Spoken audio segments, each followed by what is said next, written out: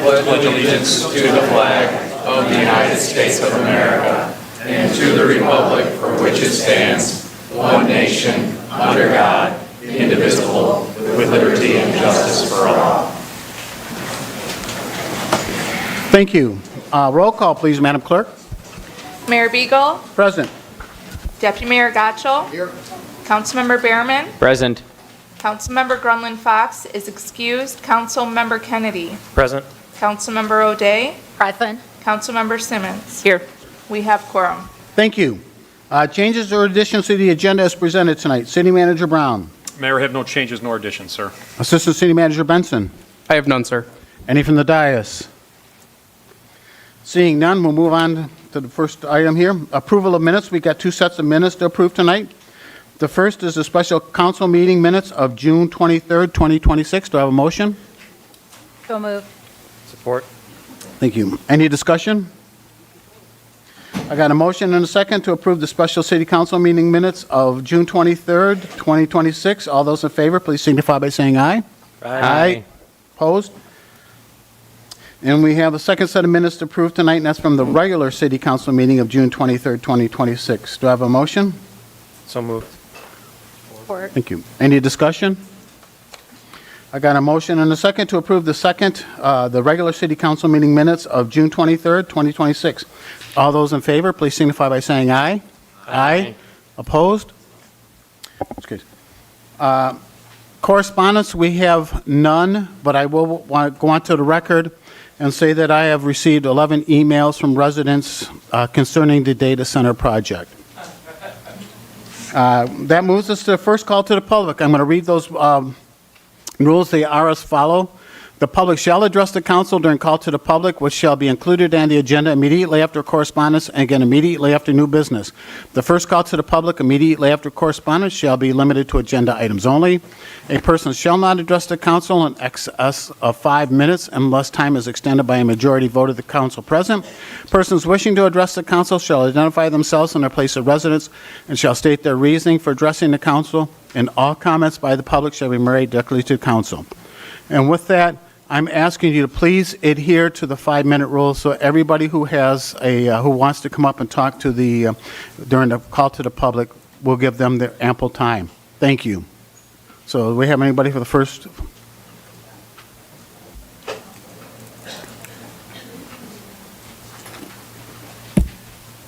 Good evening, Mayor Beagle, members of council. Good evening. Tom Resnick, 1636 Way Hill Drive. I came here tonight, or planned to come here tonight, in hopes of supporting an extension to the moratorium that you had put in place and make further comments on the draft ordinance from the Planning Commission. But instead, I see a request for a waiver of that moratorium, which I feel is a really bad idea because I think we need to spend a lot more time, not less time, working through this draft ordinance and making sure it's right for this future land use. This is why I also applaud those 4 bills that sit on the Senate floor and the House floor in the state to try to extend it out through April of next year, a statewide moratorium. I also appreciate the efforts that our Planning Commission did in trying to make modifications to the draft ordinance before bringing it to you for the first reading, but I feel we could still do a lot better. While the Michigan Zoning Enabling Act strictly prohibits exclusionary zoning, I feel we could accommodate this type of potential land use in a different way by thinking a lot more outside the box. Water and energy uses aside, I feel we'd be better served as a city if we took the MHP zoned property that's adjacent to the freeway down in the southwest corner and move it to a more desirable location and designate this parcel and portions of the M2 and the IRO that are also adjacent to the freeway and create a data center overlay. I'm sure that commuters going 70 to 75 miles an hour on the freeway are not going to complain about the constant drone of a data center. Well, I understand that it's important to get this zoning ordinance adopted. Let's please not rush it and think about extending it, not waiving it, and allow more time to work through these alternatives. Please remember, it's these people, as well as the 200 or so that showed up at the Planning Commission, that elected you. to the work for the people and not a non-resident developer who gets to go back to his quiet suburban home. Thank you for your time.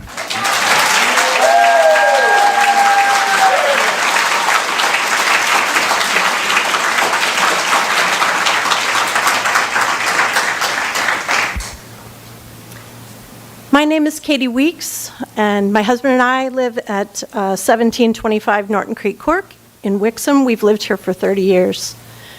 I'm here today because I'm concerned about the proposed data center, the waiver for the address of 3625 South Wixom Road, and all future potential data centers in our town. First thing I'd like to ask of the council is, have any of you signed non-disclosure agreements with any data center developers? It's already been publicly stated I haven't, but the question, sorry, it's been publicly stated that I haven't. That's been available for a while. Well, I hope that the others will I don't mind. follow suit. I don't mind. I mean, traditionally, we don't answer questions during public comment. Okay. But I have no problem answering that question right now. I have not been presented, asked, nor have I have or would even consider signing a non-disclosure agreement. That's good to hear. Same. Same. Same. Since we're commenting, same thing. Well, it's lovely to have all of you on the record saying that, and I hope that that will be going forward, that will continue to be your mantra. The second thing is that I'm concerned about the noise levels that a data center will produce. I'm sure that you probably are aware of the noise surrounding the 30 megawatt data center in Dowagiac, Michigan. The data center operates 24 hours a day, 7 days a week, 365 days a year, and emits an external mechanical hum to the equivalent of 60 to 78 decibels. As for reference, that is the equivalent to a vacuum cleaner or a garbage disposal mechanical noise running outside your bedroom window constantly. According to Purdue University, noises in the upper 70s range are those that tend to be most annoying to people who listen to that. In May, the Dowagiac residents filed a class action lawsuit against the data developer due to headaches, disrupted sleep, and an inability to enjoy the outdoors in their property. And they worry that about their property values diminishing, and I don't want to see this happen in Wixom. I've lived here for 30 years. This is my home. Thirdly, I'm worried about the watershed. According to and our groundwater. I'm sure you know the population for Wixom is 17,000 people, and according to the nonprofit Environmental and Energy Study Institute, a large data center can consume the same amount of water every day per day as a town of up to 50,000 people. That is more than double our town and using all of that water. Moreover, their cooling systems often introduce significant amounts of contaminants into the wastewater, including phosphates and heavy metals like chromium. I want to know how we plan to mitigate this water usage and potential contamination. I don't want to see a crucial life-giving resource sucked up or contaminated by a data center. I urge the council to continue to maintain its current moratorium and to pass continuing resolutions which will prevent any data centers operating in Wixom for the foreseeable future. Thank you.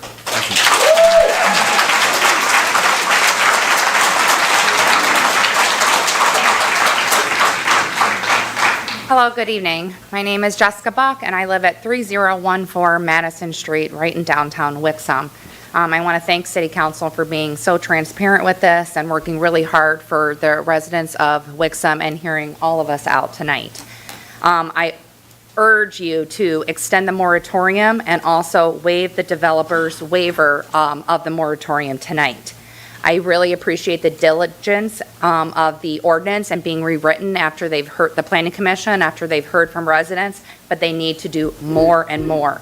There are lawsuits pouring in about these data centers. This is really a new thing, that these data centers are being built in communities. And the lawsuits that are pouring in are super, super concerning. A data center in Oregon recently settled with residents for $20.5 million because the water cooling that they claimed was safe was not safe and caused health issues, including miscarriages, kidney failure, and cancers.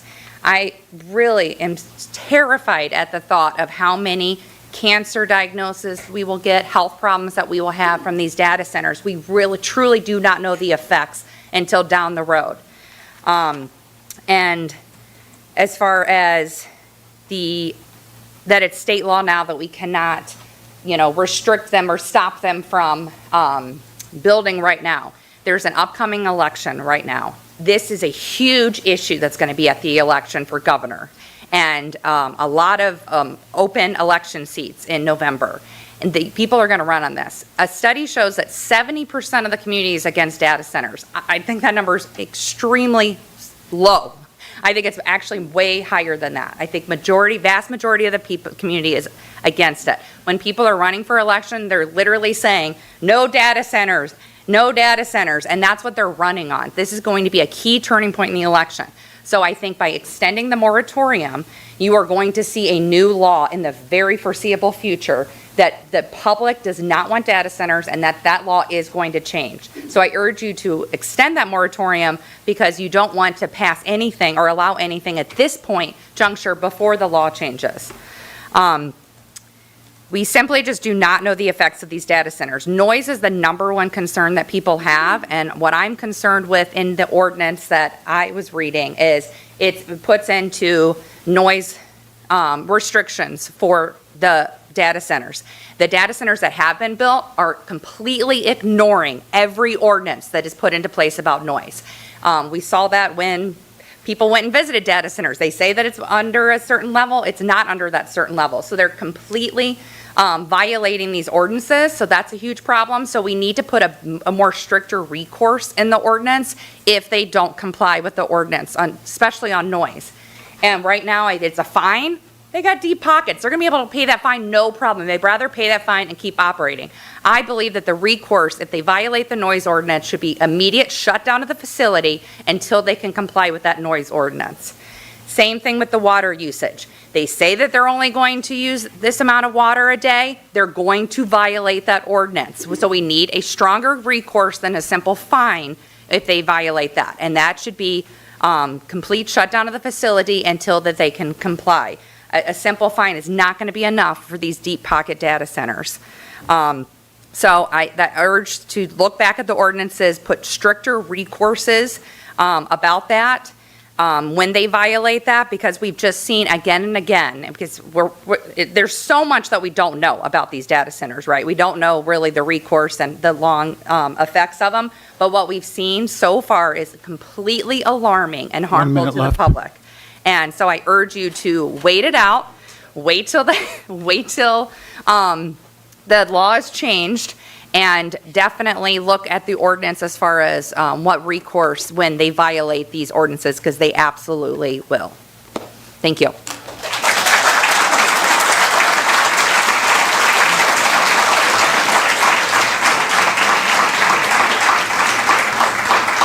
Hello, Council. My name is Alexis Madsen, and I live at 1402 Trailside Boulevard in Wixom. I'm here because I want to talk about the moratorium and everybody to think about who profits from these data centers. As somebody with an MBA, I can vouch for the fact that developers don't show up here with a plan or request unless everything already lines up. Before a single resident will see a dime or a single job is filled, the land, the tax breaks, the powers and water are already planned in their favor. Many cities in the nation are locking these deals, and residents are being handed a receipt for purchase that they're never agreeing to.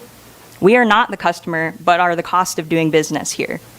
Wixom has what these developers want, and that's why we need to be more proactive and move first.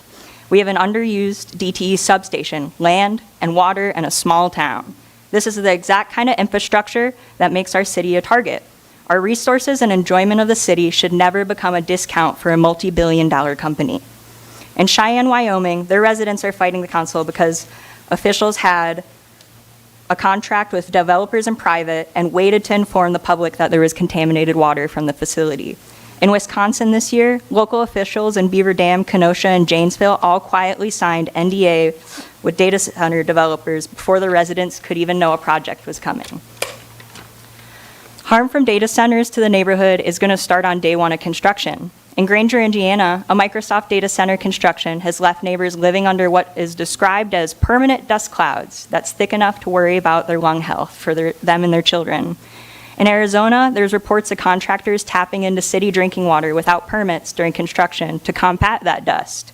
In Mason County, West Virginia, a month's worth of runoff from data centers have flooded neighborhoods, cracking foundations of homes. In Trenton, Wisconsin, there's testimony about a data center, a Meta data center 1.6 miles from their homes, or for purposes of this meeting, 2,816 yards from their homes, much less than our current moratorium states. The creek behind their home previously survived generations of drought and has finally stopped flowing and had heavy metals in the water. This is just the beginning of the effects of what construction and early development can show us. We don't know what this operation does to a town in 30 years. Pushing forward in the name of progress too quickly has hurt people before. We don't know yet, and in the name of progress keeps getting used as an excuse to skip the proof. Wixom is not the first community to face this, and the stories of other towns with data centers should be scaring us straight. Weeks ago, lawmakers and residents across the state were at the Capitol steps demanding a statewide moratorium. Why? Because Michigan has already handed out equipment and property tax breaks in 2025 alone that the state's own nonpartisan fiscal agency says will cost our schools, police, and fire departments, as well as roads, at least $52.5 million, likely more. This is less money going to our kids' classrooms and city safety and being redirected to server farms and big companies that do not care about us. We don't get to ask them in 30 years to change their plans if we let this go forward without guardrails, and strict rules now. We will be paying for these data centers more than once, first with our wallets, second with our health. When the water our kids drink and the air they breathe is unmonitored and illnesses may not show for decades. When utility bills rise and property values go down because of the data center next door. When tax dollars that should have gone to our schools are being used to subsidize a corporation that will turn a profit either way. We will be paying these costs for infrastructure that we never asked for. And we do need to move forward with a hostile ordinance as far as zoning, not out of spite, but because it's the only tool that we have left in this room to protect our residents. I want everybody to remember the Ford plant in Wixom. When the math stopped working for them, their bottom line, it closed. The state of Michigan even offered over $100 million in tax cuts 1 minute. today. If a company that built our town could walk away after 50 years, what makes anybody confident that a data center will make it past 10 years' time? I'm asking this council to continue to extend the moratorium and not to approve this waiver. I don't want to see any closed-doors deals, and all contract terms should be reviewed via public hearings before a vote. Developers should be required to pay 100% of infrastructure costs, including upfront and long-term costs for our water, wastewater, treatment plants, and grid upgrades, as well as safety upgrades if required. Independent third-party testing of all wastewater discharge and air quality requirements should be required with no self-reporting, as well as a legally 15 binding seconds. community benefit. Money will go to our schools, safety, and community if they're coming here. Requires amounts or percentages that make up the land they're taking. I do want to say that I'm not against progress, but I also know what we're dealing with. They will always resort to we're not legally required to. Our kids will inherit whatever we allow Time is long up. after the data center Thank you. ends.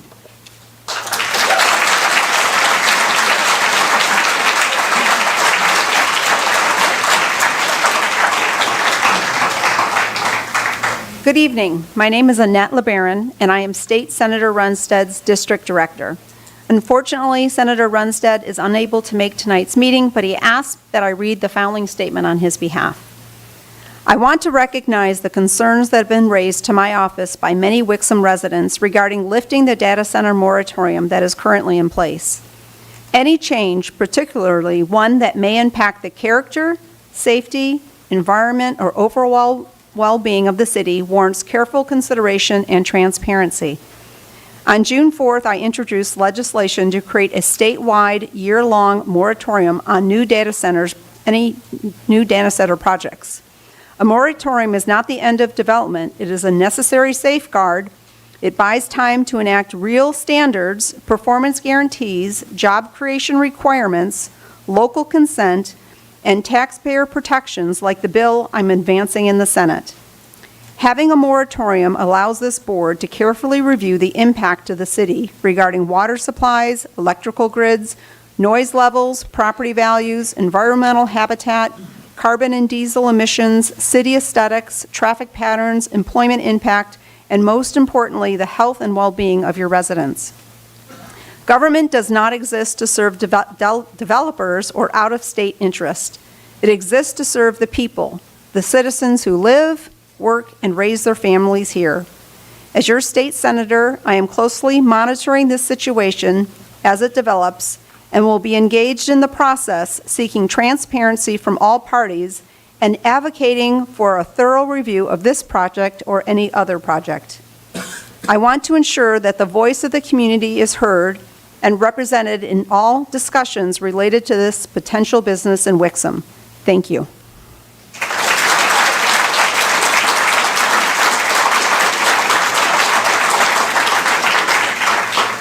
Hello, my name is Heather Perush. I live at 1658 Brookside Court in Norton Creek subdivision.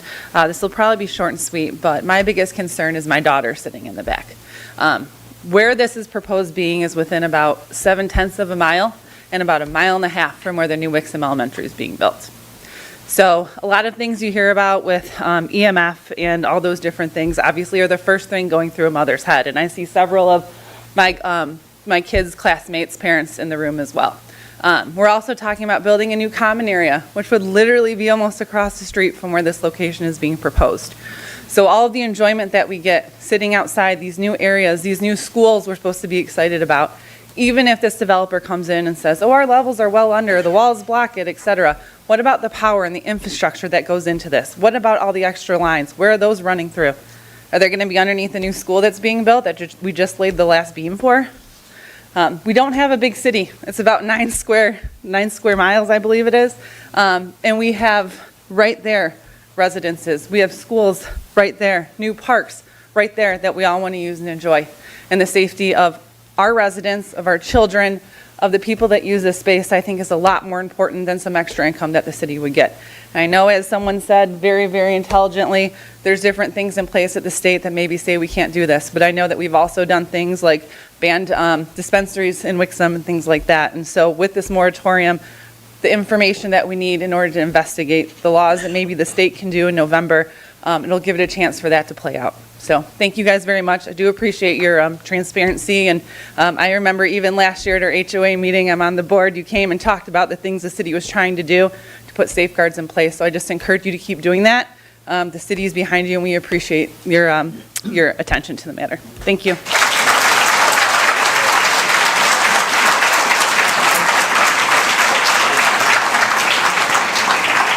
Hello. My name is Nick Cartier. I live at 1837 Swanee in Walled Lake, so I'm not really in Wixom, but I'm like Wixom adjacent.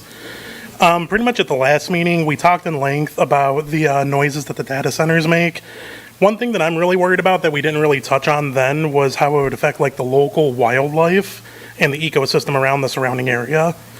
The variety of rumbling and humming noises that would be flooding the surrounding area with low frequency sounds that we can't really hear would propagate up to about 1 mile away, and it would just totally mess with the whole ecosystem. The noise pollution can cause stress, it can weaken immune systems, and it can disrupt the circadian rhythm of animals, including humans. Also, it can interfere with the wildlife's and abilities to hunt prey, navigate, find a mate, and pretty much like do the things that wildlife does. I've also seen some studies lately of how it's been affecting bees and just like a lot of the pollinators with the low frequencies and everything, about how like they're able to talk with each other. And I just think that that's something that we don't really have a lot of data on yet, so a lot more research has to go into how it's going to affect the ecosystem before we can just agree to have data centers come up all willy-nilly. Anyways, I'm going to keep it short and sweet and to the point. I thank you guys for letting everybody know that we're able to come up here and talk and pretty much just like having an open conversation. I know last time it was a little back and forth and a little heated, and some people were angry. It went out until like midnight almost, but I mean, from what I saw, you guys care about the city and you guys care about the community, and I appreciate that. Thank you.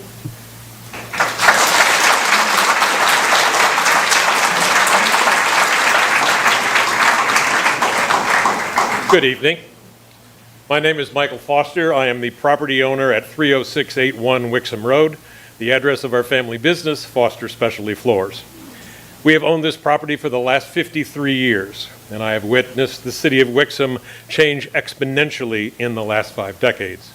Some of these changes have been great and a real blessing to the businesses and the citizens of this city. However, the current consideration of a data center inside the city limits will cause extreme harm to the current and future businesses and citizens of Wixom. One of the proposed data sites is 30625 Wixom Road. This is the property that touches my property. At last month's meeting, there was much discussion about setback boundaries when it came to residential owners. I have yet to see any setback boundaries when it comes to businesses that are zoned in M1, M2, or IRO. Am I to assume that there is no consideration of the impact on businesses and employees of existing facilities? Am I to assume that there will be a data center within a few feet of my office? Yesterday, I took several decibel readings in my parking lot and inside my office. My parking lot at 9:30 a.m. had a dBA sound rating of 44 with a momentary peak of 61, with an average reading of 50.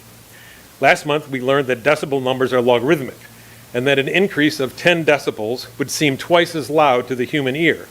That said, a data center next to my business with only a 60 decibel limit would be twice as loud as street traffic, and it would be relentless. In my research, it seems that most data centers operate between 70 and 85 decibels without the generators running. Most data center generators operate between 90 and 105 decibels each. State and federal OSHA laws require employers to provide free hearing protection to all employees exposed to 85 decibels or more. As the city considered the potential loss of employees the existing businesses would face in light of this constant roar, as employers are legally bound to provide a safe working environment, how is exposure to potentially hazardous sound levels allow us to provide a safe working environment? The city is inviting workman's comp suits against any business near a data center. In 1989, we removed an underground gas tank from our property. During this process, the environmental engineers discovered chemicals in the soil foreign to anything we use. When I asked what type of business would generate this waste, he pointed up the road to Ford Motor. I asked, well, then shouldn't Ford Motor pay for my cleanup costs then? He said, you would have to sue Ford Motor and prove that the chemicals came from them. And they have buildings full of lawyers. Pay for it yourself, it'll cost you less. My question is, who's going to pay for any potential leak from a data center? During this process, I did find out that the aquifer under my property flows from south to north. Thus, any contamination from a proposed data center into the aquifer will run north into Wixom Elementary School, downtown, and City Hall. As mentioned at the last meeting, a concern for possible litigation from a potential developer. Certainly, a protracted lawsuit from a multi-billion-dollar corporation is unwinnable, and the city would go into bankruptcy. Likewise, a class action suit by the citizens of Wixom would force the city into bankruptcy. In both scenarios, it's the businesses and the citizens that lose, and the data center would probably get built anyway. A moratorium, by definition, is a pause of current action, presumably to gather more data, evaluate long-term consequences, and finally come to a sound and educated conclusion. I would strongly encourage the city to write an ordinance that does not destroy current businesses or citizens. 1 minute. Make it ironclad. Severe financial punishment and criminal charges against the officers for failure to comply. We simply don't know the long-term detrimental effects of data centers. At one point in time, experts thought thalidomide was safe for pregnant women. They were wrong. Let's not be wrong in this.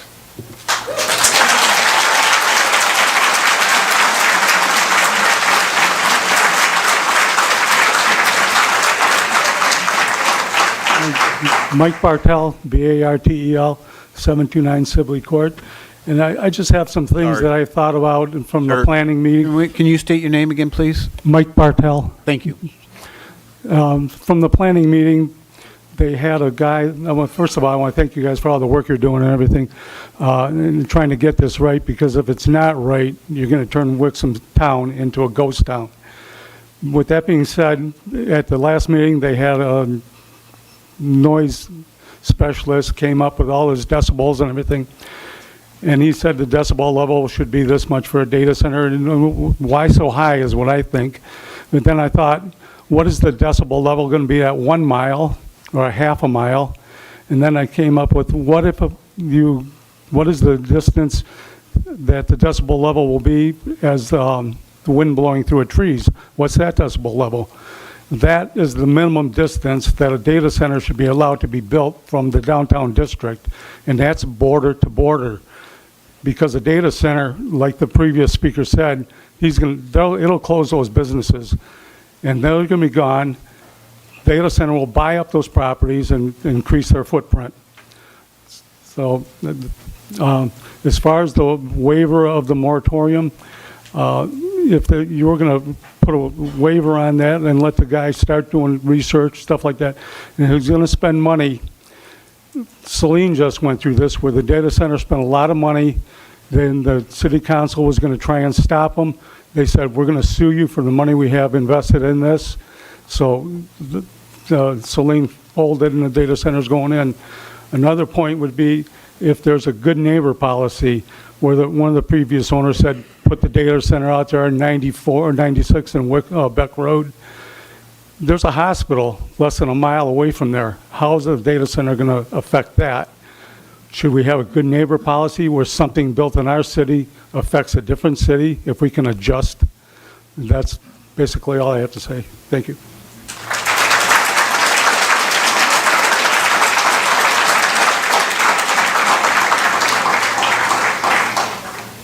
Stacy Johnson, Medina Drive. Thanks to the board and city council for having us here for this public comment phase. This can be a bit messy or chaotic. Democracy is not quick or easy, but it is worthwhile. There's a short-term rush to build data centers and cash in with little long-term viability and few long-term permanent jobs created. It's a modern-day gold rush, boom then bust. My main concerns are there's an overconsumption of electricity and water compared to the benefit and the jobs that are actually delivered to the local community.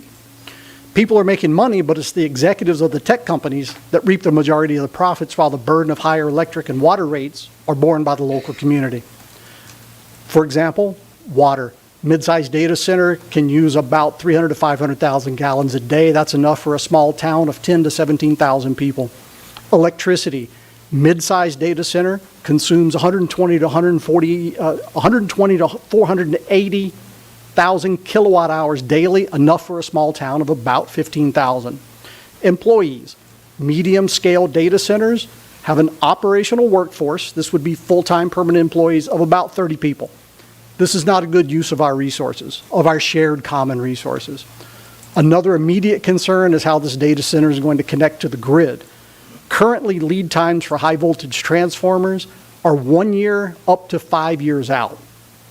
This means half of planned U.S. data center projects scheduled for construction are facing delays or cancellations because they lack the physical infrastructure needed to plug into the grid. So what the data centers do is called a behind-the-meter solution. This is a euphemism for building their own dedicated power generation sources directly on site. That usually means gas turbine generators.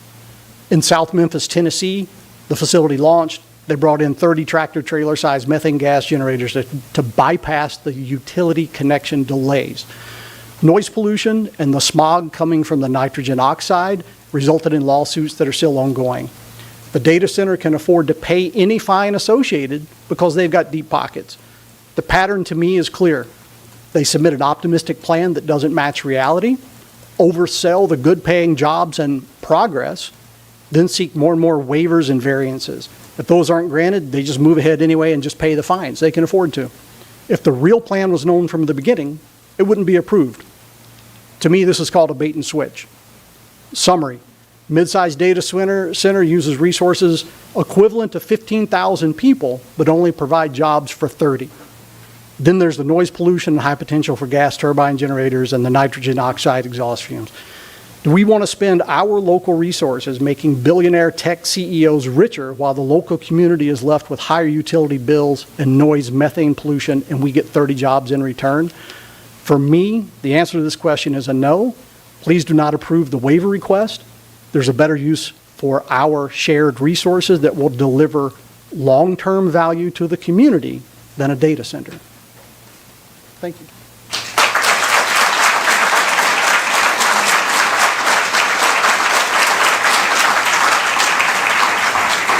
Hello, my name is Keith Crowder. I live at 2906 Blue Heron, Wixom. I'd like to compliment the City Council and Planning Zoning Board in implementing many suggestions from the past meeting. The word may was updated to shall, and the residential setback distance increased from 500 feet to 1,500, so thank you. One thing I want to urge to extend the moratorium and not grant the waiver. We're not in a hurry, and we must step carefully through the process.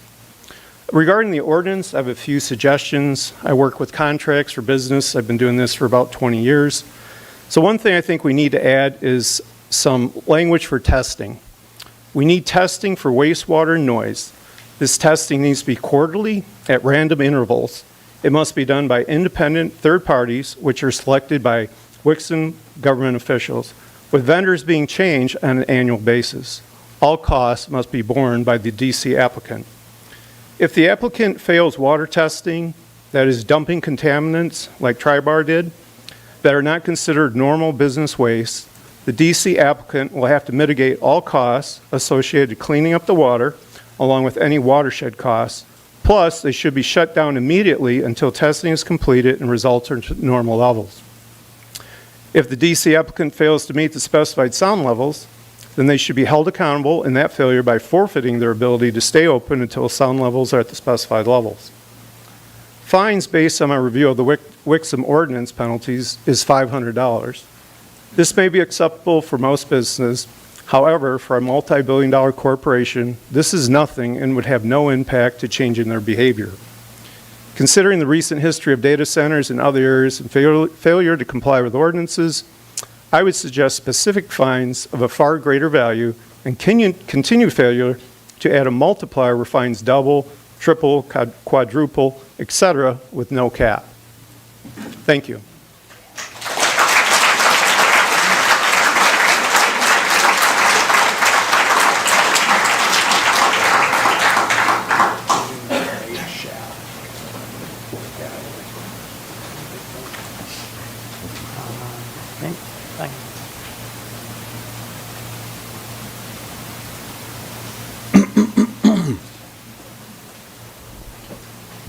Donald Gambrell, 272 Wright Street.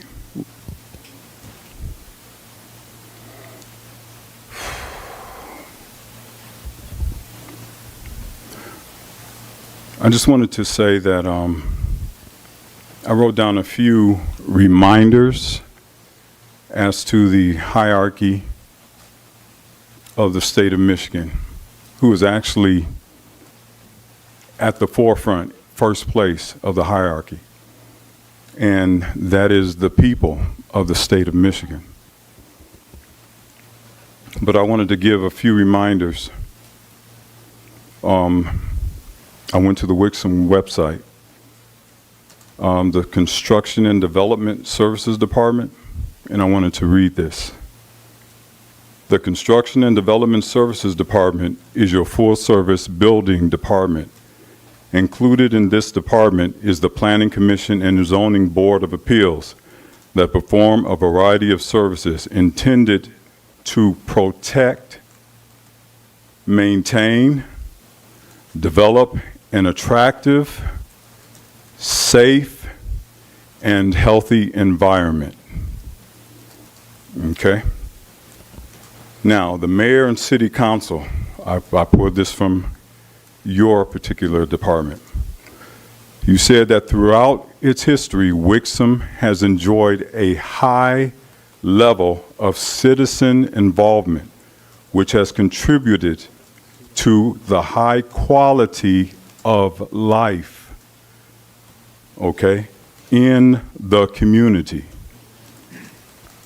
So I wanted to remind you that you have the ultimate responsibility to protect, maintain, provide a safe and healthy environment for all of the people of the state of the city of Wixom.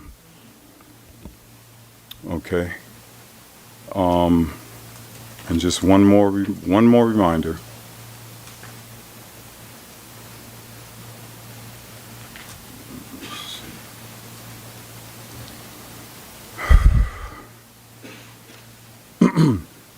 The Constitution of Michigan, 1835, Article 1, Bill of Rights. It says, states political power. And first, all political power is inherent in the people. I want to repeat that. It is inherent in the people. We, the people, we are the first of the hierarchy of the state of Michigan. You are in office to serve us. We govern you. You do not govern us.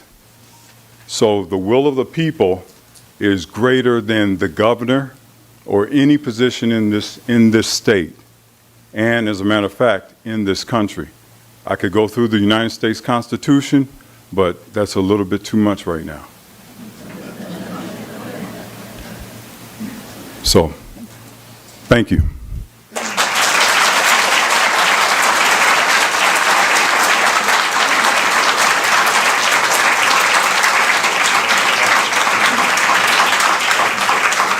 Hi, my name is Kimberly Clancy. I am a CPA, so I'm coming from a tax perspective, numerical, cost of money, profits, losses, investments, assets. I could go on, corporate tax, income tax, research credits, business credits, da-da-da-da-da-da. So, if most of the business that I've learned in my career is that if a company wants to invest in a project or a company, don't they get their financial statements audited before they make the decision? So what are the thresholds of all these noise ordinance, electricity usage? These are just what I heard tonight. Watershed affects air quality, water quality, electrical usage affects, and that I sleep at night, my pillow is about 12 feet from my side of the house in a condo. So what is the noise level that I'm going to hear? And I was told by a police officer in Walled Lake, because I grew up in Novi since the day they landed on the moon, and I've seen the mall come up. I worked at the mall. I've seen Ford Motor Company. My dad worked at Ford Company for many years at the Glass House. I've seen all this change. And I just want to know, well, I don't need to know, but I would consider, if I were doing this, how much am I going to audit all those threshold levels, and what is the interval of auditing periods? Are we going to do it every month, every quarter, every half year, every 5 years? Who's the third-party expert that's going to be writing down these things, and their liability towards, if their report is screwed up, then they're in big trouble. For giving the assurance for us people to rely on that, that they didn't go over each threshold for whatever you want to write down, all these things that these people are talking about. What about the IRS charges outrageous amounts for income tax, 20%, I think it is for late filing or non-payment or neglect. So who's going to decide how much these people get fined? Is it going to be a per day? Is it going to be shut down on day 2 that they learned of the violation? That's all I think needs to be written out. These are processes. The business that owns the plant, they are the risk takers, not these people. They're going to profit off of it. We might get some jobs, but they're going to get all these tax write-offs in the beginning, so the time value of the money of their dollar is, you know, going to be worth more. They're probably going to have losses in the beginning anyways.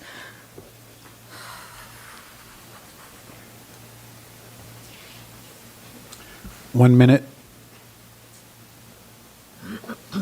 I don't know when the governor's, like, I don't even know where to look for the governor's tax credit. I'm assuming it's a research whatever, or it's a new thing that they get all of these tax benefits if they do these types of projects.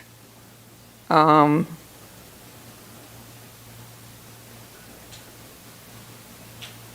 going to monitor all those processes and at what time length? And how are these people going to know the terms of all these thresholds? Because I sleep right here. So if I can hear something on the other side of my wall, they are breaking a noise ordinance. So I am told.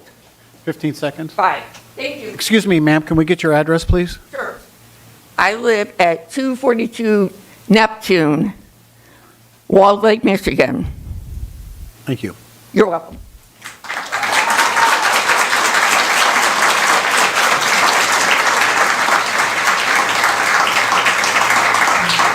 Hello, my name is Kelly Shruba, and I live at 2047 Grasmere in Wixom. I haven't been to one of these in a while, but I always like to follow what's going on in my city. I'm a precinct delegate, not because I want to, but because I think every voice needs to be heard and we all need to vote. I know much of what has been in my heart to say has been said by some wonderful speakers, and as you've noted, it's a bipartisan issue. This is because all people can come together when it comes to ruining our environment.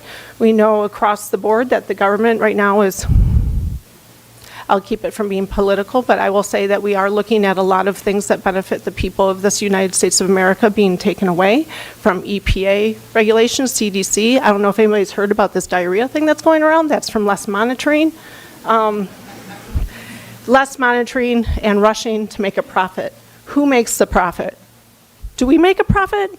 How many people are employed in data centers? How many people like turning on their Gmail, any search, and gets like an AI that I can see? I have a weird background from being an engineer to massage therapist to now I'm an occupational therapist. And when I search an AI that I see as something false, I didn't ask for it. I'm training my kids not to look at this stuff. So we're answering to a business model that isn't necessarily even wanted. I want to be able to choose this technology, not have it forced down me. It's not like being told to do math. You know, it's not like being told that you have to learn parallelograms. This is like just in life, we need to do things that are good for us, like brush our teeth. Oh, wait, fluoride's coming out of the water. So I guess, you know, that's another one. But as it comes specifically to data centers, I've had a few friends ask me to speak. Not a great speaker, but I will speak often. I have children. I'm part of this community. I know Wixom has been pushing to grow. I know that it gets on the fence with what's our problem, what's somebody else's problem, whether it's, you know, stopping gun violence or it's promoting our school system. We're trying to attract more children to the area. Well, this isn't going to do it. This isn't going to build our infrastructure. Yeah, great. You guys might get a profit or somebody is. That's short. That's short term. That's like eating candy to fill your stomach when you need a meal. Okay? So we have more specifics. Everything's been said, but I don't care repeating it. Extremely high electricity use. Sure, they can say they're going to do this or that or the other. Well, to self-generate is out-of-date, old, loud generators. I know when my power goes out. Does anybody have that problem here in Wixom? Yeah, we get power out, right? So we have a temporary generator that we have to use sometimes. That thing's loud AF, okay? So you multiply it. I don't care that it's by the expressway that's already loud. They're going to run the generators because they're telling us they'll use less of our power grid. Okay, so now it's the noise. And then the water damage. Okay, this is outdated technology that they're pushing on everybody before it's done. It's not ready yet for what they want to do. Water damage can't be reclaimed. How long have we been fighting to get PFAS out of the water? You know, how long have we been wanting our Huron River to be cleaner, that we can't like let our kids go in it? You're going to put this down the street because somebody gets a profit? We're a small city, as someone pointed out, 8 to 9 square miles. We can't afford this crap. Nobody really can in the long run, but everybody's thinking short term. What about me? What about me? We need to look at 7 generations. We have loss of our farmland happening across the country. Salene's going to, that's already been discussed, but seriously. Removal of trees that are going, especially if they expand and they get this nice moratorium lifted. Let's see where else they want to go. Carbon emissions, we already have enough from the expressways. And as we've been having issues with our gas, for some reason, our supply chain's a little busted right now. They're starting to ruin what kind of... 1 minute. Okay, I'm getting feisty. But I'm concerned about air, water, noise pollution, and my children's life. My children aren't having the same opportunities that I had, and I thought I had it better for them. This is disgusting. I moved back to Wixom. I was in Chicago. I grew up in Royal Oak. I moved here for the pretty areas, the proud lake, the nice environment, the good people, the mixed communities. What are you going to do to us? For a short-run profit? Moratorium with the look to just not do it. There are other ways to make money.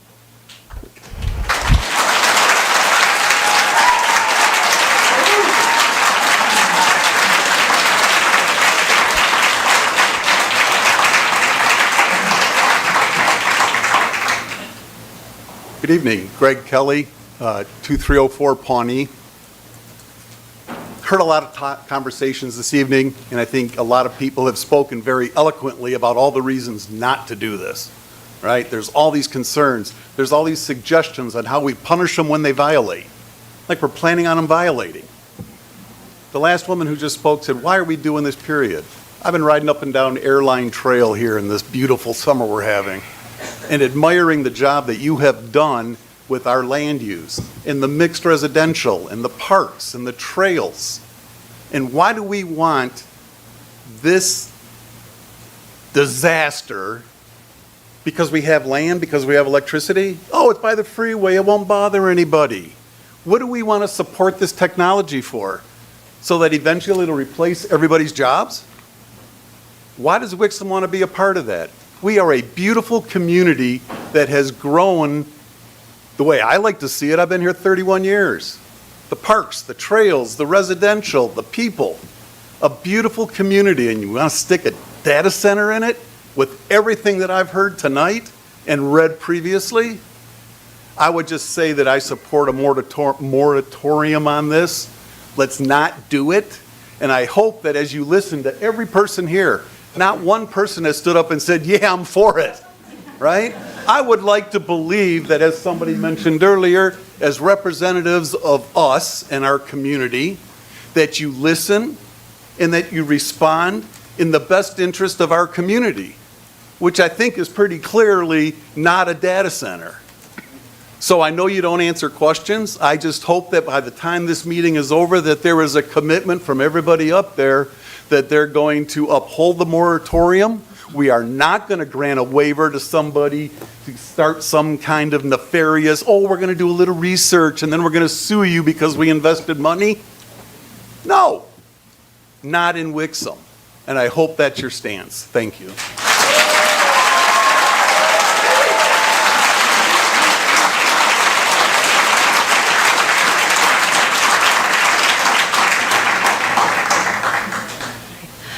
Rayetta Hartley, and I'm at 2481 Balsam Court, Wixom. I'm in favor of keeping the moratorium. There was a reason for the moratorium, and it allows the council to review the zoning and to protect the community, which obviously there are many concerns with all of the data centers. So wanting to grant a custom waiver to a developer undermines the purpose of the moratorium in the first place. And just a couple of things. I know a lot of people have said a lot of things already, so I will try not to be repetitive, but the infrastructure, and there would be a massive strain on the grid, the DTE capacity. Obviously we live in Wixom. We are very familiar with our loss of power from time to time. That's why many of us have generators. I do not, but I hear the generators. That is annoying as all get out. And I cannot even imagine something louder than that. So Again, the data centers require huge amounts of electricity, creating a massive 24/7 strain on the local power grid. We should not have to face increased risk of blackouts, brownouts, big energy bills because they want to fast track their nice little project here. There is an unfair burden to taxpayers, and ratepayers obviously should not foot the bill for the massive utility upgrades required to power all of that. And again, irresponsible water usage. Data centers, again, you guys have all talked about that. Millions of gallons of water daily to cool their servers, relying on local water infrastructure. Again, puts unnecessary stress on local aquifers and our water system. There is a lack of environmental transparency. Again, we don't know the long-term effects in the environmental studies on all of this, and I don't think that our community should serve as like their little testing ground for what is going to happen 10, 20, 30, 50 years from now. I don't think that's fair.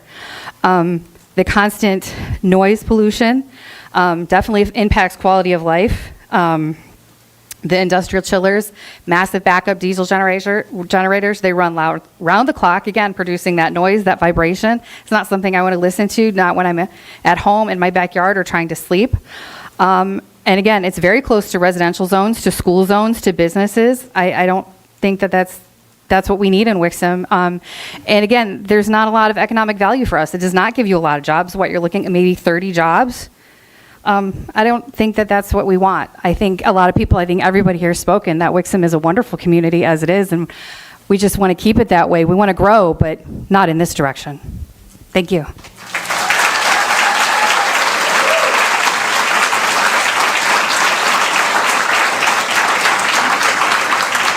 My name is Tim Moore. I live at 369 Decker Road in Walled Lake. I had to come tonight because I went through the Citizens Police Academy. That way I feel that we're all kind of in the same boat. But what I'm trying to figure out here is, have any of you, and I know you're not going to answer questions, any of you gone to one of these places where they have a data center and talked to some of the residents and find out what they're putting up with and find out how their property values have gone down? Now, if that's the case, before they build the data center, find out what your property values are worth now, and then have them pay all the people the money that they're going to lose from their property. That's pretty much, I said this to the Planning Commission. I want to say it to you people too. Do your due diligence. Go check it out. Find out what it's all about. Thank you.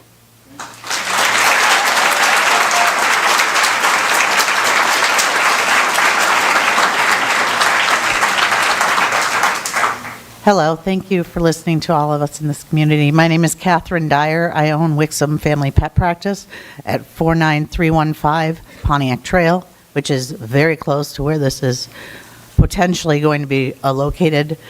I bought that practice. Oh my gosh, I'm so scared. I bought that practice from Dr. Van Giesen, who used to be the mayor of Wixom. And when I bought it from him and his family, it was because he did not want to sell to a corporation. He wanted this, he wanted this to be a part of the community. And since I have bought that practice, you have built a new parking lot, you're putting in a new park, you've done so many things to build this community further. So when COVID came along and we were open and everybody else was closed, I had a really hard time getting people to come work there. But it has been so improved with the bike trail and everything else that it is so much better for me now that I want to continue in that direction. My patients are very sensitive to sound. We're talking about putting this a few hundred feet from my vet clinic. My patients don't vote, but their clients do, and I can tell you with what we've been dealing with, just with the fireworks the last couple weeks, that these animals are extremely sensitive to sound.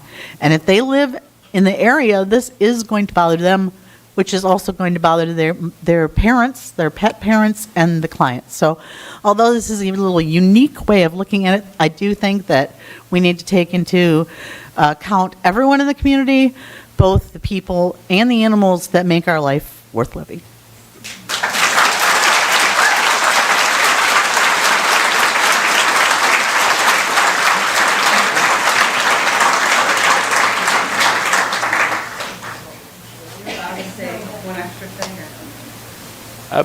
It's No? At the second call to the public, you may. Okay, thank you.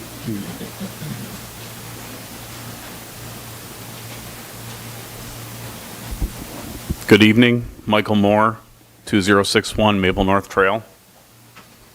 So I was waiting for everybody to speak and seeing if any of them picked up on the things I was going to comment on, and I haven't heard anything as far as recourse for the actual developer and the business that would be the data center. So we hear about all these costs that a data center would accumulate. Some of it is the cost of water usage, the cost of getting hooked up to the grid, the cost of consuming the water and the power and all that good stuff. Other than getting built, it only produces about, 30 jobs of people actually working full-time there. What you're not considering is all the Ford plants and former factories that have been built around this country. There are still remnants in Detroit and in Michigan for old coke plants for steel smelting and all sorts of different businesses that all these factories and automakers used, and then they can't even sell that property. Ford owns so much property that they can't just sell it because it would cost more to clean it to sell it. Take into consideration that if I was going to, I'm going to play devil's advocate, if I was going to be the guy running Sim City and I was going to have a factory come in this case, a data center is no more than a factory, I would want money down for the cost of developing. I would want money down for the upkeep for how long does a data center last? Nobody here knows. They haven't been in existence for that long. So we're going to say 30 years for a usable data center before the technology gets outdated. The upfront cost for the water that they've used and polluted, for the power grid that they've kind of used and abused at the cost of the citizens. And then at the very end of it, how much does it cost for them to clean up what they used and then be able to take down that data center and all the ground soil, all the water, all the poisons that are left in that, because they're going to have to clean that up, right? As far as how I would run it, I would want to make sure that you would leave exactly what you came to. It sounds like the moment they start putting in a data center, they're counting on the fact that the moment they've laid that groundwork and the moment they've put so much investment in it, they can now sue you if you decide that you don't want them there, or if it becomes financially unuseful to them to continue, so they're going to want their money back. Well, at the end of all that, what happens? You're now stuck with a data center running because it is too big to fail. They've created a situation where you're never going to pay their investment into it. They have tons of money. They have tons of lawyers. What do you got? You might have some people that are on your side, but they will win a war of attrition when it comes to having that legal battle. Not to mention politicians and all that in the pockets of the guy that has the most money. But at the very end of the day, you basically have committed, the moment they can break ground, you've committed to that financial strain, because every time they lay another brick, they add another portion. 1 minute. It becomes a unattainable thing to win against them when they're going to sue for their money back. I would encourage that we include immediate restitution and immediate a financial down payment stored where they can't get it back. And if they want to sell that property because they want to get out of that business, whoever buys that particular business, they have to also pay for that down payment that they are not allowed to touch that money for. You'd want to make sure that you were able to get your financial restitution back as far as them putting in your city. And also, you want to make sure that if they are going to come in and put in something, they plan on making it right, because otherwise it becomes a net loss for them. They have to be committed to it, and if you're going to be committed to it, make sure that you do your due diligence and hold them accountable 100%. 5 minutes, thank you. Thank you, sir.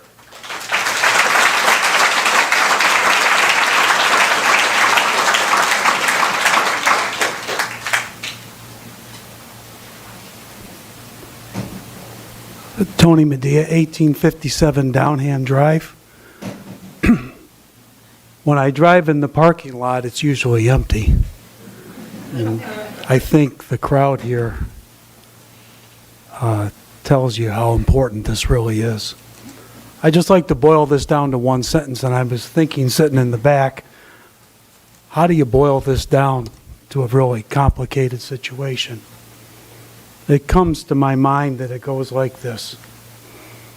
There's a very famous quote, I'll just kind of paraphrase it. A civilization, community, city, organization, a civilization's true moral character is measured by how it protects and elevates its most vulnerable, not how it pampers its most privileged. I encourage you to make a wise decision.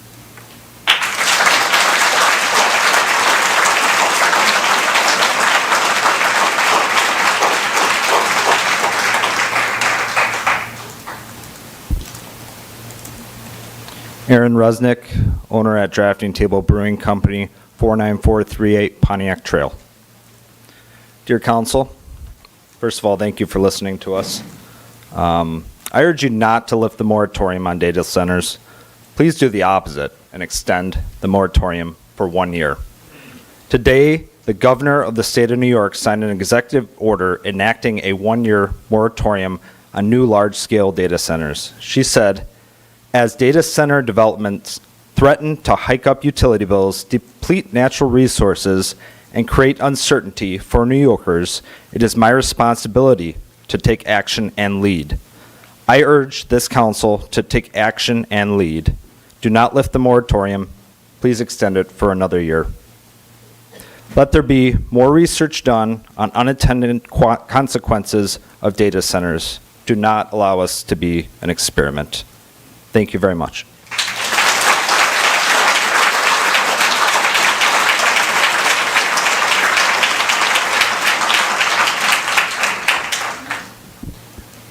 Steve Jopik, 2017 Teaneck Circle, Wixom. I'm going to keep this short.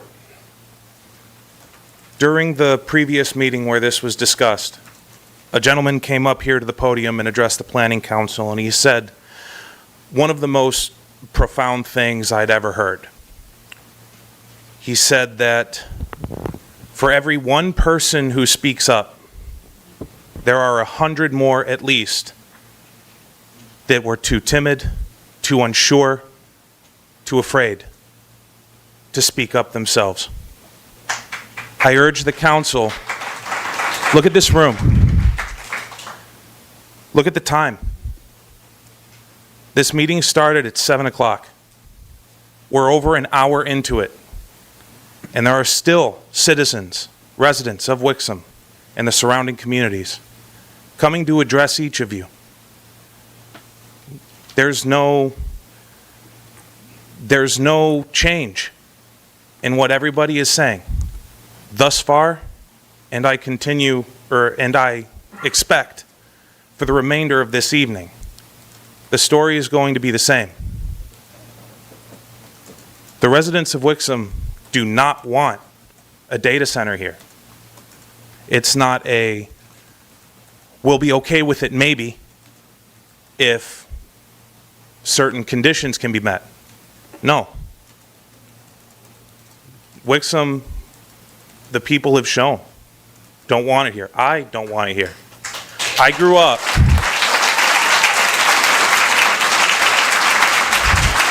in Wixom. My parents moved here in 1996. I grew up on Maple Road. I went to Wixom Elementary.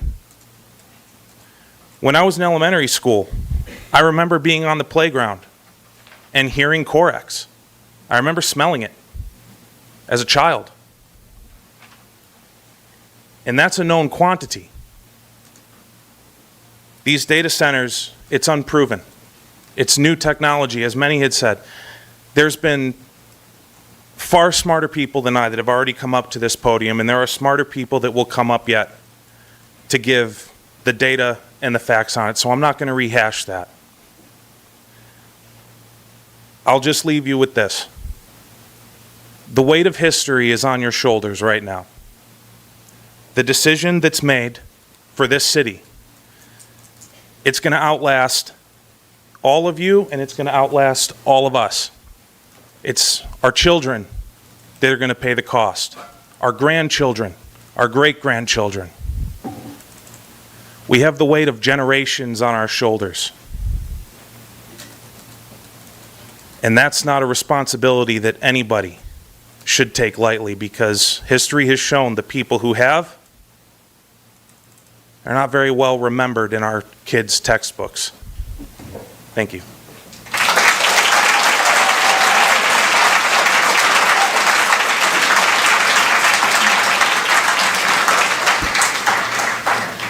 Good evening. My name is David Weisar, W-E-I-S-H-A-A-R, and I'm from Northville. I am not here to give my opinion. I am here to guarantee that the voice of your community is heard not just today, but every time after this. On June 29th, I had the honor of speaking in front of 200 of your finest citizens. I spoke on a word, Liber. The foundation, the Latin root, led us to library and liberty. It proves that language, a single word, makes a difference and can and will dictate their future. I asked the Commissioner's chair on the record whether may would become shall in this ordinance. Tonight I am proud to say that in most cases, that change was made, making it a legally binding contract for these applicants. After the updates in the ordinance, water usage limits are now guaranteed by shall. Financial promises for infrastructure are shall. Non-compliance now shall result in penalties, not may. Along with this, data centers now carry a 1,500-foot setback and no building in the IRO zone, district zones. This commission put the voice of the people to the legal language, and the ordinance, instead of leaving it ambiguous, subjective, or lacuna. This ordinance is written into binding law by and for the community, not by big tech, billionaires, or a future boogeyman. That is no small thing, and I, for one, will not treat it as such. Whilst I was rereading the new ordinance, I noted two more places that the pen still needs to be picked back up. First, independent contractor studies dictated and awarded by the city give jobs to your citizens and ensure that the community values come before profits. That is what we currently have for the noise ordinance, but we do not have it for power. The electrical demand statement is still just an estimate, the applicant's own estimate. Ungraded, unvetted, and the one figure that we need to know to decide if your community could even handle what is being proposed. Secondly, a sundown clause is needed for this. This lets amendments come back to the table so that if a data center becomes something that we cannot imagine, as small as a Dairy Queen and as quiet as this room right now, maybe your community would want to live with that. Your slideshow that you will be showing us later today insists the importance of adopting this ordinance by getting it right and timely, but it also says that amendments can be made in the future. Well, that can might as well be a may, and what you're stating is, in legalese jargon, is a sundown clause, guaranteeing a commitment to coming back to this in 2, 5, 10 years so that as we progress, they can pioneer the progress that they want rather than be victims of somebody else's. And thirdly, there is one line that still needs closing up. The Planning Commission may require reclaimed water unless such requirement is not deemed to be in the city's best interest by the Planning Commission, which is discretion. And this ordinance that we are writing right now is not set in discretion. It is set in legally binding terms. It shall be the standard. So please hold to what the commission built. Direct the staff to bring back the independent verification on power, a real sundown clause as tracked and not just a maybe, and close the loophole on the water section. Do not treat tonight as a finish line for one ordinance, but the starting line and the standard of every ordinance that comes after it. I believe it is the duty of the elected civil servant to not simply listen to your community, but to protect their right to speak up before legalese leaves loopholes for leeches to suck your town dry. Or we, the people, decide to loosen the reins and build the future that your community consents to. Thank you.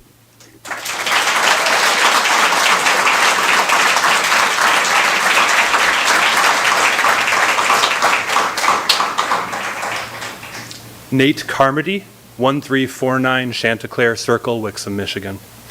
A lot of the points I was going to cover have already been stated, but there's a few that I wanted to revisit. The potential damage to the overall property could be high, but it's also a very high likelihood of failure. If you haven't looked into the AI bubble, we basically have AI companies investing in AI companies with borrowed funds. Imagine investing in 2007 in property right before the real estate crash, and then that property can't even be sold. That's where we are with data centers today. The other piece I would like to point out is potential nefarious intent. Would we invest in an ammunition manufacturer or a weapons manufacturer in our backyard, knowing it could potentially be used on US citizens? We do not need data centers for kids to open up ChatGPT and ask questions about their homework, or to research the most recent restaurants, or which car is the fastest. I love that one. What it is currently being used for is for mass surveillance projects. One of the #1 purchasers of AI in the government is the Department of Defense. We've all seen the flock cameras. They're all coming up. Imagine a world where this does become profitable and AI does survive. At that point, what we're looking at is they have monetized mass surveillance against US citizens to the point where when you leave your house, they know exactly when you left, they know where you went, they know who you spoke to, they know exactly what you said, and anything you say or do can and will be used against you before you commit a crime. And now we're looking at the 1984 Orwellian Big Brother, or more commonly or more recently, Tom Cruise's Minority Report, where they're stopping you before you commit a crime. Thank you for hearing me.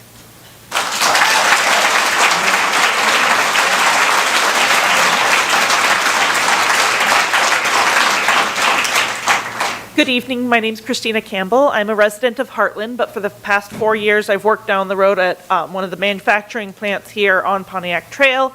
And it actually is the building that backs up to where this proposed data center is going to be. And along with everybody else here, I, of course, oppose this. But I want to talk about why. And the vet reminded me, I don't know where she went, but the vet reminded me that we take walks around there at lunchtime. It's quiet, it's peaceful. But my favorite thing about working in Wixom is the animals I see outside my window every day. I have pictures of it, 17 turkeys one day, including an albino. And it was a place where my colleagues from Michigan or from Germany came, and we had a meeting here in Michigan, and they got to see, as dumb as this is, they got to see Canadian goose for the first time, walking around. The nature aspect of that specific area is important. It's ecologically important. We need that biodiversity, and we need to be saving our untouched lands so that we don't continue to have even further ecological problems, which result in food insecurity and all these other things that the world is facing. So I just wanted to say on the animal side of it, because I'm an animal lover, that I want to make sure we don't have data centers in general, but especially not on our untouched land. If you're going to do it on that old Ford plant. Do it on somewhere where it's already ruined land and not on untouched, preserved land. Thank you.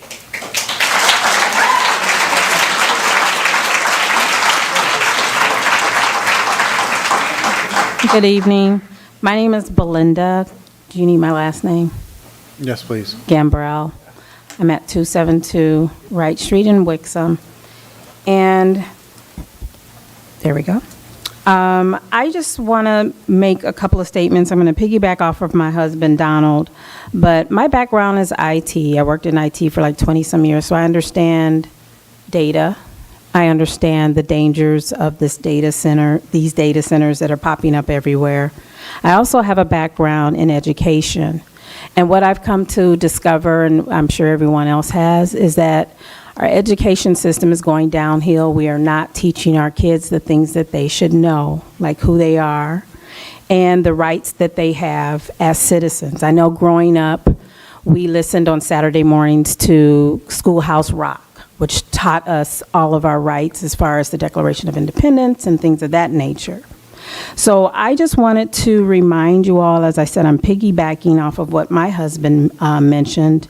We just finished celebrating the 4th of July, the nation did, the Declaration of Independence.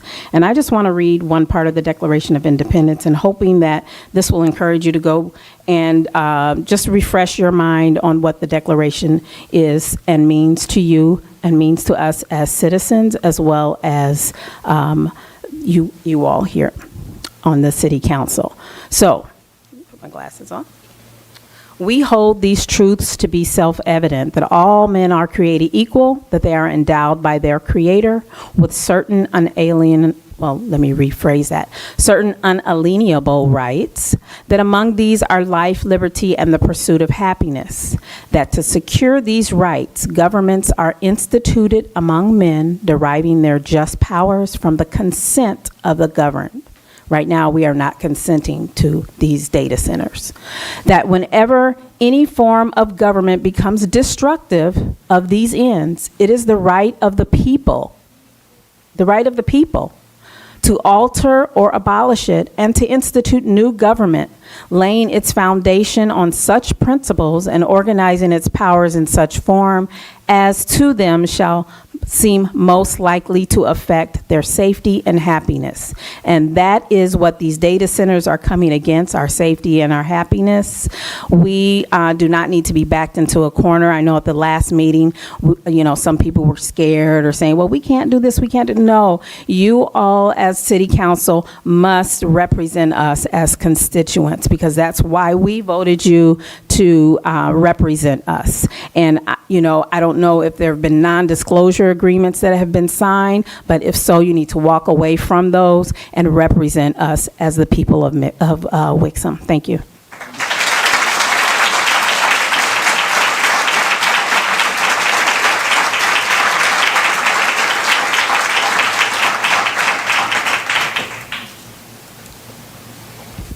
Hello. My name is Marianne Harper. I live at 1614 Brentwood Drive. And I just kind of did some little bullets because everybody's touched pretty much on everything. And I'm glad the gentleman just referenced that the New York governor had extended it for another year. I heard that on my way coming home today on the radio, and kudos to them. One of the things I wanted to mention, just because we have a watershed available for a data center to think that they can use it, doesn't necessarily mean we have to give it. Why take that chance of another disaster? As we know, the Tri-Bar thing, I cannot go down and fish over there at Proud Lake. There's a sign that says you can fish, but you can't eat the fish. That's one of my bullets. And we talk about the noise. So what about the noise that's already going down Wixom from south to north? Because of all of the warehousing that we have all the trucks, all the semis, all the traffic. I mean, I'm sure you're aware of that and all of the accidents. Just about every night, there's accidents along that road. And one more thing I wanted to touch was that you ask us to always vote for a bond, a millage, and I do believe that citizens here, I've been here for 32 years, have been very generous to vote those in because we want our community to succeed. We want it to be a great place to live. So why should there are 2 millages on the thing, this ballot this year. Why should I vote for that when I know that a data center is going to go right over there? Why should I vote for a library to be better? Why should I vote for our school districts to be better when we're going to be having a data center? Who's going to want to come live here in Wixom when there's a data center there? I don't think that's going to happen. So I'd like to thank you for your time, and thank you so much.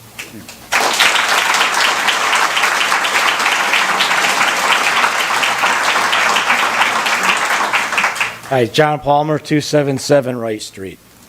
A lot of us got up here and talked philosophically. We don't like AI, it's Big Brother. That's not our job. Our job is to protect Wixom. We know it's not good. You know it's not good. When we talked about the one person that speaks represents 100 others, that's it, man. You got a lot of people that don't want this. You don't want it. The lawyers are worried about being sued if we make it too restrictive that they can't come in here. Take it as far as you can take it to say it's too inconvenient for them to come in here. We're not going to, you can fine them all day long. They could care less. Can you shut them down? Probably not, because the lawyers will tell you we're not going to win the lawsuit. But make it so restrictive they won't want to come here.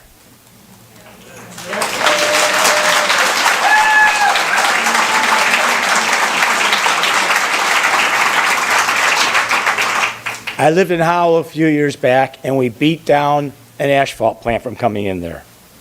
We can beat down a data center from coming in to a community that is not very big. So you don't want it, we don't want it. Do what you have to do to keep them out. That's all.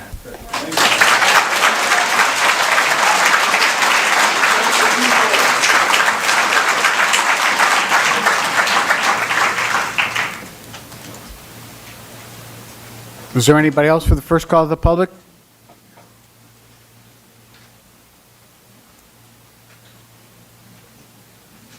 Takes me a little longer to get here, gentlemen. No problem, Mayor.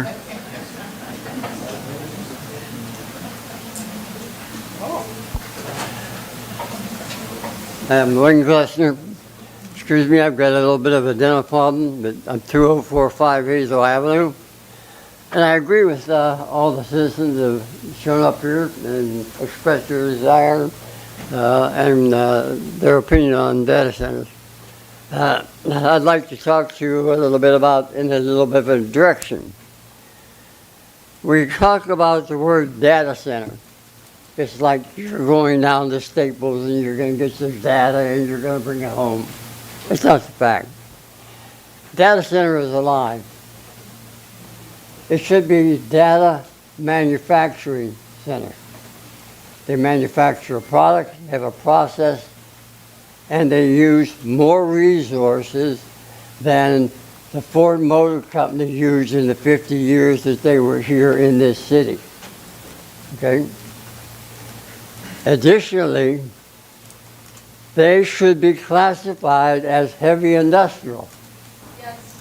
Because they are a heavy industrial. They are heavy industrial on steroids. Okay? Now,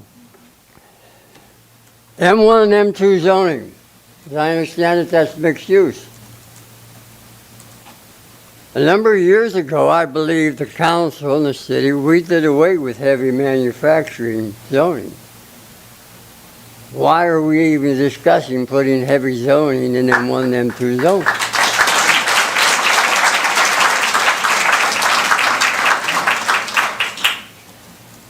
Other than that, I agree with everything that's been said, with all the citizens that came here this evening and gave their opinion. Moratorium, great. But we need to absolutely define and use specific language to say what we mean, and we mean what we say. You know, mays and must. Language is important. And if you don't have the right language, these guys here are responsible. Got your mouthpieces. Pay them good money, I know. I saw their checks. Well, that's all I have to say. But I say, let's get this centers classified as heavy industry on steroids. And they do not fit in mixed zoning anywhere.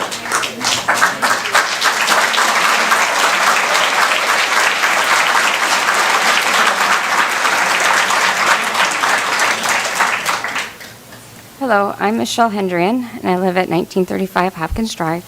And yes, I'm one of the 10 people, I'm one of the 9 people that hate getting in front of people and speaking, so please bear with me.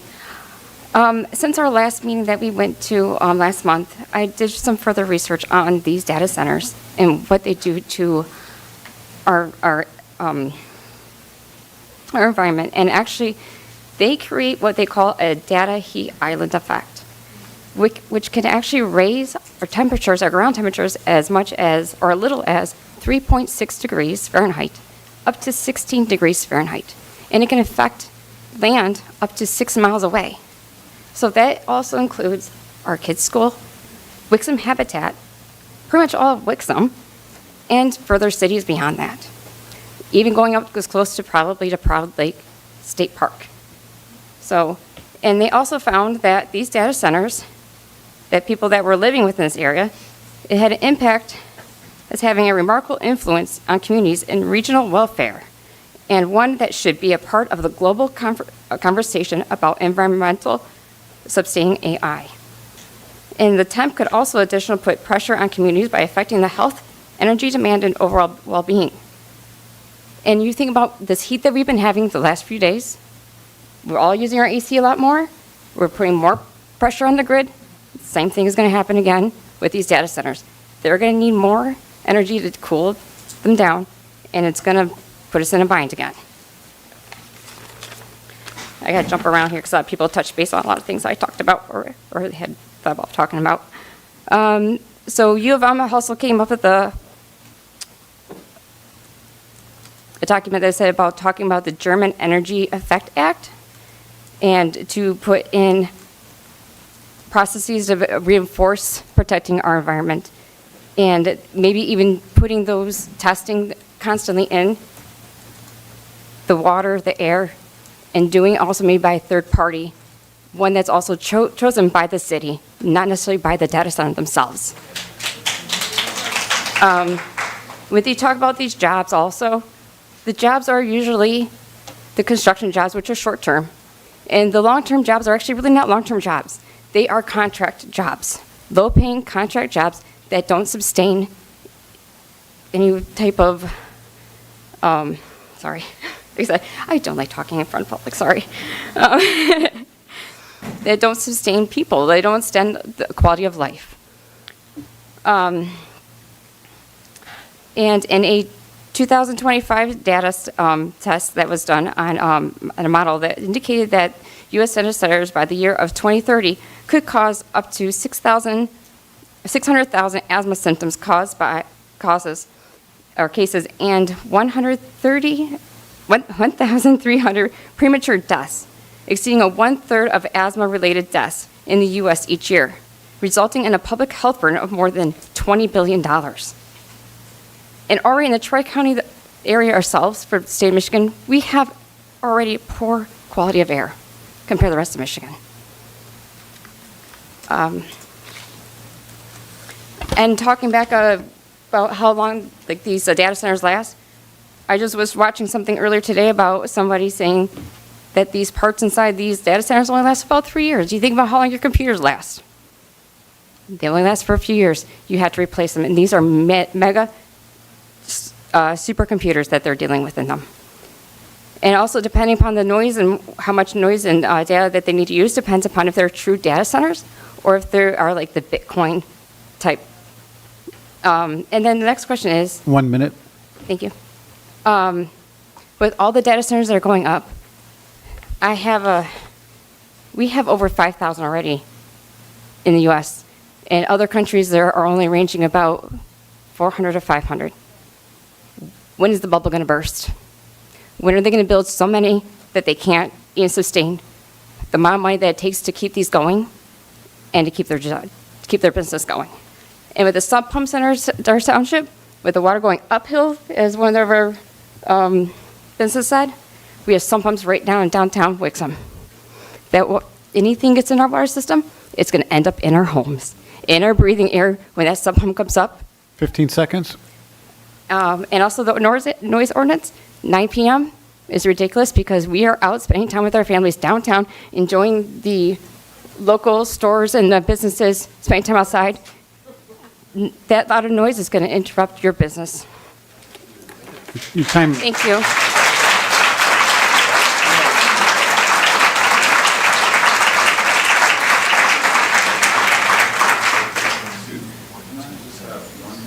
At the second call to the public, you can. At the second call to the public. Is there anybody else for the first call to the public? Last call. I'm going to close first call to the public. Thank you for your comments. We'll move on. City managers' reports. We have 2 reports tonight. The first is the fire report from May 2026. Any questions? Oh, come on. Dave's looking for something. All right, we have none. Police report, May 2026. Anybody for Chief Langmeyer? Councilmember Behrman. Just wanted to give the chief an opportunity to come up here in front of all of you. But specifically with regards to the death of the individual from the delivery driver, is that going to change our homicide number now in the city? Yes.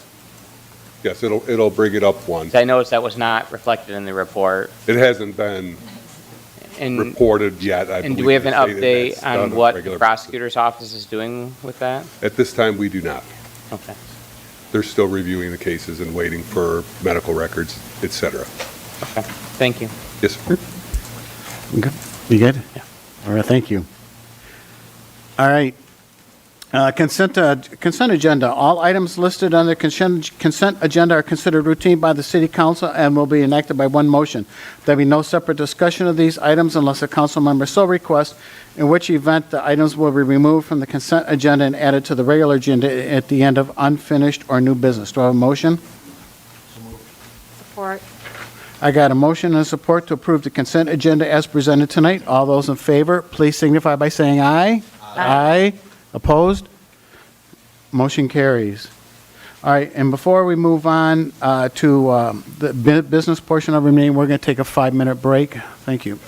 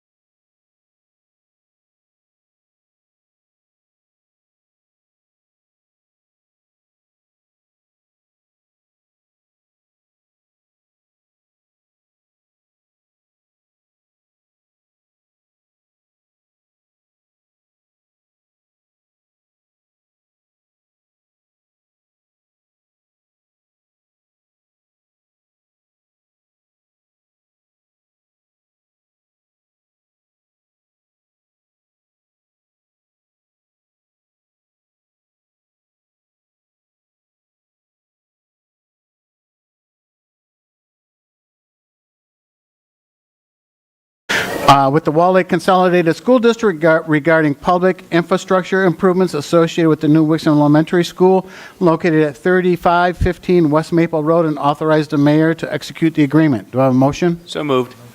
Support. City Manager Brown. Thank you, Your Honor.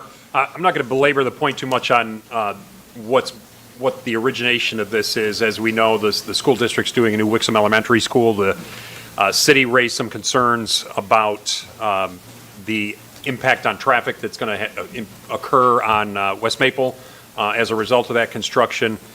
We had a desire to try to see something happen on road improvements on West Maple to try to deal with that, including things like a left turn lane, rectangular, regular flashing beacon for handling people that are crossing the street and keeping people safe when they're crossing the street. So that's the kind of concerns that were raised. Council did a formal declaration of those concerns that resulted in some interactions with the school district that were ongoing for a pretty long period of time. We brought a prior agreement to mayor and council to address an arrangement where the school district would participate in cost sharing on a road project, and council raised concerns about that agreement not being sufficiently resulting in a real commitment from the school district on that front. And as a result of that, we went back and had additional conversations with the school district and developed a new agreement, which is before you this evening, which is a cost participation agreement with the Walled Lake Consolidated School District regarding those infrastructure improvements on West Maple Road. And I provided a copy of the document that was more or less the ending result of those conversations between the school district and the city of Wixom. We had one item on there that I had listed as sort of a tentative. We had requested some additional language on page 4 of the document, which was listed in red. And it talked about the termination of the agreement and requiring reasonable cause. We had some difficulty of coming to an agreement with the school district on that front. We made a, for lack of a better description, 11th hour suggestion as we were putting the council packet out that added the language such as a final design that does not include the elements outlined in section 2A and 2B of the CPA or cost participation agreement. Those sections refer to the RRFB as the left turn lane. So basically it just says really unless we produce a final design plan that doesn't reflect the basic elements as discussed, then that would be what would be reasonable cause. That would really be the only example that we provided of reasonable cause. Subsequent to going to press, if you will, with the council packet, we did get feedback from the school district. They were comfortable with that language, so you can basically consider that as part of the agreement that has been tentatively agreed to between the district administration and the city representation to bring to council this evening. So that's really the only background or context that I'll provide beyond what you've already heard yourself and seen yourself over the period of time that we've been looking at that. So that's pretty much all that I wanted to talk about.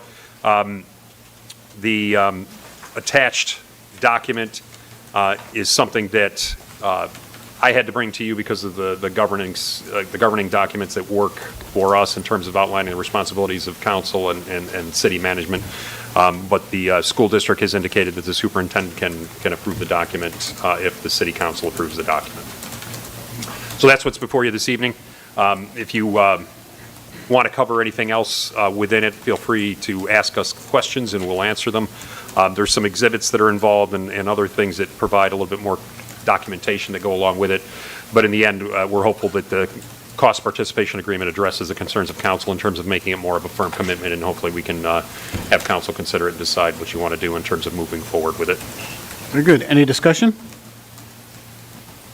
Councilmember Simmons? Thanks, City Manager. Trying to get more information, I guess. I see the deadline of December 31st. What do we anticipate a realistic timeline for getting this done?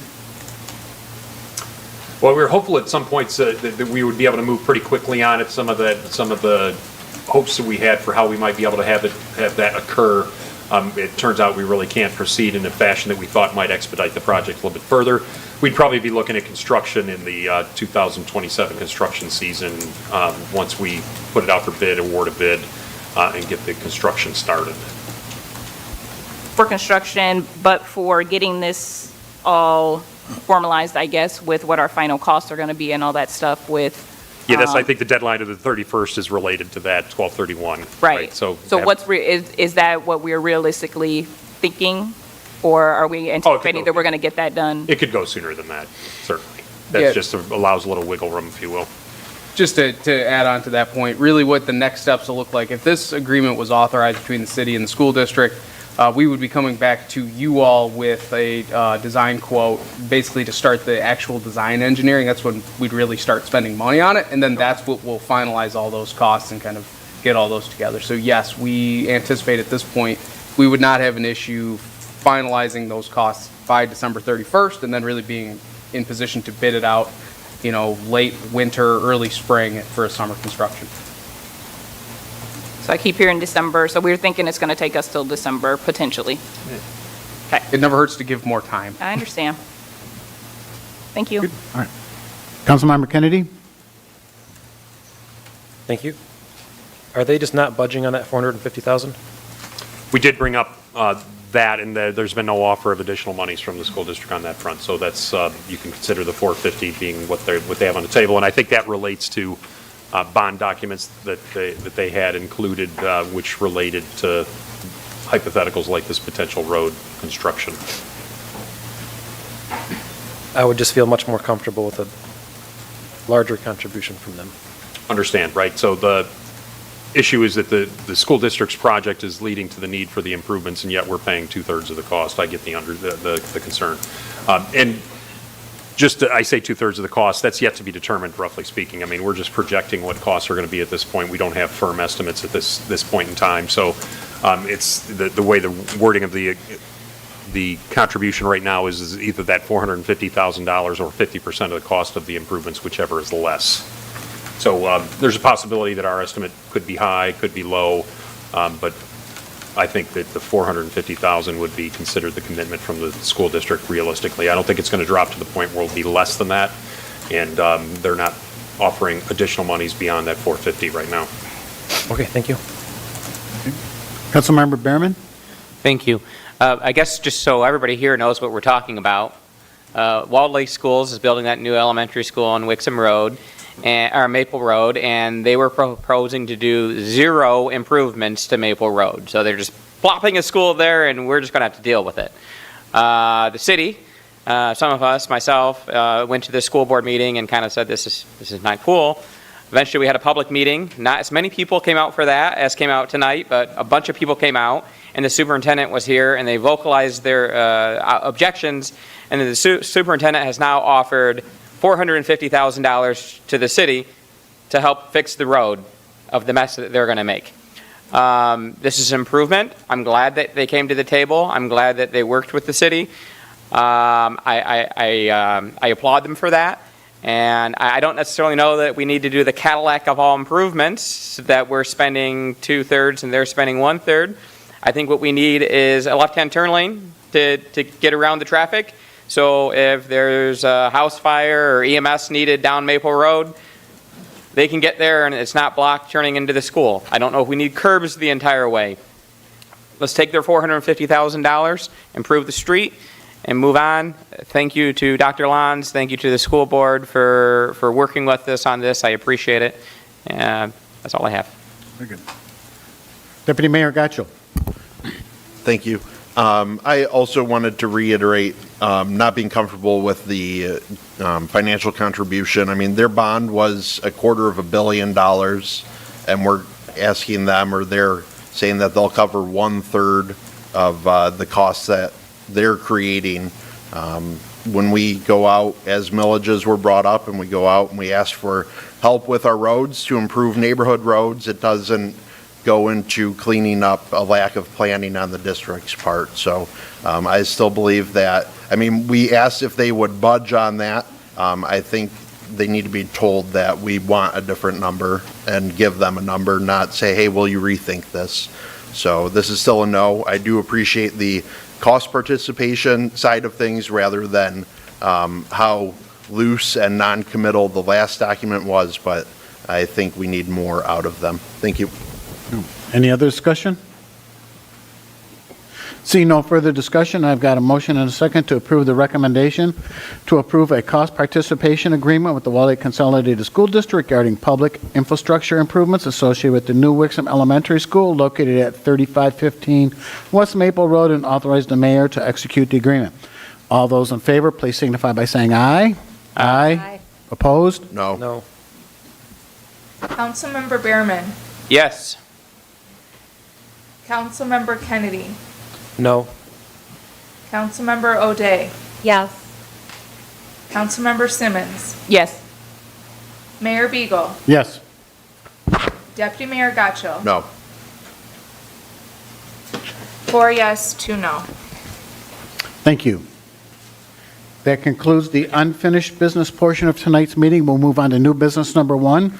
New business number 1 is the introduction and first reading of an ordinance to amend the Wixom Code of Ordinances, Title 18, amend Section 18.01, Industrial Districts, Section 18.09.020-M2 Zoning Districts, amend Section 18.09.04 Standards applicable to specific uses to provide specific standards for data center uses in the M1 and M2 zoning districts, and amend Section 18.24.030 to provide definitions for data centers.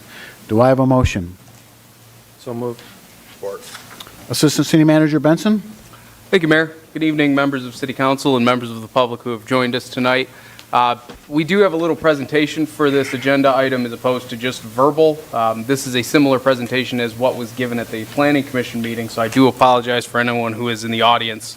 At that meeting, you'll get the opportunity to see this twice, but for the purposes of, how important this discussion is, we felt that, really walking through what's proposed from the Planning Commission is pretty important here. So myself and our planning consultant, Matteo Pasalac, will kind of walk through it, and then it'll be the opportunity for you all to discuss what you see, discuss any proposed amendments or modifications, or what your desired next steps look like. So with that in mind, as you know, as City Council, you all directed staff and the Planning Commission to begin investigating ordinance amendments to specifically regulate data centers back on November 18th, 2025. And on March 24th, 2026, you approved a resolution imposing a temporary moratorium for a period of 6 months on the establishing, consideration, permitting, approval, location, or installation of any data centers in the city. So that's just the context behind what brings us to these ordinance amendments tonight. Since that original motion, the Planning Commission has met 9 total times now, approximately once a month, working on, what is the scope of these ordinance amendments, researching different aspects of what other communities do for regulating data centers, and trying to understand the use better to then make a recommendation to the City Council. Can I interrupt for one? Is there any chance of turning that screen more to the audience? I see some people trying to read it, but thank you.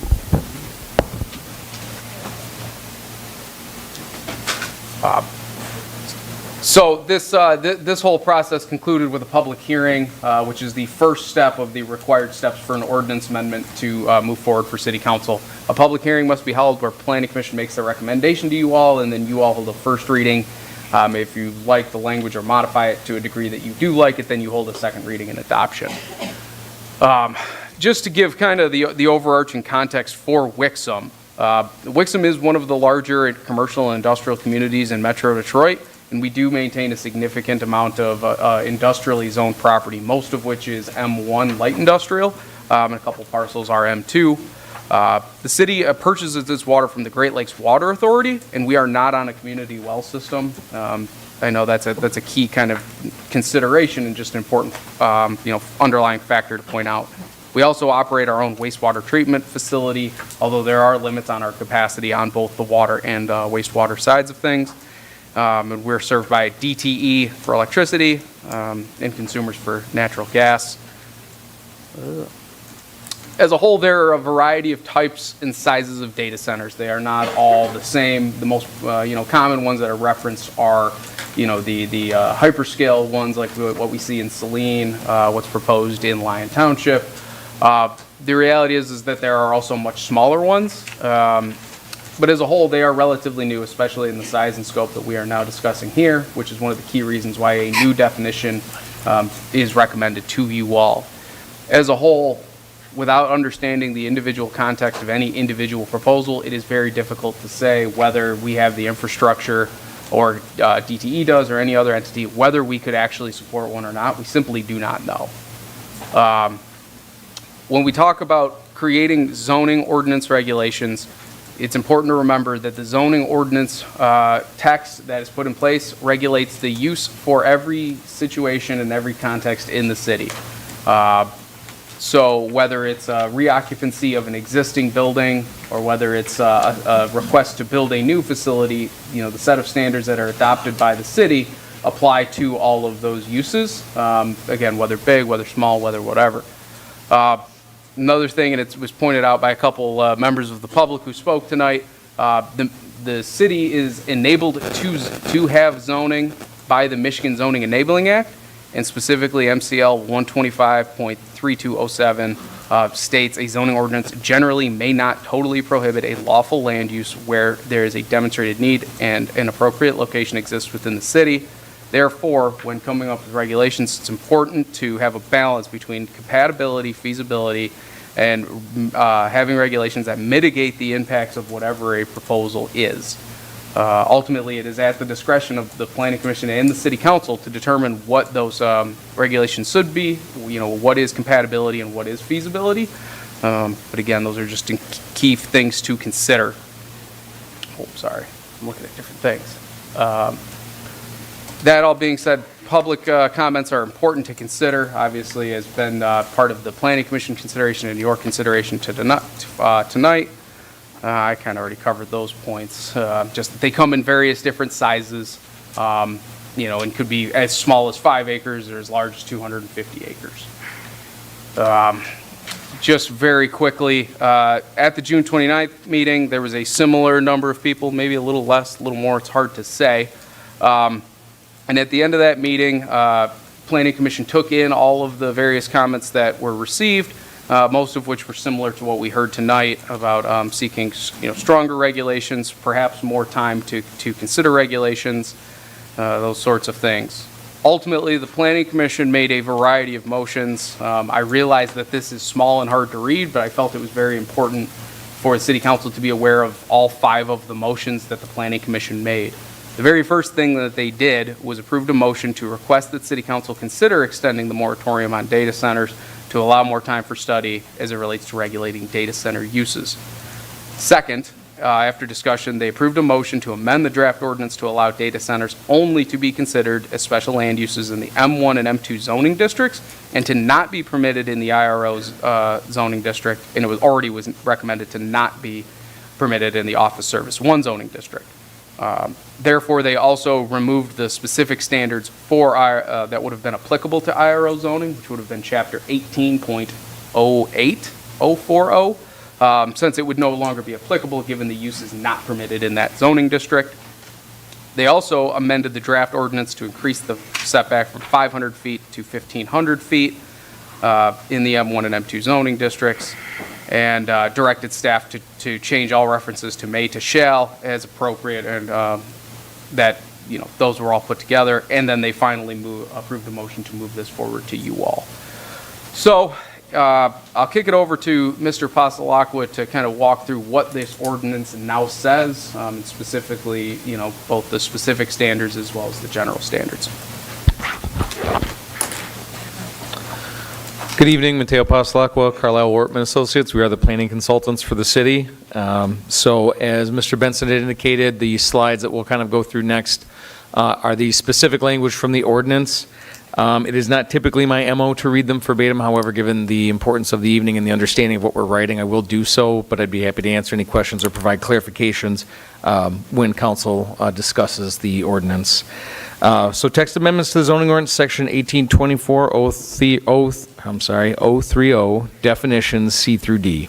The definition of a data center is proposed to be identified as a facility or a group of buildings whose primary function is the housing, operation, and maintenance of computer services, data storage systems, telecommunications equipment, and associated infrastructure used for the processing, storage, or transmission of digital information.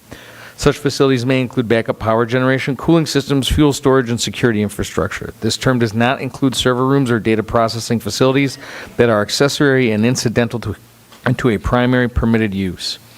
Text amendments to the zoning ordinance section 18090-020, Schedule of Uses. Data centers as newly defined would be special land uses in the M1 Light Industrial District, M2 and M2 General Industrial District, districts found in Chapter 1809. Data centers would, by default, be prohibited in all other zoning districts.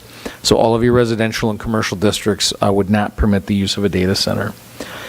Text amendments to zoning ordinance, adding section 1809040N, standards applicable to specific uses. This section provides specific standards for data center uses. Standards references minimum distances from residential zoned properties, required noise studies, noise regulations, cooling system design, anticipated utility usage and capacity verification, traffic analysis, security measures, and decommissioning plans. These standards that I'm about to go through are reflective of the changes directed by the Planning Commission during the public hearing. Required application submittals, the addition to the materials required for a special land use and site plan review. Applications for data centers shall include the following: utility capacity verification, which will be written documentation from the electrical utility provider confirming available capacity and then identifying any required system upgrades. Documentation from the city or appropriate authority verifying water supply and wastewater capacity. An electrical demand statement, which will be an estimate of average and peak electrical demand expressed in kilowatts and megavolt amperes, including a description of redundancy and resiliency systems. Cooling and water use plan, a description of cooling technologies to be utilized, estimated average and peak daily water usage, and identification of potable versus non-potable water sources. Section D does cover noise standards, which we'll cover in a slide, and a few slides down, as there's more technicality to it and one of the more important or finer points of the ordinance. These standards were prepared with assistance from Soundscape Engineering, a firm that specializes in sound studies and has an extensive background in helping communities regulate data centers nationwide. Part E of the required application materials would be a backup power and fuel storage plan, the number, size, and location of generators, type and volume of fuel storage, containment methods, and fire suppression measures. If one or more generator units are proposed as a part of a data center application, air quality permits may be required via the Michigan Department of Environment, Great Lakes, and Energy, also known as EGLE, or its successor agency, unless such requirement is waived by that agency.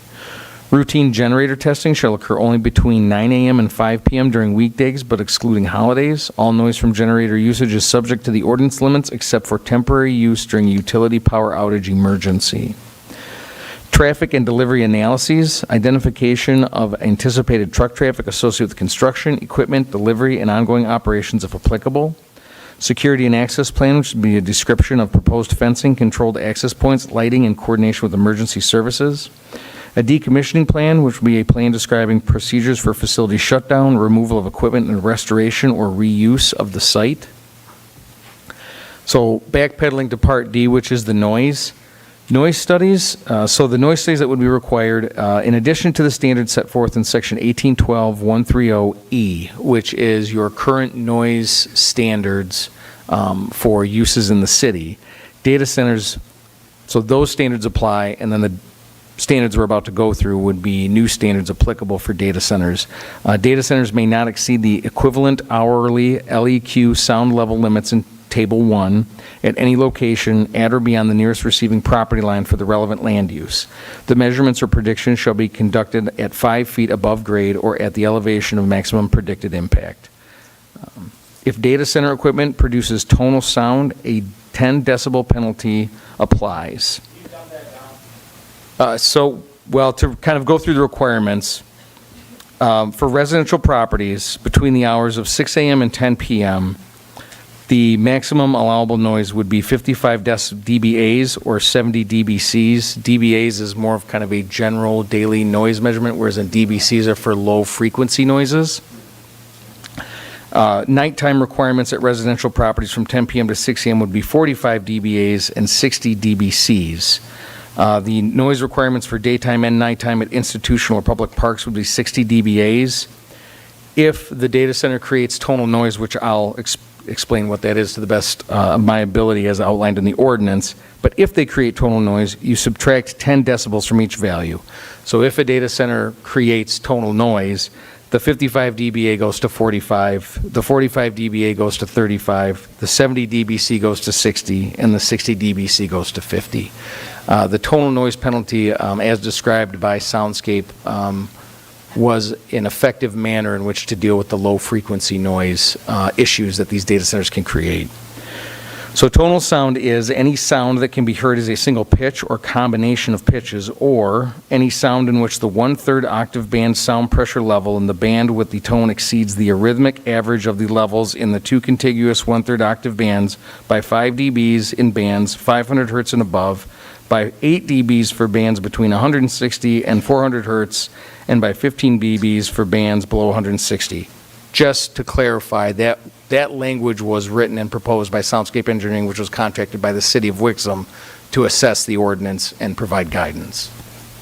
And just for kind of some additional, thoughts on that, one, it seemed that the Planning Commission was pretty appreciative of having basically more nuanced sound language than your average noise ordinance. That actually was one of the things after going through this process that they would be interested in revisiting Section 18.12.0130E, the city's general noise ordinance as applies to all uses within the city, to try to have similar levels of specificity to prevent issues in other scenarios. But we do certainly recognize that a lot of this is very technical and very dry language. We do have materials from our sound engineer. They presented at the Planning Commission meeting. I'll admit it was a little bit long and maybe not well received, but I do believe that presentation is on our website, and we are happy to provide the information and kind of background to this to anyone that may be interested. A copy of their presentation was given to City Council in your agenda packets, but again, for the purposes of time and everyone's investment, we didn't necessarily think that bringing Soundscape this time was the right decision, but they certainly can come out to future meetings if ever desired. All right. So required application materials as it relates to noise studies. Data centers and associated equipment shall not produce perceptible ground-borne vibration as defined by the ANSI, which is the American National Standard Institute, at the nearest residential zoned or used property.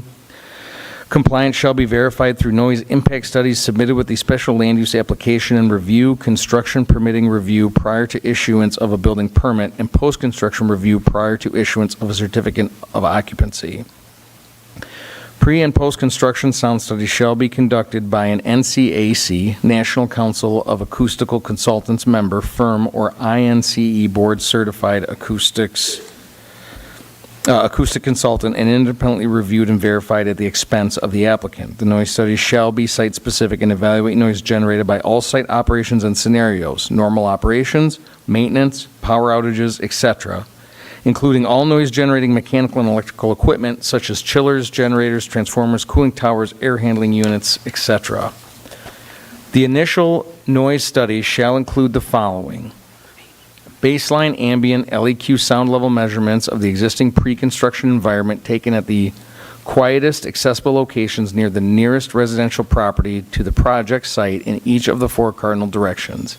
These measurements shall be at least 24-hour duration to capture daytime and nighttime hourly LEQ levels. Predictive 3D modeling to demonstrate compliance with applicable noise standards outlined in this section in Section 18.12.130E. The predictive modeling shall be conducted on an octave band basis and provide contour maps showing overall noise transmissions in dBA and dBc. For the initial study, noise source data for the equipment can be based on generic data. The purpose of the initial study is to demonstrate the feasibility of meeting the noise ordinance through the site layout, equipment type selections, and practical noise mitigation methods. The final noise study shall include the following: refined predictive 3D modeling to demonstrate compliance with applicable noise standards outlined in this section in Section 18.12.130E. Predictive modeling shall be conducted on an octave band basis and provide contour maps showing overall noise transmissions in dBA and dBc. Manufacturer provided octave band noise source data for the specific models of equipment planned for the project. Data center developers must include a mitigation plan in their noise study to ensure that operational noise does not exceed the local noise limits detailed in this section and Section 18.12.130E. including the penalty for tonal equipment. The report must include enough detail in the noise impact report for the independent acoustical consultant to peer review the analysis and results.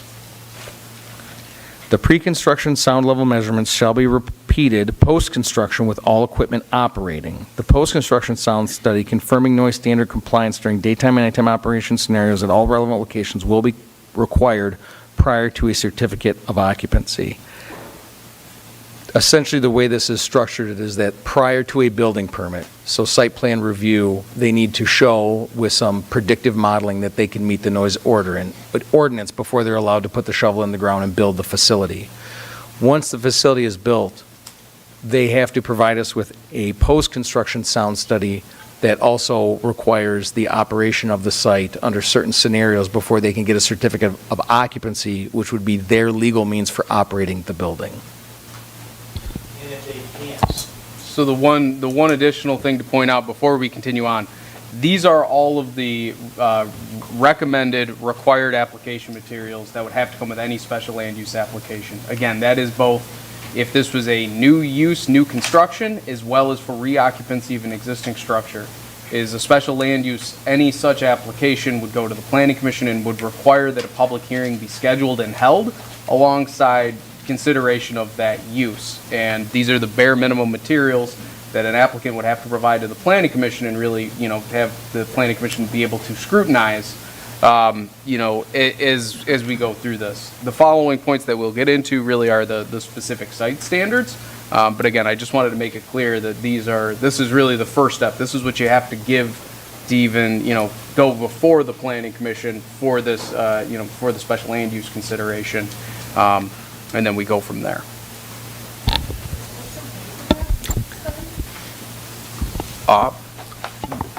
All studies submitted by an applicant are paid by the applicant. They have to submit, and this is for any project. An escrow account is established, and all consultant review fees are charged to the applicant. So moving on to site standards, data center shall adhere to the standards outlined in Chapter 1809. A data center shall not be located adjacent to a residentially used or zoned property. Additionally, no data center principal structure or mechanical equipment, including generators, shall not be located within 1,500 feet of a residentially zoned or used property line. During the 8 months that the Planning Commission worked on this ordinance, we studied a lot of various setbacks as it related to adjacent uses. We looked at 300, 500, 1,000 feet. And ultimately, during the public hearing and after receiving public testimony, the Planning Commission made the residential setback 1,500 feet from a residentially zoned or used property. The minimum setback for residential is expanded on by the noise ordinance. In essence, you have to meet both. You have to be at least 1,500 feet from the residentially zoned or used property, and you need to meet the noise requirements. Additional site standards as it relates to screening and landscaping, mechanical equipment, including HVAC generators, fuel storage transformers, and cooling towers shall be fully screened from public view and adjacent properties by masonry walls, architectural panels, or evergreen landscaping in accordance with this ordinance. Rooftop-mounted sound barriers shall not exceed 15 feet in height above the surrounding roof surface. Sound barriers shall not be included in the maximum height measurement of a structure. Ground-mounted sound barriers shall not exceed 25 feet in height above grade. All sound barriers shall be architecturally compatible in appearance with the principal building. Construction materials must be durable, weather-resistant, and rust-proof. Standard concrete block walls and poured or precast concrete walls are not permitted unless approved by the Planning Commission, who may require aesthetic or other design alterations. As it relates to water usage, air-cooled, hybrid, or closed-loop water systems shall be required unless the applicant can provide sufficient data indicating alternative cooling systems are needed. If access to the city's water utility is required, the Planning Commission shall establish maximum daily or annual water usage limits based on the capacity of the city's water utility.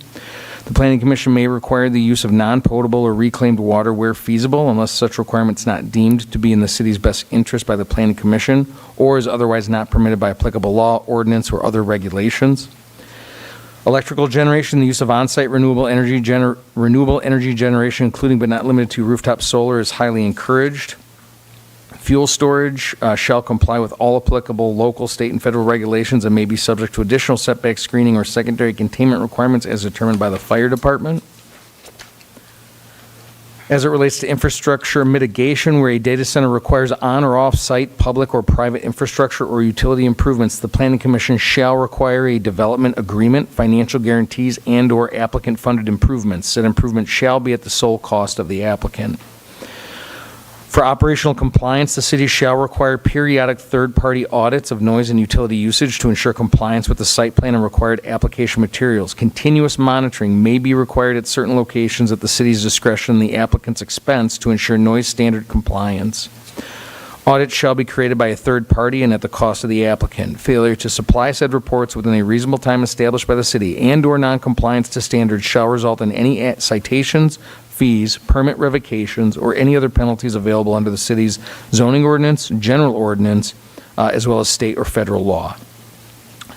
For parking, 1 space per employee at peak shift, plus 20 spaces for visitors, corporate vehicles, and contractors. Again, being a special land use, the Planning Commission shall, as needed, impose reasonable conditions on approval of a data center special land use to ensure compliance with this ordinance and to mitigate impacts on surrounding properties and public services in accordance to Chapter 1818, which is the special land use section. So, in referencing these setbacks, where would data centers be allowed? All properties within the red outlines are industrially zoned parcels that are directly adjacent to residentially zoned or used properties and therefore ineligible for a data center application. So any parcel outlined in red is immediately disqualified from a data center proposal. All the areas with the blue buffer are areas within 1,500 feet of a residentially zoned or used property and therefore ineligible for data center structures or equipment to be located if the parcel is eligible at all. Any parcel that had, any portion of a M1 or M2 parcel that is in the blue shading, that area of the site would not be eligible for any data center buildings, mechanical equipment. Any portion of the lot that is not covered by that buffer would be eligible so long as they can also meet the other requirements of the ordinance, being noise, the other items that we're discussing this evening. And just for reference, we do realize that the map on the screen here is pretty small. A copy of this map was provided to City Council in your agenda packets and is available on the city's website as well. You can keep it. Oh, it is May, isn't it? Yep. All right, so as mentioned at the beginning of this, the purpose of this discussion item is to introduce this ordinance for City Council and give you all the opportunity to discuss and/or modify or whatever you see fit in terms of next steps. Broadly speaking, you have essentially a couple options here. One, you could approve the zoning ordinance amendments and additions as presented and schedule a second reading and adoption for your July 28th meeting. You can modify the zoning ordinance amendments that are proposed to you and then schedule a second reading for the July 28th meeting. You can modify or comment and send the ordinance back to the Planning Commission for further review.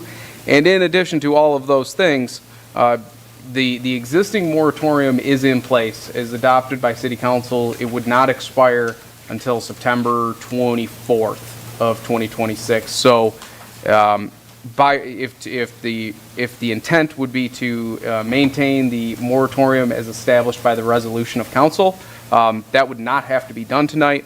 An alternative version of how to establish a moratorium is to actually adopt a moratorium as a zoning ordinance amendment.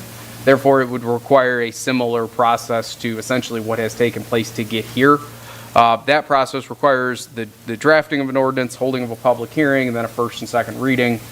So that would take a significant amount of time, but it is an option, right? So we want to give you that option as an alternative way to enact a temporary moratorium. Can I make a point? No. Nope. So, do I get to ask a question ever? You get to ask it at the second call of the public. All right, thank you. You're welcome. I can do a Q&A. You sure can. So, as a whole, and this was expressed at the Planning Commission meeting, ultimately, moratoriums are not the strongest defense that municipalities can have when it comes to regulating uses. Whether done as a resolution or whether done as a zoning ordinance amendment, there is always the chance that they could be challenged, and therefore, it is our recommendation that it's in the city's best interest to adopt an ordinance and adopt updated definitions to define these uses. Ultimately, those are decisions that are made by City Council, how you want to move forward. but I do just want to point that out. The one other thing is that any ordinance can be amended by the city council really at any time, so long as it follows the required process. So there is no reason that even if the city council did decide to move this ordinance forward at this time or some version of it, you can continue and have the planning commission continue to work on further amendments to this ordinance. There's no reason that you couldn't adopt an ordinance, let's say in a month, and then come back 3 months later with further amendments to the ordinance that you just adopted.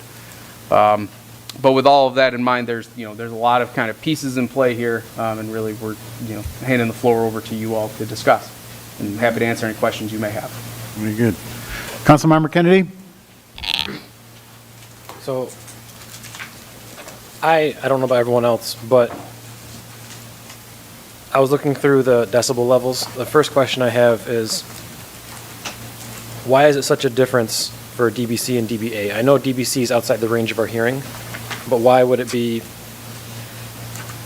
15 decibels different?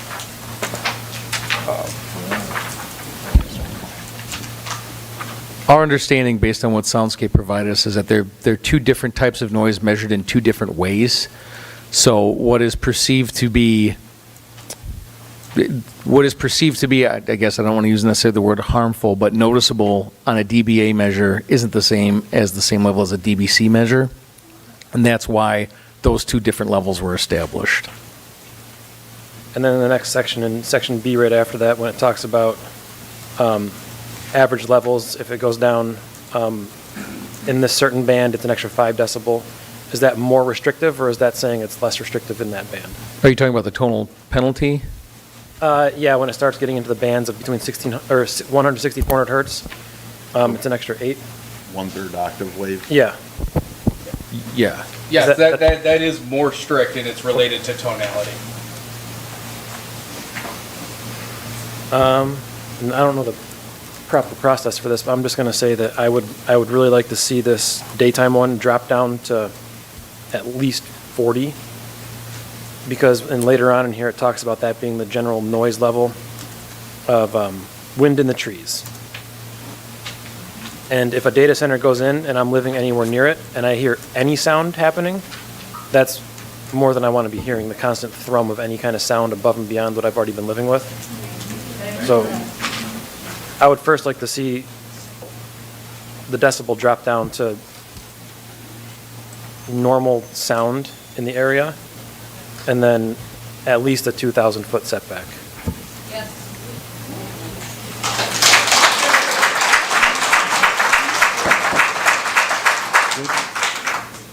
Councilmember Barron?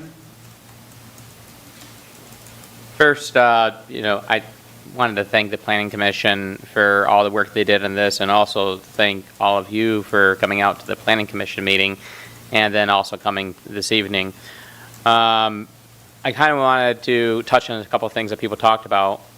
Friday the 26th of June, my wife and I were hanging out downtown, and we ran into Planning Commissioner Sandro Grassi and the owner of Drafting Table, Kristen and Aaron Resnick.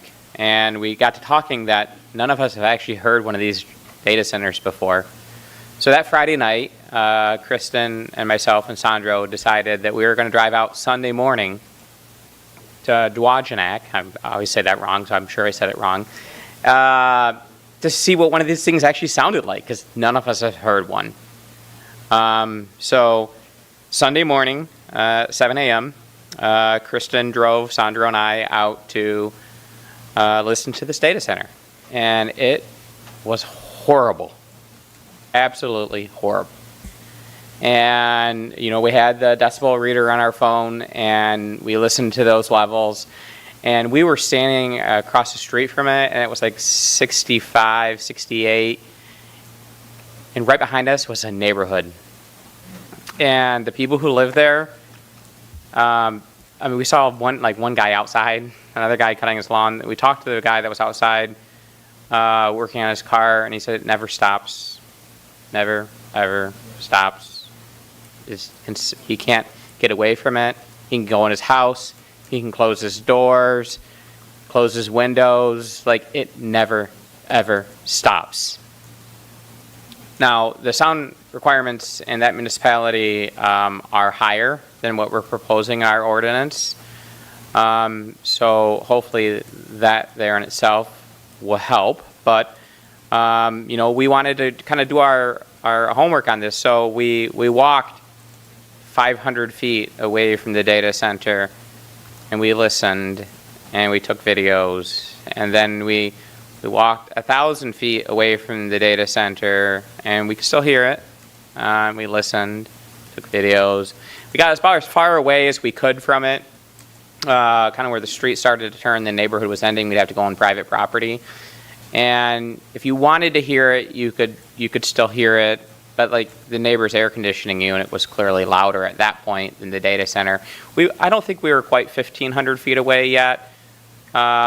We were getting close, but so to put that in perspective, I feel that with the lower sound requirements in our ordinance and 1,500 feet, you're not going to be able to hear it. Now, I can't talk for whether or not your dog's going to hear it or all those other things. I'll leave that to my vet, who came up here and spoke earlier this evening. And maybe that's something we need to look into. But I am really glad that the Planning Commission took time to listen to the residents and expand the setback. And I heard a lot of people talking at the Planning Commission meeting or I heard concern from one person at the Planning Commission meeting that 1,500 feet was too much. So I wanted to look into that.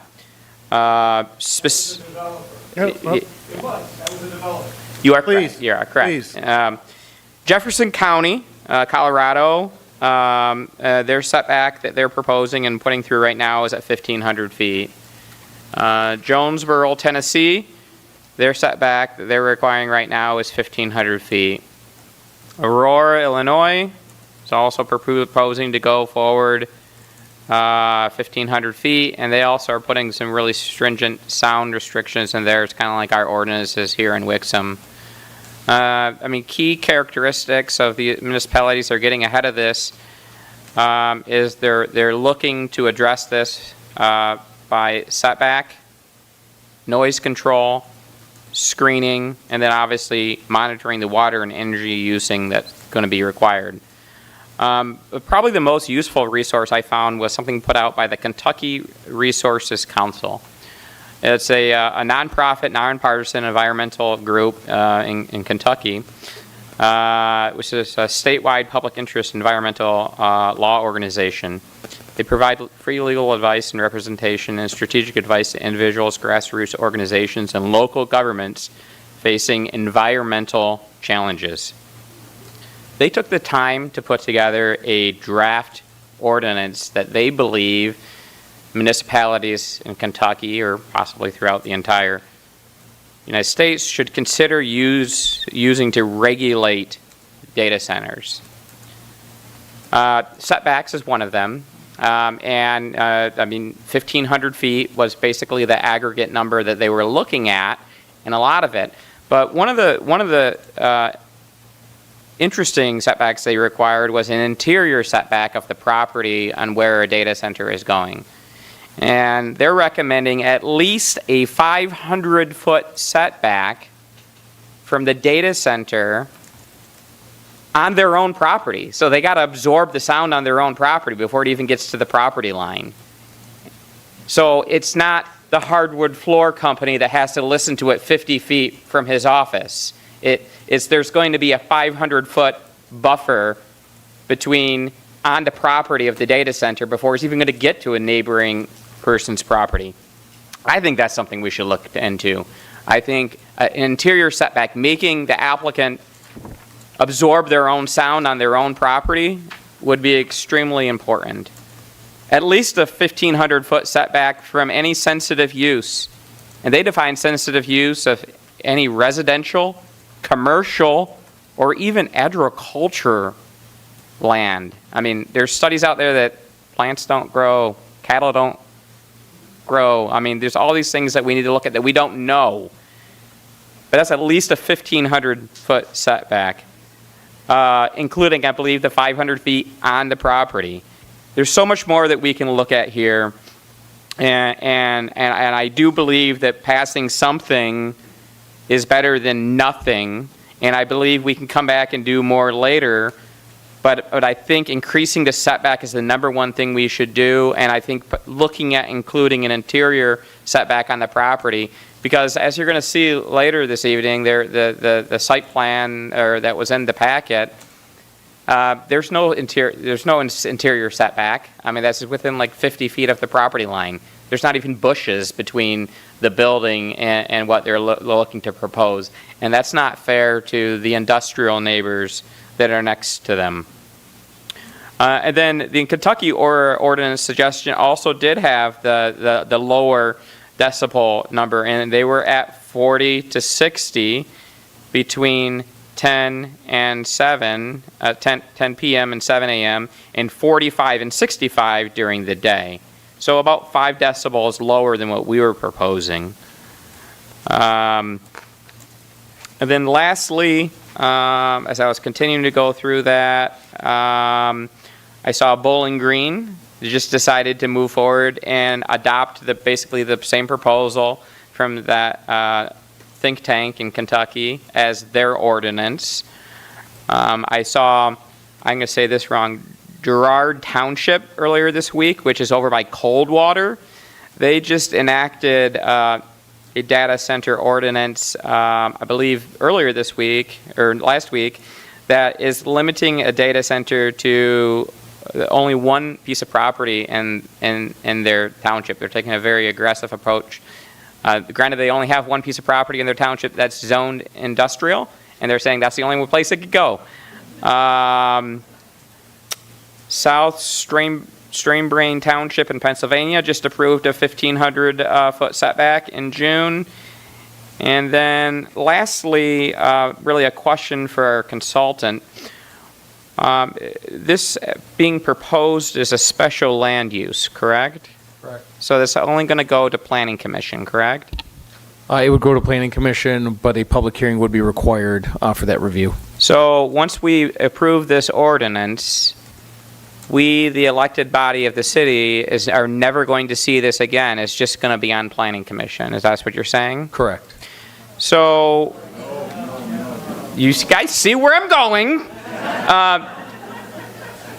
Why not a PUD agreement where it would have to come back to us for the approval of the PUD agreement? If the goal would be that site plan review would ultimately be decided by the city council, we would have to look into what the appropriate measure to do so would be. Well, I would have you look at Pittsfield Township, which is a township that your company has written the zoning ordinance for, and your zoning ordinance for data centers in Pittsfield Township is proposing a PUD. So I don't know why you need to look into it. I mean it the nicest way possible. Your company has done that. No, I'm familiar with that ordinance. I guess my hesitation at the PUD direction is we're establishing some very specific requirements for data centers. PUDs kind of imply that there's a lot of give and take and a lot of flexibility involved. So I'm not saying we can't look at ways in which it comes to you. I'm just saying I don't know if a PUD would be the right way to do it based on how PUDs are typically used with a high level of flexibility. That's all. I'll let you go, Drew, in a second. What I would say is a PUD would allow us to get a lot what we want. We would be able to put that in our contract with the developer, what they're going to do, or allow us to put what the penalties are going to be in the contract with the developer. And you're saying zoning only allows us to fine them $500. A PUD agreement is going to allow us to put in there that we can fine them $500,000 if they don't listen. And I trust our planning commission, but they're not voted in by the residents that are here. And I feel like the residents are going to feel a lot more comfortable if we're the ones that are making the decision if a data center could be approved. So I would like to see this either a PUD or something that has more teeth that's going to have to come back before us.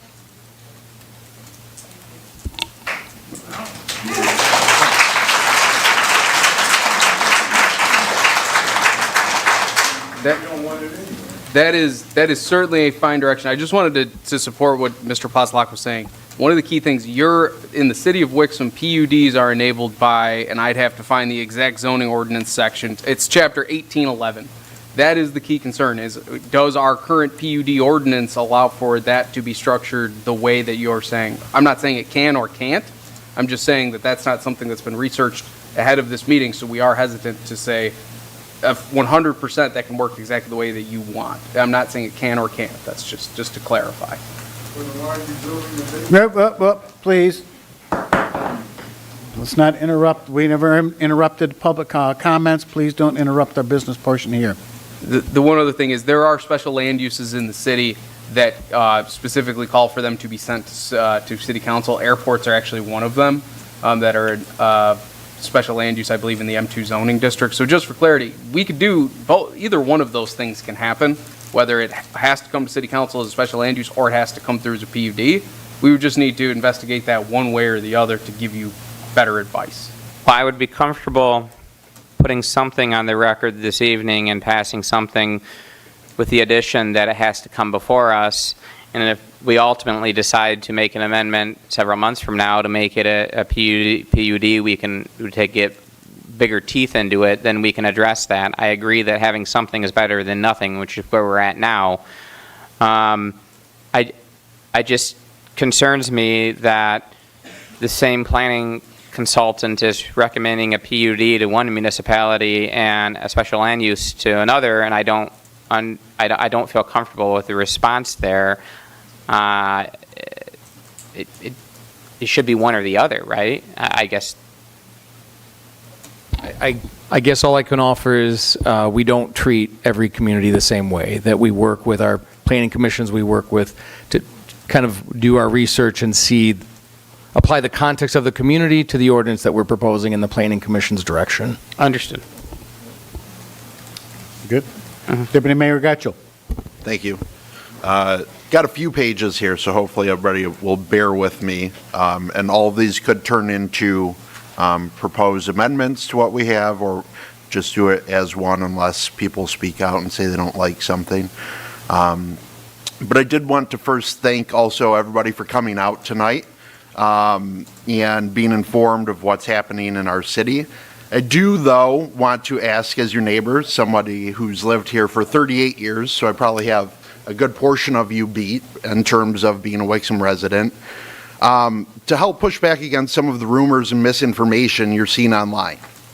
And so we've heard people speak out tonight, then why are you building a data center? We aren't building anything, and we're discussing rules about how to make regulations work for the city. So just in one post alone, there have been comments about NDAs, even got asked tonight, which is insulting to everybody's character up here when you haven't come to know us. Question about a $10 million bribe, don't even know where that came from.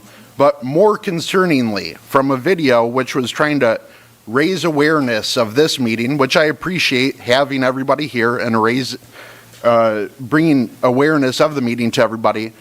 I'm going to read you comments. These lawmakers need to be scared of the people. They need to believe their lives are in danger because they voted these data centers through. Again, we haven't voted data centers through, and I hope you will begin to fight against that kind of language. Some people have shared it. You share those comments when you share the videos. Please do better on that. Another one, which was also posted, and we heard from comments tonight, tying Flock to data centers and AI data centers about our meeting tonight. Make sure even their family knows the dangers of being a traitor to America, and we take these tyrannical criminal Flock supporters out on site and by whatever means necessary. It's disgusting. And then the light stuff is to have our character question about NDAs and bribes. I've been here for 38 years. There are people in the crowd who've known me since I was a kid. It's sad that we run here to represent you. You're all my neighbors, and I don't know most of you. But I think of you as my neighbors. That's what I get up here to do. Please stop sharing that crap and start commenting against it. You are all here. You all know what is happening in our meetings. You're all our most informed residents. Please help us spread the word. I know a lot of people came here to the Planning Commission meeting thinking we were at odds, Planning Commission, the city, and you. It's not remotely the case. The most proactive thing that we can do as a city is establish ordinance language to protect you. That is why I motioned and brought this up in November. It is why I brought up a moratorium to protect you. So let's all understand and get back to teamwork makes the dream work. Please.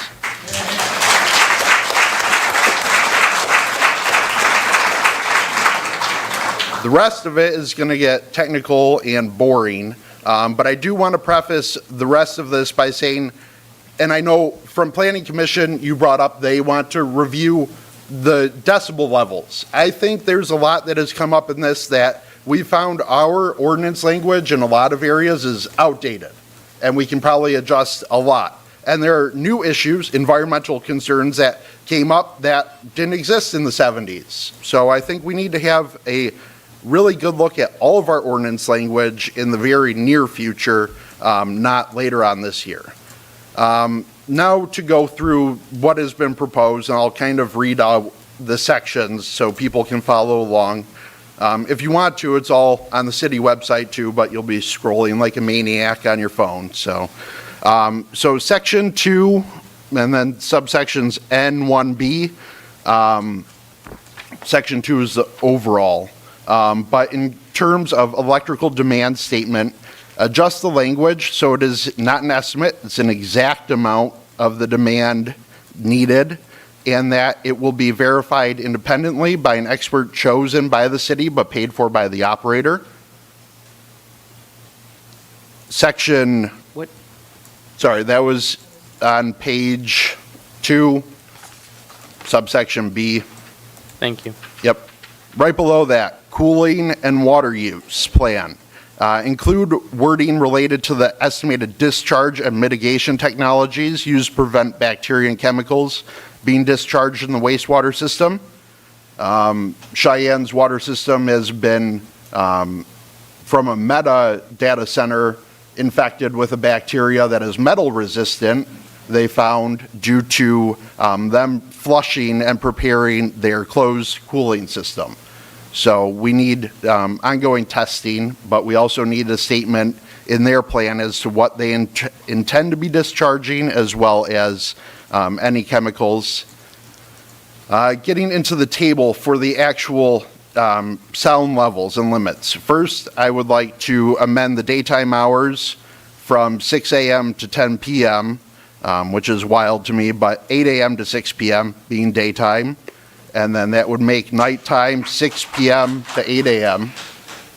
I'd like to amend the limits listed. So right now we've got hard numbers in there. The more research that I did, it kind of came out to be maybe a better, since we're going to be doing sound studies anyway, it came out to be better so we're not adding too noticeably the ambient noise, to change those instead of hard numbers to the LEQ of the sound study, and then the residential and industrial, every use would just be +1 decibel A and +1 decibel C. So they're not adding noticeably to the existing ambient noise levels. Rather than having hard and fast numbers, because I think nobody knows what they're going to get when we say a number, but they're going to do a study anyway, and so we should be within what is already existing. Luckily, we have a lot of good industrial users and good neighbors in that respect who don't make noise all day. That's kind of where this comes from, is I couldn't tell you every business on West Road, and there's a lot of businesses over there, but the point is that they don't become a nuisance for our residents, and that's kind of in line with where I'm headed with all of this. I also wanted to expand the table to include 4 different groups. Right now we just have residential and then institutional and public parks. I think group 1 should be residential and inclusive of all 3 VCA types. Group 2 should be schools, both public and private, as well as places of worship and faith. Group 3 is existing parks, habitats, and recreation areas, including but not limited to our city parks, county parks, regional, state, and national parks. Not that we have any of those around here. And then Group 4, any existing overnight hospitality businesses, i.e. hotels and motels, since we've got a bunch of those in the city as well. Yes. I just wanted to clarify, for residential, all of the VCA districts are considered residential because residential uses are permitted. It's fine to clarify, I just wanted to make sure that was. So instead of having residential and institutional and public parks on there, I think all 4 of those categories should be broken down. Sorry, I was jumping around here as well as I was typing all of this. Just to be clear, the standard for all of those would be that there's an ambient sound study that kind of establishes an average, and they can't be more than 1 over that. Correct. So by the current language, we're saying that they're going to do their sound study at the nearest accessible point for each receiving property. We would we'd need the nearest receiving property for each of those groups, and then it would be based off of that. Correct. I had page 3 below subsection B, but I don't know where. So that's the top of page 3. Change the wording of the paragraph, which is data center and associated equipment shall not produce perceptible ground-borne vibration as defined by ANSI beyond the properties or the site's property line. So right now it says data center and associated equipment shall not produce perceptible ground-borne vibration as defined by ANSI at the nearest residential or zoned or used properties. I don't think it's fair to just say residential only when we've got schools, offices, businesses. It should be, there's no vibrations beyond the site's property line. Subsection A on page 3, so about mid-page, adjust the wording so that the initial sound study provides existing pre-construction environment readings taken at the quietest accessible locations, not just for the nearest, but the nearest, the furthest, and an intermediate or median receiving property for groups 1 through 4 that I already said. And right now we've got a 24-hour duration in there. I believe 48-hour would give a better understanding of the actual ambient noise. So I'd like to bump that up to 48 hours.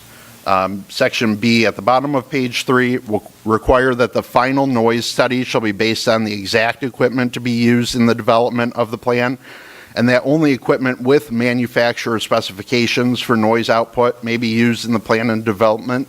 It's been found in other areas that some of the equipment being used, it does not have manufacturer output information for noise, so their modeling isn't accurate because it's based on something that was made up or what they guessed. All equipment used should have manufacturing specs for noise, and that is the only stuff allowed to be used. Jumping to page 4, subsection B, adjust the language so that the compliance in all scenarios will be required prior to commencement of operations under a temporary C of O or full C of O. Right now, it just reads C of O, and we do let businesses begin operating while they're under temporary C of O, and I'd hate to see a loophole where we've got a TCO out and we're not complying with the rules. So that needs to be adjusted for the commencement of operations. We need compliance.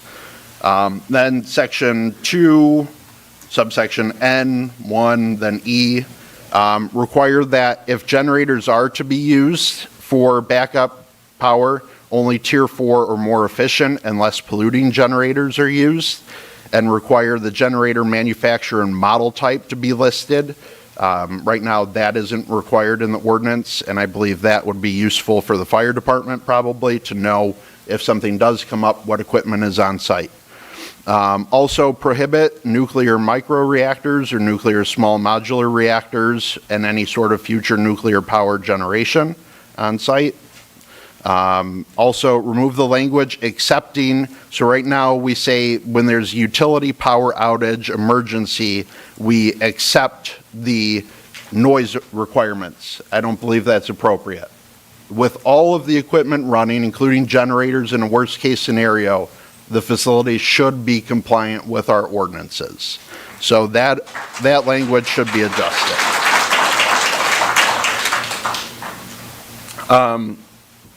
Then section 2N1H, add language that the decommissioning plan shall include full environmental reclamation of the property. Strip miners do that. I don't know why we can't ask an industrial use to do that. So, moving on to section 2N2A, increase the setback distance to 1/2 mile and add schools, places of worship, and parks as the designated setback areas, as well as residential properties. That is based on a variety of factors, including noise and findings and studies for residential property value and equity loss. Section 2N2D, amend the language stating that the maximum daily or annual usage limits be established, and instead just set a daily maximum. I can foresee instances where we have intermittent but extreme draws to cooling systems or what have you, and extreme draws could strain our system. So I think if we control a daily maximum, then we also have control over the annual maximum, but it's much safer for our system because it keeps things standardized with a daily maximum. I'd also like to add that in the event of, and nobody's had this in the last few years, add that in the event of a water service line break in the city water system or GLWA system that has any possibility or likelihood to impact Wixom's water customers, such as water main breaks we've had, or cause the city to need to use the water tower supply, as we do in emergencies, that any data center shall be prohibited from drawing on the city's infrastructure immediately after they are provided notice by phone, email, or in-person notification, and that prohibition from use shall be maintained until such time that full service is restored. And then full service restoration should be differentiated from our temporary or partial restorations when we've worked through a smaller line from West Bloomfield that's 24 inches instead of 48 inches. It should be full service restoration.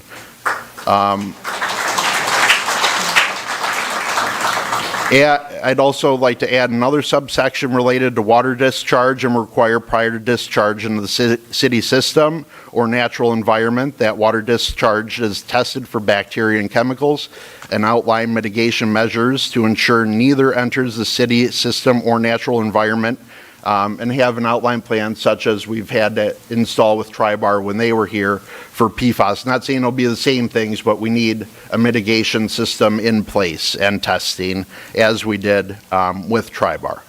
And add language that any material that can reasonably be traced to the operation of the data center that results in non-compliance with discharge standards shall result in all operations to immediately terminate upon notice provided by the city via phone, email, mail, posted notice, or in-person notice, going back again to the Cheyenne water system in Wyoming.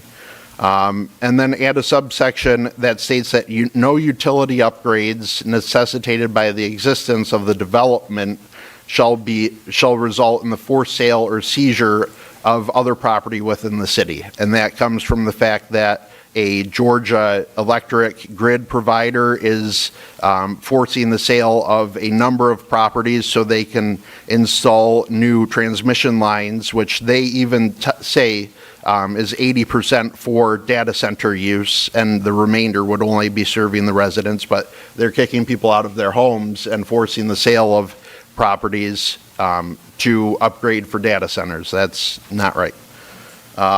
Section 2N3, add language to include that public safety, fire, and public works equipment purchases and upgrades that are necessitated by the development are purchased by or paid for by the operator, and add language that the development agreement shall include that equivalent pass-on costs of any utility customer rate increases for electric, water, gas infrastructure that are necessary due to the existence of the development or operation shall be fully paid for a 10-year period following the development commencing construction and operation. Section 2N4 adjusts the language to state continuous monitoring shall be required at the nearest receiving property for each of the groups 1 through 4 that I had mentioned at the applicant's expense and the operator's expense to ensure noise standard compliance. Right now, I think that's kind of loosely written as a may, or we'd have an audit. It should be continuous monitoring. I also believe we should adjust the language related to non-compliance to state that operations shall immediately cease upon notice by the city via phone, email, mail, or physical posting of non-compliance with noise standards, and the resumption shall not begin until all compliance issues are corrected, and include that the city may undertake independent audit based upon complaints received from residents or nearby businesses. And if non-compliance is found, then the operator shall be responsible for reimbursing the city in full for any audit activities undertaken. Section 2 and 6, and this is the last of the specific things for what we have. Change the wording to state that the Planning Commission and City Council shall review things.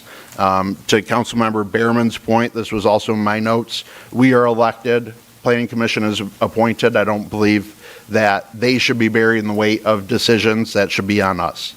And also add that a community benefit agreement shall be signed with the city outlining specific guarantees, including but not limited to local hiring guarantees, water and energy caps, a residential property value protection program, and community investment fund funded by the operator. Then just in general, again, reiterating, City Council shall have final approval similar to our condominiums. You had mentioned airports. We also do it with condominium plans as well. Add language that upon city giving notice of non-compliance issues to the operator, all operations, and this is for anything, all operations shall immediately cease until verification of compliance is verified by the city. So I know it's a lot, but thank you. Councilmember Simmons. Thank you. So obviously, that's a hard act to follow. As a new council member, I just want to say thank you to everyone for coming out. This is the most exciting meeting I've had so far, so it's good to see everyone. Obviously, it's my job to represent you all, so it's great to hear the feedback. I get it, I hear you, I understand. We're in this issue, I think, I'm not going to go through everything because I echo what Deputy Mayor said, as well as what Councilman Berman has said, in particular about, as a whole, we need this to be more stringent. As a whole, we need to make sure that we're protected, and that means I think we need to do something because we have nothing right now, but modifications, I think we're going to be an option number 2. We're going to be making some modifications tonight to get something moving. Obviously, water, energy, noise, I think a lot of that stuff is just too unknown for us right now. So I echo that sentiment. We need time.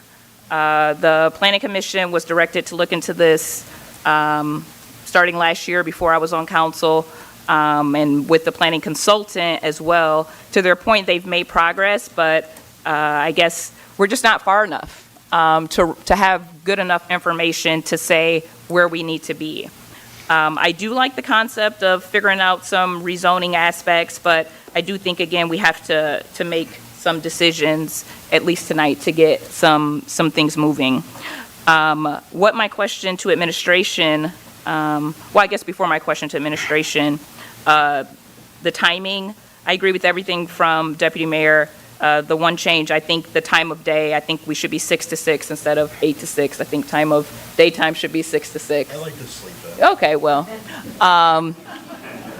And the setbacks, I'm in full agreement with creating 4 zones. We had a couple business owners speak up tonight. Obviously, residential is a big concern for all of us, but our businesses should be a big concern as well, and understanding what that setback actually looks like for other industrial businesses and schools and parks and things like that. So I think we need to analyze that. What I would like to know from administration is the concept of this sunset clause or the addition of that. What does that look like for us? Is that possible from a zoning perspective to have some sort of full-fledged solidification for us to come back and make changes to this as things go? What does that look like for us? I mean, in general, you have the right to look at your ordinances at your discretion at any point in time that you want. Sure, I understand that. If there is the interest in having something in the ordinance that requires a review of that ordinance at certain intervals in time, we can research what that language might look like a little bit more, so if we can structure it properly. But you have that power now as it is. I understand the intent of it, but we would need to look into it a little bit more as to how we would structure it appropriately so as to be the correct tool that you want it to be. Sure. And not more or less be a burden or a hindrance or something that we don't conceive at tonight's meeting. Thank you. Good. Councilmember O'Day. Okay, thank you.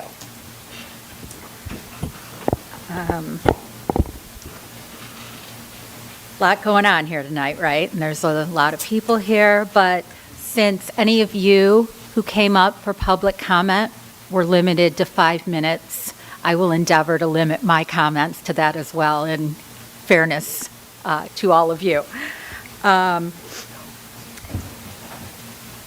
I guess I'll start out by noting I actually was not elected by you. I was appointed to fill a vacancy. And I only say that because so that I can convey to you I did that out of the desire at this point in my life where, you know, my demands of raising kids have gone by the wayside, and chose to do something that can be helpful to where I live, right? And be a voice for the citizens. And just know that that's what I'm up here to do. And you might not hear me ask a ton of questions or get into the weeds as much because I heard everything you said. You know, we had a lot of comment tonight. And while we have focused heavily up to this point on residential and schools, kids, you've all brought up such great points that maybe hadn't considered before. Obviously, the businesses, pets, wildlife, right down to the patterns of bees, right? Things that maybe seem small but are really important in the big picture and really important into perpetuity that we have to take into consideration. I would also say in a crowd of this size, you would expect to find at least one dissenting point, right? That maybe there would be some healthy debate. But we have had unanimous voices speak to us, both at the Planning Commission and then here tonight.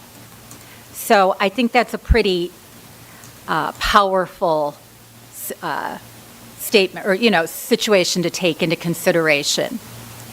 And know that I am, and that I heard all of you. We talked about the jobs, and the data center itself may employ some people. Even the construction, I don't truly believe employs Michigan residents. I am fully aware, because I have a cousin who lives in Arizona who's being contracted all around the country to build these places. So it doesn't even create jobs for Michiganders, much less Wixom residents. I do have some notes here that I took down while everyone was speaking, but just know I don't have pages and pages. I didn't come with some pre-printed lengthy speech because I wanted to come in with, well, I don't want to say an open mind because I already knew where mine was, but I wanted to hear what all of you had to say. So like I said, I didn't have a ton of notes. I didn't go visit anywhere to listen to anything. I'm not here to grandstand or pander to any of you. I don't, you know, I'm just here to listen. And I take in I seriously respect the opinions of our administration as well as our planning consultant. I don't think anybody's here to do anything nefarious, so I'm certainly not going to question the advice or direction there. Finally, again, I'll just reiterate, I heard everything all of you have said as residents and, you know, what we want the city of Wixom to be. And just know, every vote that gets put before this council, my vote will reflect your comments, your concerns, and your safety, along with that of all the future generations of Wixom. And that's it.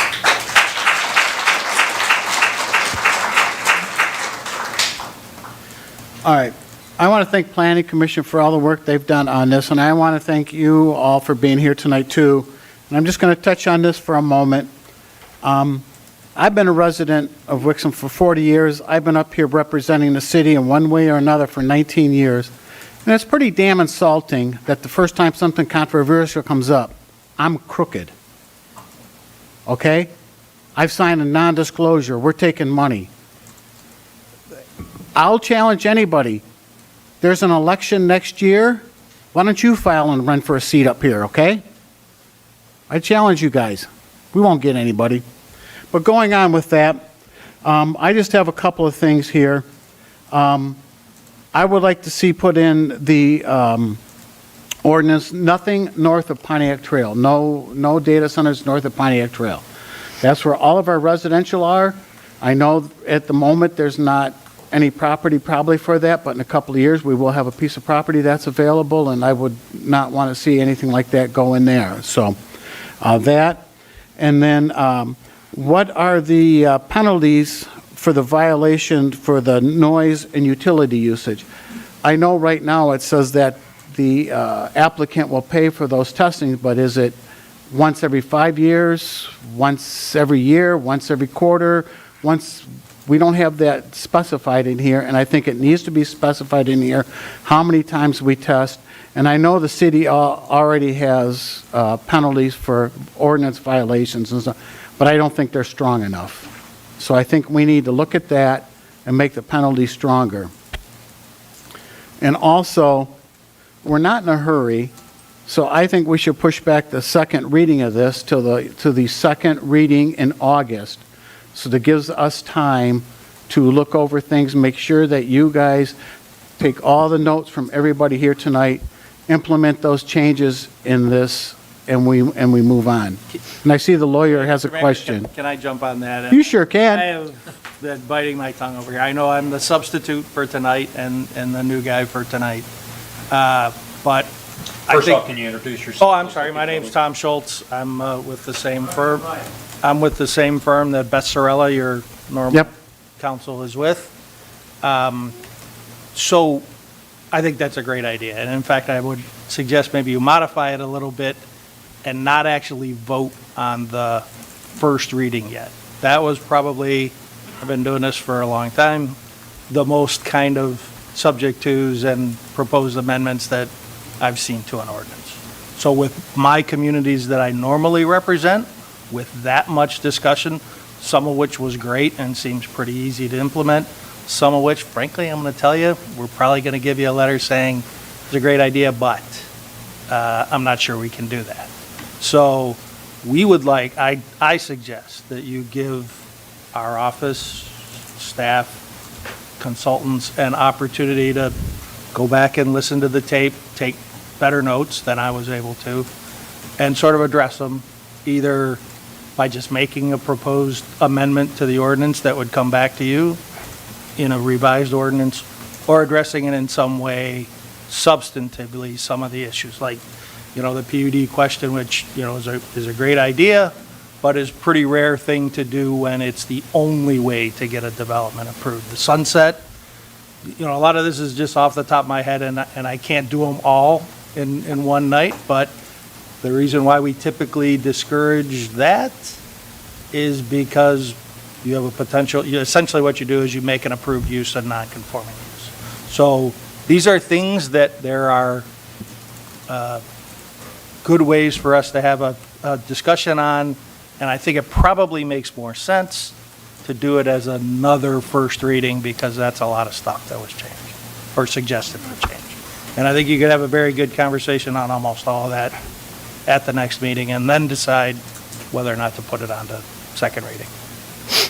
Assistant City Manager Benson? Yeah, just to add to that, we will need, I'd prefer it as a motion, it could potentially be consensus, but just an understanding of specifically which of the changes that were suggested tonight by individual council members. There were some people who said the same things, but again, we don't want to make assumptions about what specifically you want us to change and what you don't. So having a motion or specific action from council saying, we want these modifications, with Councilmember Gottschall or Deputy Mayor Gottschall, I'm sorry, that either could be, incorporation of Councilmember Gottschall's comments as written. I assume you have these written down in some way that's shareable. Or you could go individually through them again and, make a motion, say, I motion to do that. I'm just saying for the purposes of record keeping and making sure that the modifications we make to your ordinance are consistent with the discretion of all of council, that's some advice, because again, we don't want, some of you may not agree on one or two sections or those kinds of things. Councilmember Kennedy?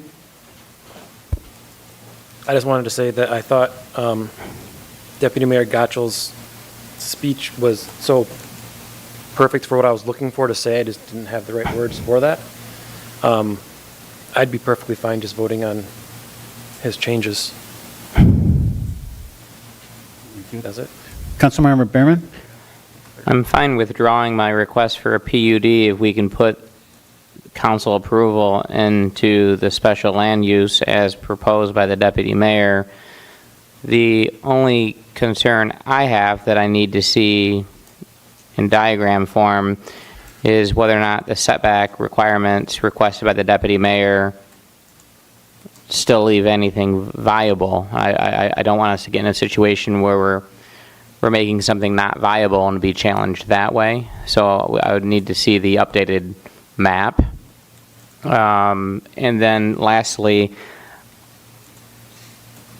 the only thing I would change from what the deputy mayor suggested is I do still think an interior setback, which could be, subtracted from the total setback, should be required, because I don't think it should be, another industrial use should be 50 feet from the noise problem of a data center. I think there needs to be land on the data center itself that is absorbing the sound and not right next to the office of another industrial use. So I don't know what that number should be. I mean, like I said, I'm looking at the ordinance out of, recommendation out of Kentucky. It was 500 feet on the property, then plus 1,500, so 2,000 total.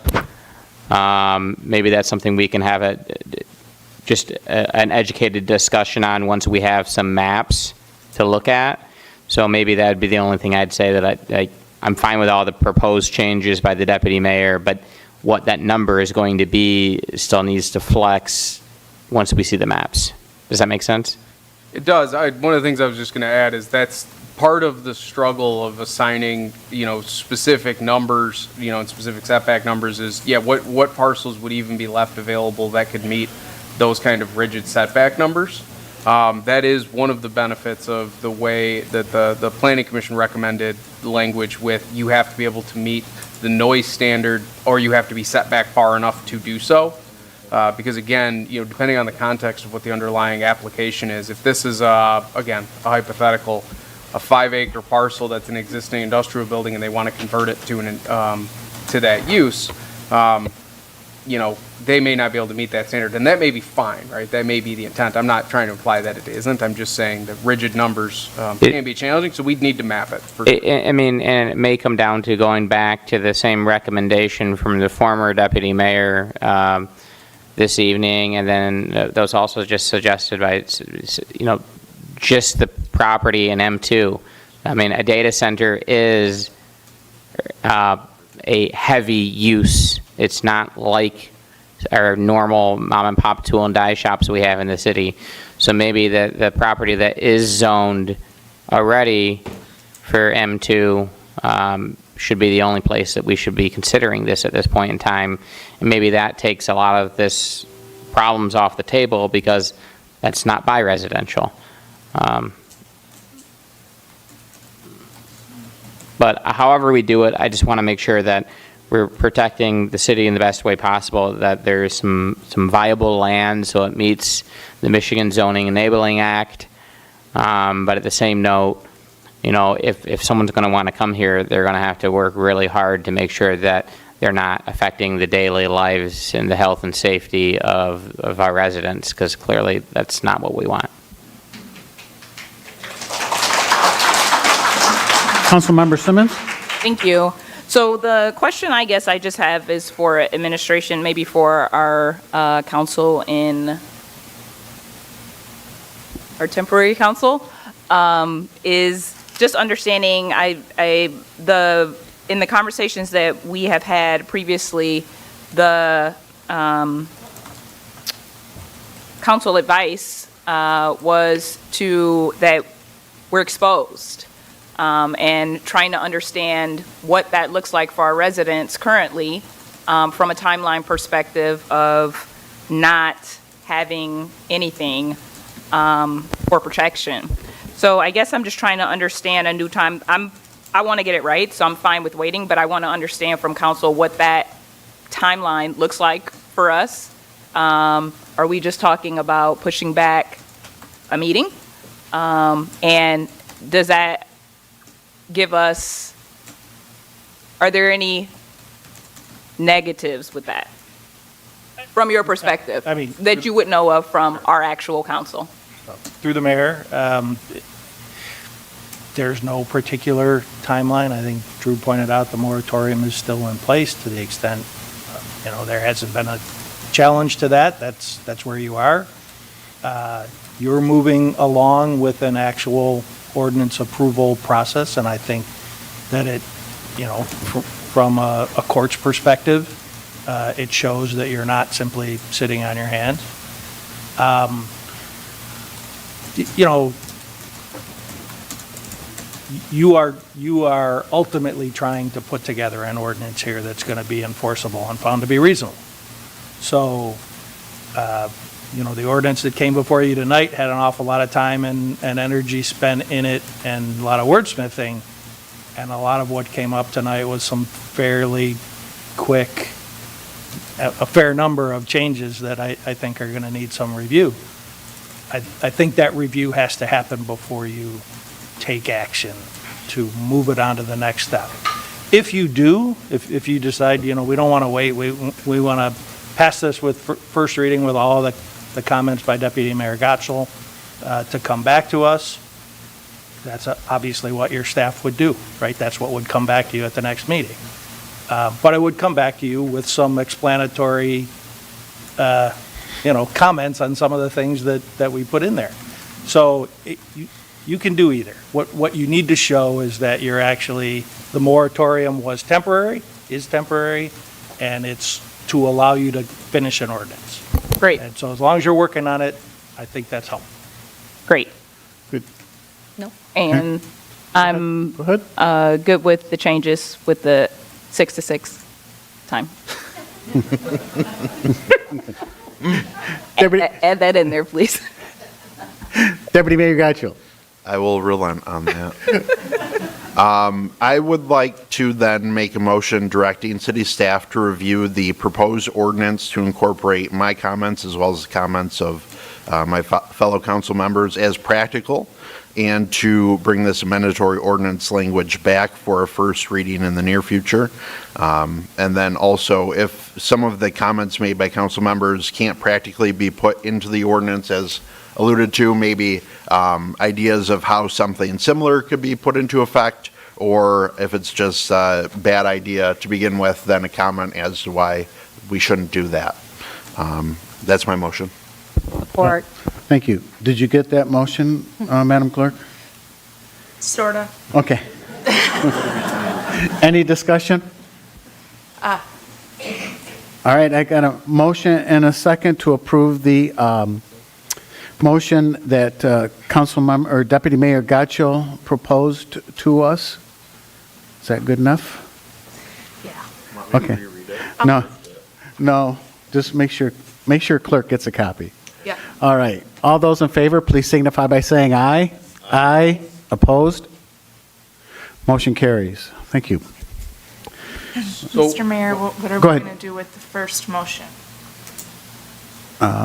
So we need whoever made the motion in a second to withdraw their motion in second, correct? Would it withdraw or just? Table it. Table. Or would it be, it'd be postponed, wouldn't it? Technically, if you're going to the next meeting or a future meeting. While she looks up who did the motion in a second, I just want to point out, we will attempt to try to turn this around for your next meeting, which would be July 28th. I just want to be candid. It may take us a little bit more time, specifically to get the legal. We will still be under the moratorium, so that's fine. I believe the first and second were Councilmember Kennedy first, myself second, correct? I think That's correct. Okay. Do you want a motion to postpone? Yes. Motion to did you? So was the first motion to introduce, to approve the introduction, and then there was a second? I think a withdrawal of that motion, given the Okay. one that you just passed. I'd withdraw my second from a motion. Then Withdraw the motion. I withdraw my motion. Okay. All right. You all are getting a lesson in Robert's Rules of Order here this evening. There's no extra charge for that. All right. So now can we move on? Yes.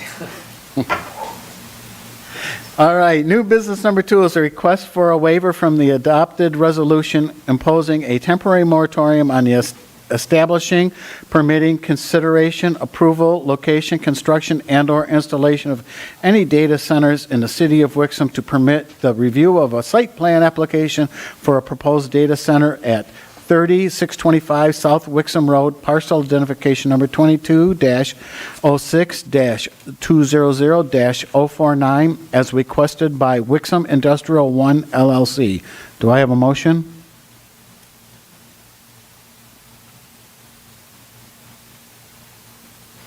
Do I have a motion? I'll move to, so I guess there were a few things outlined in here. Can we ask a question, or do we need a motion first? We need a motion. Different councils have different practices. Is it your practice to do a motion first? Then you should do that. I think we have to have the motion first and then discussion. But I guess the recommendation would be to make the motion. You're not, making the motion doesn't, you're not deciding what you're doing with the motion. You're just putting the motion on the floor. For the purposes of discussion purposes only, I will make the motion. All right, so I have a motion and a second. Assistant Manager Benson. I think you just have a first right now. What's that? I think you just have a motion, no second. Oh, I thought you made the motion. Okay, I've got a motion. Do I have a second? I'll second to hear a request. Okay. Good evening, Mayor, members of City Council. So just to address the motion part of this first, and then we'll get into the kind of the meat and potatoes here. Ultimately, the recommendation, or the recommended motion coming out of this would be a motion to approve or deny. You'll pick which of you do, based on whether you find the request to be reasonable or unreasonable. So in one scenario or another, you're going to need to modify the motion that's on the floor. Really, I don't have the exact language. I think you made a motion about the request. So really, I guess with the motion on the floor, and you can adjust this if you feel so inclined, is, your motion is to discuss the request, and then ultimately you'll need to modify that with either approve or deny based on it being reasonable or unreasonable. Does that make sense and jive with the? The motion was to discuss. I'm fine making a modification later if we need to. Okay. All right. So the request before you tonight is in relationship to the moratorium that was established by resolution of City Council on March 24th, 2026. Specifically, Section 3 of that resolution stated, "A waiver of the moratorium may be granted upon the request of an applicant if the city council finds that a waiver would not impact the health, safety, welfare of the city and is deemed reasonable by the city council in exercising its legislative authority over land use regulation to remain consistent with the city zoning ordinance."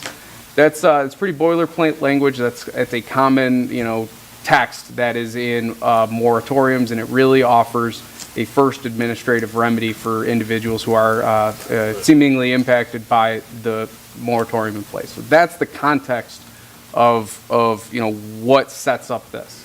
In this particular scenario, Wixom Industrial One LLC has submitted a formal written request requesting that City Council consider a waiver of that moratorium. Alongside that, they submitted a site plan application. These materials were submitted to the city on June 2nd. Consistent with the moratorium that is in place, city staff is not permitted to review, consider, or put it through the routine site plan review process. So we have not. In your agenda packet, you will not find the customary planning consultant review, engineering review, fire department review, or any of those things. And one of the key things to keep in mind is the question before you tonight is not whether this site plan is satisfactory, whether it meets standards, whether we want it or not. The question ultimately is just, do you think it is reasonable to waive the moratorium to allow this project to go through site plan, to enter the site plan review process, where it would then be reviewed by the Planning Commission, both in terms of the use category that the applicant is suggesting, and in terms of whether their site plan meets the current ordinance standards, as the revised data center ordinance amendments have not been approved yet. So again, that's just the overarching context. The applicant is here tonight, and they will have the opportunity to present their case to you. But I will give just a quick overview of kind of what the context is. This is a 54.1 acre site located west of South Wixom Road and east of Oak Creek Drive at 30625 South Wixom Road. It has an 87-foot wide frontage on South Wixom Road and approximately 650 feet of frontage on Oak Creek Drive. The applicant in the site plan submission proposes to construct 3 buildings totaling more than 519,000 square feet. It also proposes approximately 170,000 square feet of mechanical yard, although the kind of context of that doesn't seem to be well defined.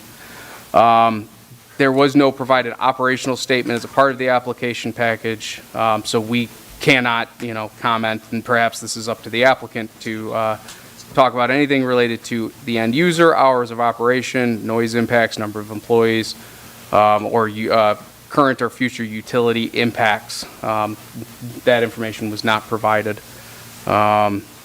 They did provide some information related to reviews from Eagle. None of that has been verified by the city. The applicant proposes that they be reviewed as a permitted use by right, as opposed to any other kind of category. Sorry, I'm just kind of going back through this. That use categorization may actually need to be determined by the or by the Zoning Board of Appeals for a use interpretation. That is the body in the city that adjudicates use verifications. But with all that in mind, I will pull up the applicant's presentation, and you all will be able to hear from them and discuss their request.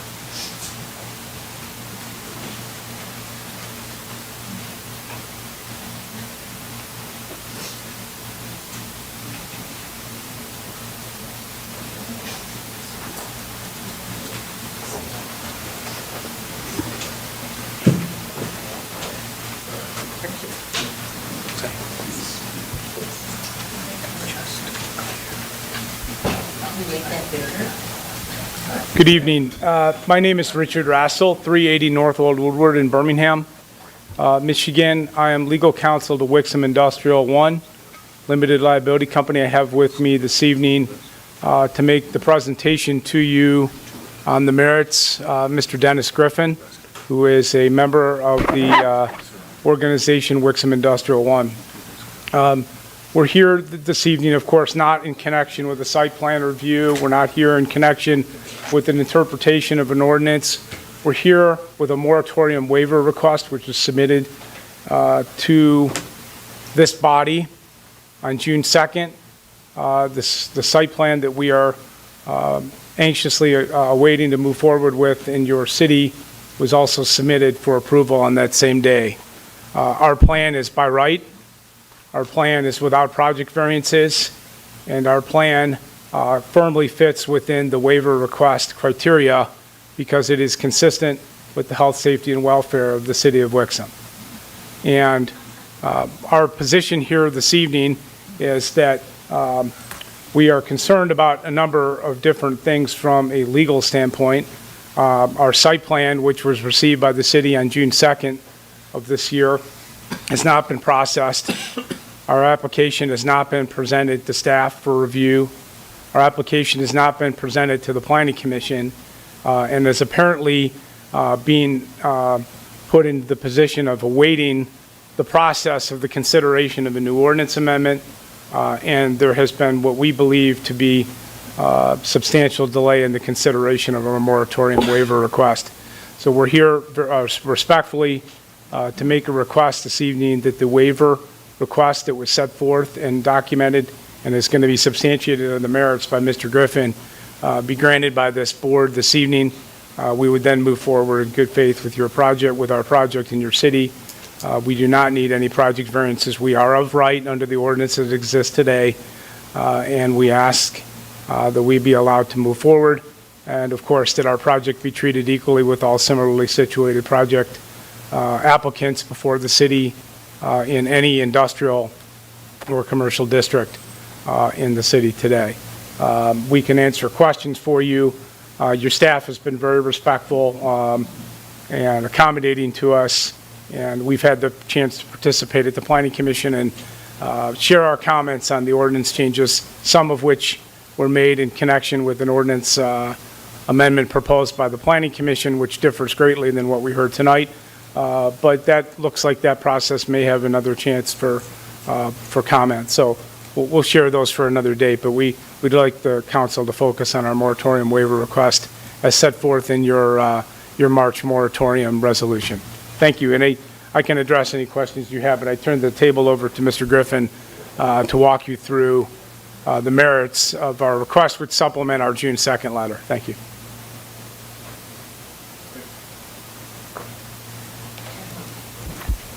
Good evening, everyone. My name is Dennis Griffin.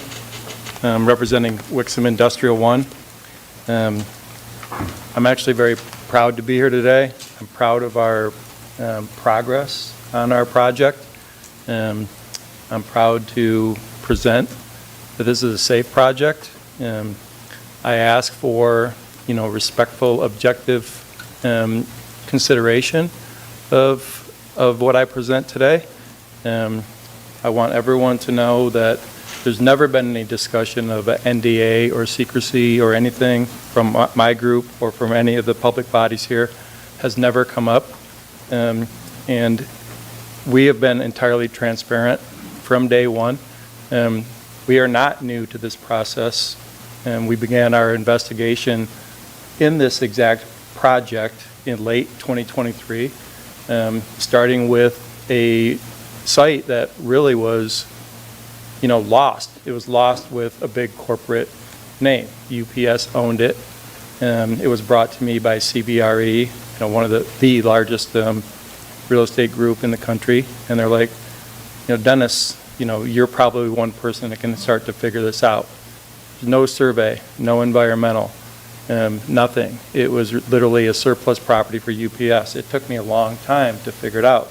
I worked very closely with Phil Sprague, who is our representative, immediately put me in touch with Mr. Benson, Mr. Pasalakva, and we dug in. We validated zoning, utilities, soils, access, all of it, the things that we would do as a sophisticated developer. And I'll stop there for a minute and go to my philosophy for development. I'm a corporate developer. I started out very much suit and tie. I got wiped out in 2008. Now I go more personal projects, fulfillment projects. I'm not looking for fights in any communities. The projects I do, generally the communities sometimes don't agree with it, but they applaud it when I'm finished. Projects I've personally designed, planned, been constructed with, and sold, still own, in downtown Royal Oak, the Hyatt Place, the apartments, Regis. That was my project. The mayor at the time asked me personally, said, "We need a hotel. Can you help?" I did help in downtown, now downtown Ferndale. Ferndale and Pleasant Ridge, there really is no downtown Pleasant Ridge. I did a complete redevelopment with my partners of a former steel factory, Walker Wire. It was a mess. We cleared out PCBs. We brought in a fitness center. We brought in tech companies. We cleaned it up. We worked with the city. We worked with the state. We worked with the agencies. We did a cross multi-jurisdictional project. It's beautiful. There's new housing. There's new apartments. It was clean. We're proud of it. I sold it to my partners and we moved on. We moved south into Woodward Heights and Walcott area in Ferndale. We have breweries there. We have Urban Rest Brewery. I was asked personally to take these young people under your wing and help them so they don't screw up. I don't come and trod across cities, never would. The overall arching idea of data centers is unfair. Data centers are produced by people that are good people that their wives love them. Mine does. I'm not here to do anything terrible to anyone, and I can tell you, yeah, she does. She really does. And I have asked, early on in the Planning Commission for the exact things that you all mentioned, respect. I said the things that the public bodies say, they affect me. The things that have been said about my company without knowing me. You're upset? I don't know if I'm upset. It doesn't surprise me. It hurts. It's not appropriate. The things that I would show you today, everything is thoughtful about this community. I don't build projects that I'm not proud of. I don't build projects that trod on municipalities. It is apparent that everyone has decided that's all that's going to happen. Open your minds a little bit, perhaps. If it's possible, who knows?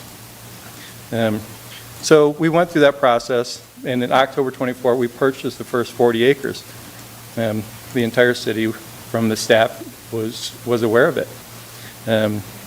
At that time, we had validated that data uses, data centers were by right. We didn't say, hey, we want to hide a data center. We asked. Said, yeah, it's by right. Our agent, CBRE, marketed it, broadcast it across the country for data centers. Wixom is a redevelopment-ready community, pro-business. That was the things that we were told to say because they were true. We did. We said those exact things. We have great interests because you're a business-ready community. That's the way I marketed it. That's what I believed. We also rezoned residential in that exact corridor from residential to M1. That's what you all wanted. It was a no-brainer. Residential doesn't fit there. So we consolidated property. We purchased an additional 15 acres. We presented a first data center site plan in October of 2025. We did. We presented it to staff, with my partners. We took comments, we modified it, and we presented another plan. That's the plan you have today. Our plan is a smart plan. It's one that's conscientious. It takes into account, setbacks, takes into account smart planning, repurposing buildings. We own buildings forever. We're not going to build a building that can't be repurposed. I'm an adaptive reuse developer. That's what we do. So that's the general project history. And I said to the Honorable Mayor here at a Planning Commission meeting, I come in peace. I do. I absolutely do. That's my essence. I'm not going to do a crappy project. Maybe I won't do a project at all. But if I do, it's going to be one we're all proud of. No questions asked. Excuse me. So for health, safety, and welfare, this is very important to me, and it's a very defined thing. In the moratorium, it says it shall not impact the health, safety, and welfare under the current ordinance. I can prove that to you, exactly, that we would not negatively impact these exact items. You have very good noise ordinance in place today. It's got a daytime, a nighttime. It's also got language that includes annoying and tonality and, those type of items. So we've considered it. We also looked and followed very closely your sound consultant. Maybe I missed one, but I was at every planning commission meeting. I was at the first public hearing. It was me, my team, and maybe one or two other folks. It wasn't this. This was, I don't know. I'm not upset at all about people being concerned and maybe even afraid. It makes a lot of sense to me. But I can help educate. I know more about these buildings and how to quiet them down, how to position them, than I'm sure anyone in this room, because that's what I do. That's my job. I know how to line up EC motors, serrated fans, how to point generator exhaust fans in one direction, how to put critical exhaust systems on them, how to do, canted sound walls. I can make a building virtually quiet, but you won't let me do a virtually quiet building when you can't even let me put it on my land. So this, it's not even knee-jerk. This is preemptive before you even let me present. I said the same thing to Planning Commission. Why won't you see my plan? No, because we don't like you. We hate data centers. Everything is scientifically available to fix. The data center world is going very fast. The people who are in it have made mistakes. You probably all made a mistake when you went to a Bitcoin mining 1970s building in Dowagiac. That's a Mack truck. We're working in Teslas. That's not the same. It's not close. That's right on top. I grew up in a small town. That's where factories were right across the street. We don't have that situation here. And I respect very much. I've driven all the neighborhoods here. I know where they are. I know that I can't send sound to them the way that you're afraid of. I just can't do it. It's physically impossible for me to do. And I'll show you that tonight. Physically impossible for me to do. So we reference the standards that you've presented to us. Existing ordinance, ANSI, EPA typical levels. We presented a receptor by receptor analysis that we are safe and we will not hurt the health, safety, or welfare. Single family apartments, and they're all way north of Pontiac Trail. By Corex or Cortex, I screw it up sometimes. And then I know where the other ones are in town. I know where the other multifamily is across Wixom Road. And there's an oddball receptor that is being measured now. It was approved as condos in a space, we're going to call it Receptor D, that's sandwiched between Pontiac Trail and a truck yard. I mean, that's tough to say that we want to protect residents, but also the city approved, front door is 15 feet off from Pontiac Trail. That's a 45-mile-an-hour, 5-lane highway that's humming 70, 80, 85 dBs. So who's getting protected all the time? Are we protecting everybody? Are we looking at every plan? Or are we just attacking data center plans? I would have never oriented those buildings that way. No way. I would never sell, I don't want to say anything about, someone else's property. But we got to look at planning in context. And we have to look at existing elements in context. Our site is 100% surrounded by industrial. I mean, it's not a large site compared to other data centers. It's the right size and right location in my not opinion, I'll show you that it's beyond safe. You know, it really cannot negatively impact the health, safety, or welfare of the city. And so our modeling basis is 65 dBA nighttime in Wixom. And we're offering that as a worst-case scenario because our equipment won't be that loud at the property line. When we have our gen sets right, our RTUs right, our screen walls right, we move them off from the property lines. We have the best equipment in terms of serrated fans, offset chiller systems. It's a Tesla, it really is. So here's some terminology that's from your consultant, and I think it's very, very important. Probably going to be hard to see, but I remember him saying that apartment next to a freeway, no one would live there, and I agree with that. But we also have a downtown, urban row housing on a major avenue. That's the plan that's between Pontiac Trail and Gibson. There's no question. You know, everyone would say Pontiac Trail is a major avenue, and that is row housing. We also have older urban residential areas. Not so much of that here. We have wooded residential and then the other areas of absolute decibel-based descriptions. These are from your sound engineer based off from published governmental data. This lays out what our basis from our measurement is what M1 is allowed to produce under your current ordinance. This is actually the same metric that will be in your new ordinance, the way it's trending. The operative measure is 70 days, 65 night at our property line.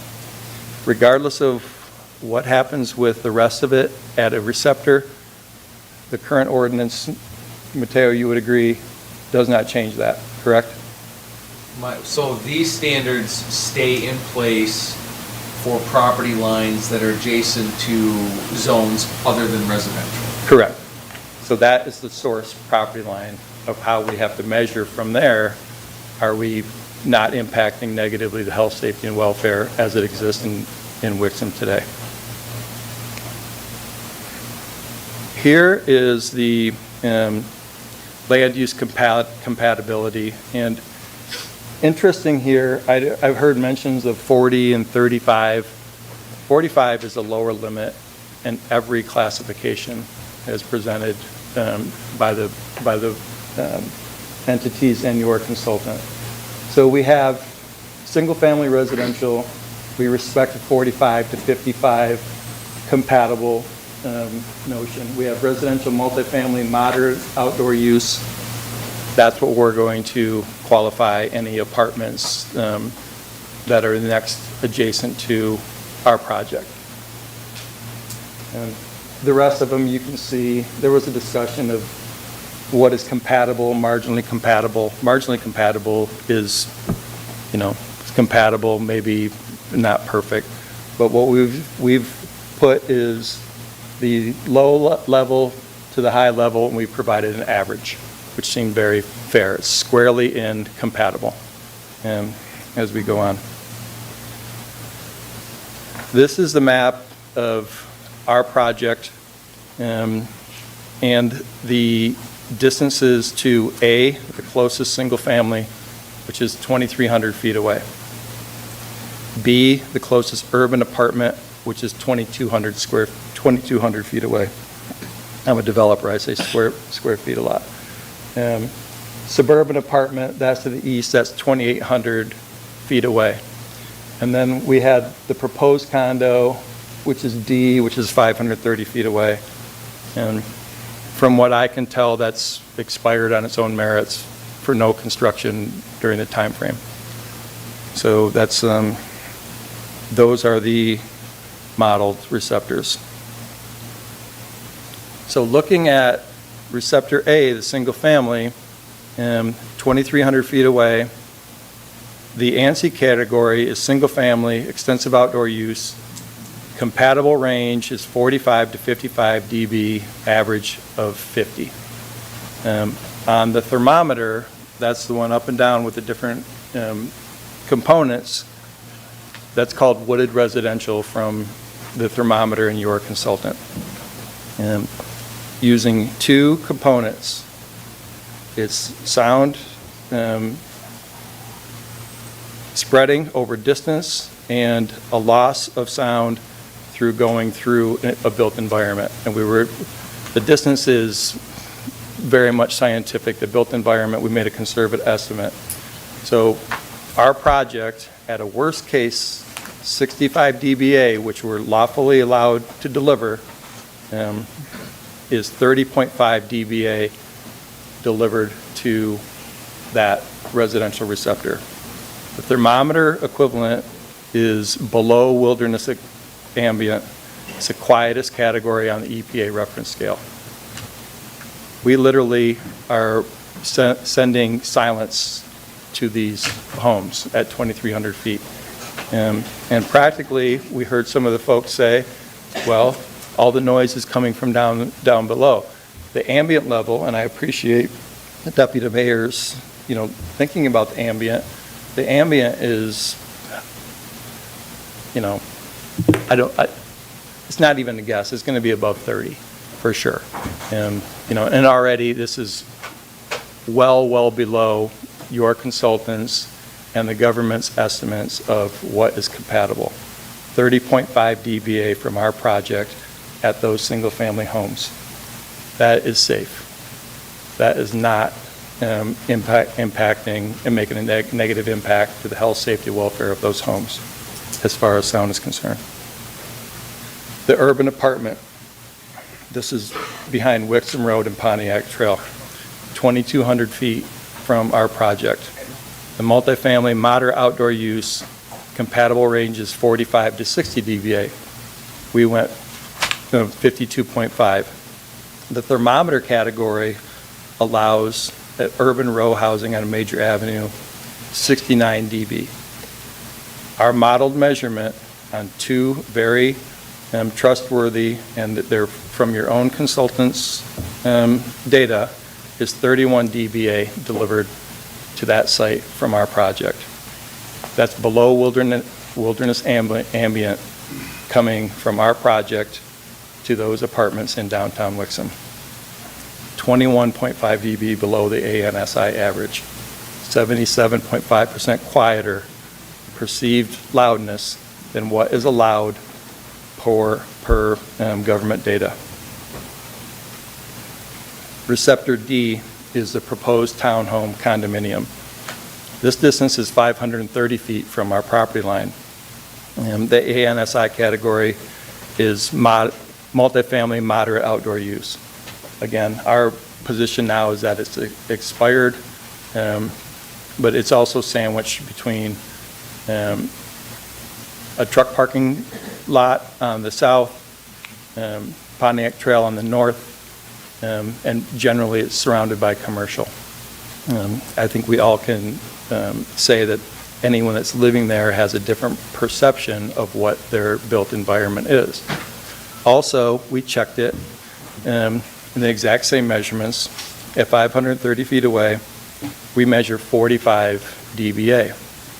This is equivalent to agricultural cropland from your consultant's thermometer.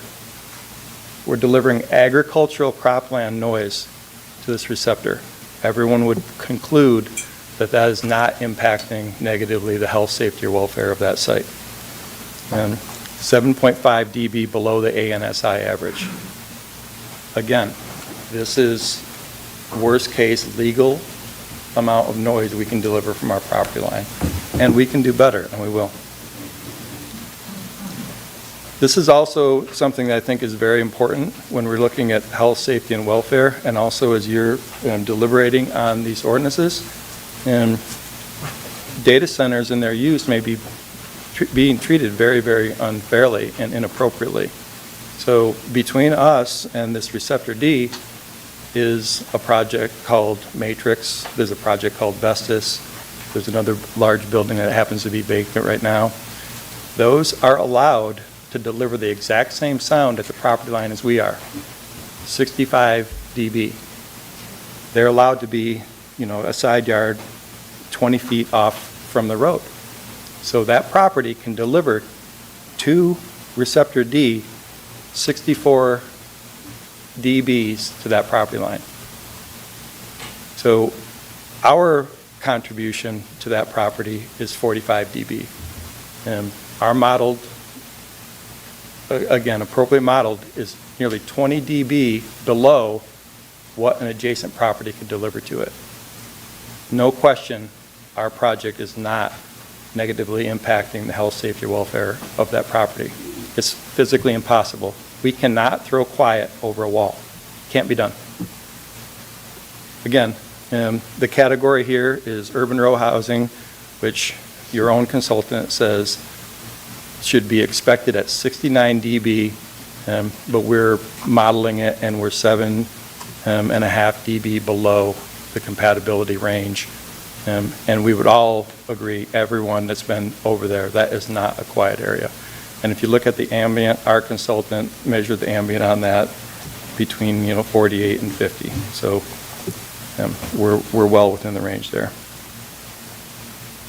So the conclusion here on noise, which is the number one concern across the board, is our project for the receptors that is defined cannot negatively impact the health, safety, or welfare as far as noise on those projects. I want to talk now about the project site and infrastructure profile. There's a lot of discussion and concern about power, water. It makes a lot of sense. Those are consumable items. A developer doesn't want to consume them. They're expense items. We don't, we're concerned about, having sewer charges sometimes coming out of sprinklers. I mean, we're not cheap, but we're efficient. That's one thing for sure. So our site characteristics, I'm going to show you some renderings of building design and the site massing. This project, and Drew and Mateo saw that early on, very early on, we were looking at a traditional built business park. We had some iterations where the first round of data centers were big. They were too big. They were 2 stories. They were not appropriately positioned for generators. And we had a session with Drew and Mateo, and we worked on it. We went back to kind of a hybrid of our first plan. And a big part of it was that exact thing, the concern. So what do you have with the building? I mean, obsolescence right now is in office buildings. Going to Troy, going to Southfield, they're sitting there vacant. People are putting self-storage in it. We left our geometry here to be universally ready for traditional industrial, most likely multi-tenant industrial. So you'll see our generator courts have a dimension that allow them to be pulled out, and they go into truck courts very easily. You'll talk about traffic impact and the comparisons to uses that are already permitted by right. The traffic is, ridiculously low comparatively. Some may say, well, that's tied because you don't have any jobs, but it also is not, diesel fumes, diesel noise, the wear and tear on the roads. That's a safety and welfare item that this project actually is actually predictable and improving those components. Infrastructure and safety, we verified very early on with the Detroit Regional Partnership, with Drew and Mateo and your DPW, and we worked together, and we got a VIP program together for this exact site. It's a site that's desirable for corporate use in Southeast Michigan. It's Detroit Regional Partnership, Oakland County, and we did it together.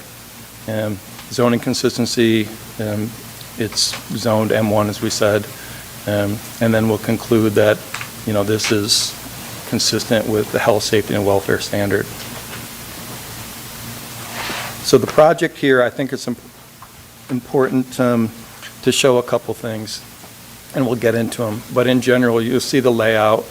The layout of the buildings, they are north-oriented to them, but that's actually to mitigate sound. And what we do is inside of the buildings, it's called an acoustic canyon. Our generators are contained, sound is absorbed between buildings, and it literally can't escape. We put a wall on the north side of this, we point the fan south, and this is quiet. Our generators alone are going to be delivering maybe 30 dBs to receptor D. That's the design of them. And on the roof, if we do RTUs, rooftop units, then those will have mechanical shields. But they're EC, electric controlled, variable frequency drive. What you heard in Dowagiac, those are belt-driven screamers, and it's a Bitcoin miner. I looked at it. I've had Bitcoin miners in my buildings. They're chaos. I mean, they're terrible. And them allowing them to continue to go, I think, is inappropriate. And I also think that some of the other large-scale data centers that are being proposed, including Lyon Township and others, they're not thoughtful. You know, they're parked right next to horse farms and apartment complexes, and a golf course is going to be turned into homes. You know, that's not the same context we have here, not even close. I think the Lyon Township was one of the reasons where people said, okay, we have to really start protecting. No one talked to me about it. Someone we've been working on for 2 years. What do we do together? You know, don't let this happen. No one said boo to me. You know, that's kind of insulting the way you were insulted. You know, it's very tough sledding when you're working with someone that long and nobody even talks to you and you're the expert. You know, we become the experts. We're here to help. We're not here to trot on any city. You'll also see that we're preserving wetlands, acres and acres of them. This was a decision very early on with my partner and me. It's like, you know, we can mitigate these. We can get them out of here. We can get more land. And we're like, why? You know, this can be a very calm Class A location. That was our choice. You know, we're a little bit longer in the tooth with the development. Those are the choices we make. We're making fulfillment choices. This is one. And we're not stretching the density here. We've got 50% impervious. We can go to 75 for your ordinance. That's 13 acres of land that's left here in the city. I think that's commendable. I don't think that's something to be afraid of a data center developer. I think that's someone that's doing the right thing. No one is going to say, yeah, you're right. I know. I don't expect it, but it is right. Here's an aerial view, more rendered, which shows our projects and the green areas, and that we're completely surrounded by industrial, every direction. I heard the man from Foster Floors. We're not right on top of him. Our generators are tucked behind. Our RTUs are up top, and they're shielded. You know, we've got a corporate location facing him, but still 600 feet off the road. 600 feet. To the north of us is Vestas. Right in between our generator yard is a large industrial building, providing that shielding, providing the exact shielding that people want to see. This is thoughtful design. The next step between Receptor D, as we're calling it, is a 24/7 truck yard. No, this is not us deciding what is the built environment. That was the city that approved that use. That was the city that zoned this. So we're working with the environment the best we can. And we believe in data center use done right is a Tesla. It's not a Mack truck. This will show the context in different directions. This is a northwest view. You'll see the large industrial buildings. What you don't see with the other industrial buildings is this much green space. You won't find it. You might find some, you know, different areas, but people that have done a complete park, they haven't left it this green. No one's contemplated that. Everyone else is saying, how much can I get? We're not saying that at all. This is a northeast view. Getting a little more context. I guess that would be going towards town. So there's the intersection of Old Wixom and Wixom Road, and then there's Gibson Drive and Pontiac. That is not a quiet area by any stretch. Any noise, any tones coming out of our project Already, we're limited what can be at the property line, but they're masked. Anything your sound engineer will say it, we know it. The next thing that comes out of there is masked. The sound is masked. We cannot literally negatively impact the health, safety, and welfare of the city. It's practically scientifically impossible for us to do it, following the rules of your ordinance. This is the southeast view. Again, the same context. We're surrounded by similar scale buildings, 100% surrounded by industrial. Then you can see now those are actually the gen sets. Interestingly, those gen sets, they're not going to be running all the time. They're going to be tested seldom, but it's practically the same device. It's inside of a tractor of a semi as a gen set, running all the time, running around the roads. Ours are in one spot with controlled testing. Here's the southwest view, just to continue recognizing the views. Site design highlights that are very important for us to communicate. The building depths are sized to the data halls, but they're also sized for future uses. They're 212 feet deep. They're very good for light industrial, they're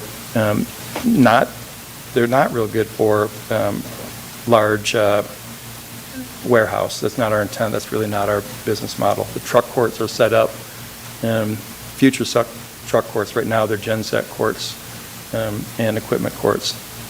The parking and access as designed in the plan is per the industrial M1 counts. It's perfectly set for a decommissioning plan if it has to come. We wouldn't wreck these buildings. We would turn the gen set courts into truck courts and bring in new clients. Shielded mechanical equipment. The equipment is progressively moves away from the north. The most attenuated equipment are the RTUs and the generators that are closest to the north. Progressively going south, they get further and further and further away. And our distance to receptors A, single family, the apartments, and even receptor D is at our property line. Very, very quickly, you're 2,200, 2,300 feet from single family. That equipment is now, 3,000 feet away. It's progressively further away. It's designed very smartly to have limited impact. The science is perfect on how distance and masking and stacking of equipment works. I didn't invent it, but I've studied it, and that's exactly how it works. It's immutable. And the efficient acoustic canyons by the building massing is very smart design, and it works for the gen sets. They have a different, I wouldn't say a tonality. They're more of a rumbler, but they also, because of their design, they're easier to mask. You can grab that sound next to buildings. You can grab it next to acoustical walls, and that's exactly what we'll do. And the campus is secured. There's minimal strain on public utilities. Absolutely secure campus. It's full access maintained for fire and life safety. This is vacant land today. Every building is going to be brand new. Every roadway is going to be designed per your standards. Stormwater is per Oakland County and your standards. Every impact of this building is better than even some of the things that Drew mentioned, a project that may go into an existing building.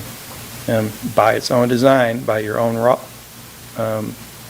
rules, and we were obligated to follow them, we can't negatively impact the health, safety, or welfare from that site. The scale is appropriate. You've seen it. Our buildings range from 130 to 200,000 feet. That's the range of buildings that are floating through that neighborhood, no question. The traffic impact is quite telling. The average daily trips, if this were built out as M1, is 1,200. Ours, from one of the most qualified traffic engineers in the country, is 310. It's 950 fewer trips. The AM trips are 191 lower PM trips are 300 lower. Daily truck trips, 182 lower. Very, very significant reductions and predictable for a very controlled environment. It's healthy, safe, and good for the welfare. Infrastructure and site design. The water system is already in your proposed ordinance. It's also smart design. It's a closed loop system. It's a combination of glycol, water, and it's filled once and it gets topped off. That's it for water. That's the way it works. You know, it's less water than a golf course. It's less water than a whole host. You know, one of our early groups that was looking at this was a bottle packaging company for soda. They've been consuming water like crazy. We're not even close. That same use could come in here anytime. You know, we have a limited water use, probably the most predictable and lowest water use of most users. Industrial processes use much more water for cooling, and it's going to go in the drains. This doesn't go in the drains. We're going to have toilets, we're going to have restrooms, we're going to have break rooms. Minor. Electrical service, yeah, we will build our own substation. That's the location that Drew was talking about on the site. It's about 5-acre substation. It's smaller than our original plan. That was about 1 million feet. You know, we have 200 megawatts. It sounds like a lot. It is a lot. But it's a third of the size of Lyon Township. You know, it's, what is it, 1.4 gig for Saline. That's, 7 times as much. Lyon Township is 170 acres. We're 50. We're not even using 50 of it. We're reserving 13, so we're using 40. I mean, this is the appropriately scaled project that's not going to impact your city as you're all like immediately assuming. Thank you so far for the open mind on this. The utility rating impact. I can tell you our deposits with DTE already. We make deposits with them. We're like, what do we need to deposit? Like, because the law is nothing, including your studies, can impact any resident. Everything that we spend in that site by law, by DTE, and by the Michigan Public Service Commission says that we are not even allowed to impact the rates for your residents. We can't do it, even if we tried. Couldn't do it. Fire protection, it's fully sprinkled buildings, brand new. It'll be inspected by the city.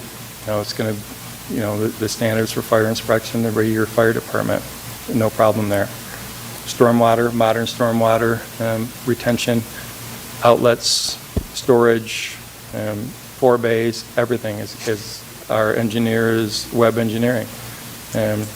He drew most of the buildings in Oak Creek and Century Park. He knows your city very well, personally. He's one of the best. Impervious coverage, we talked about it. We're 50% proposed impervious versus 75%, which we could do by right for industrial. 13 acres. 13 acres. That's not what a money-hungry developer does. They don't do that. That's what we're doing. Backup generators is something that I think people should learn more about. And they're not purposefully regulated by the city. They're regulated by the state for exhaust, for fuel, for performance, for testing. The testing there is required. It's so when they do fire up, they burn cleanly. And the fuel classification is combustible but not explosive. It's diesel. There's the best thing to equate it to as a semi driving around the road is the generator. It's really how it works.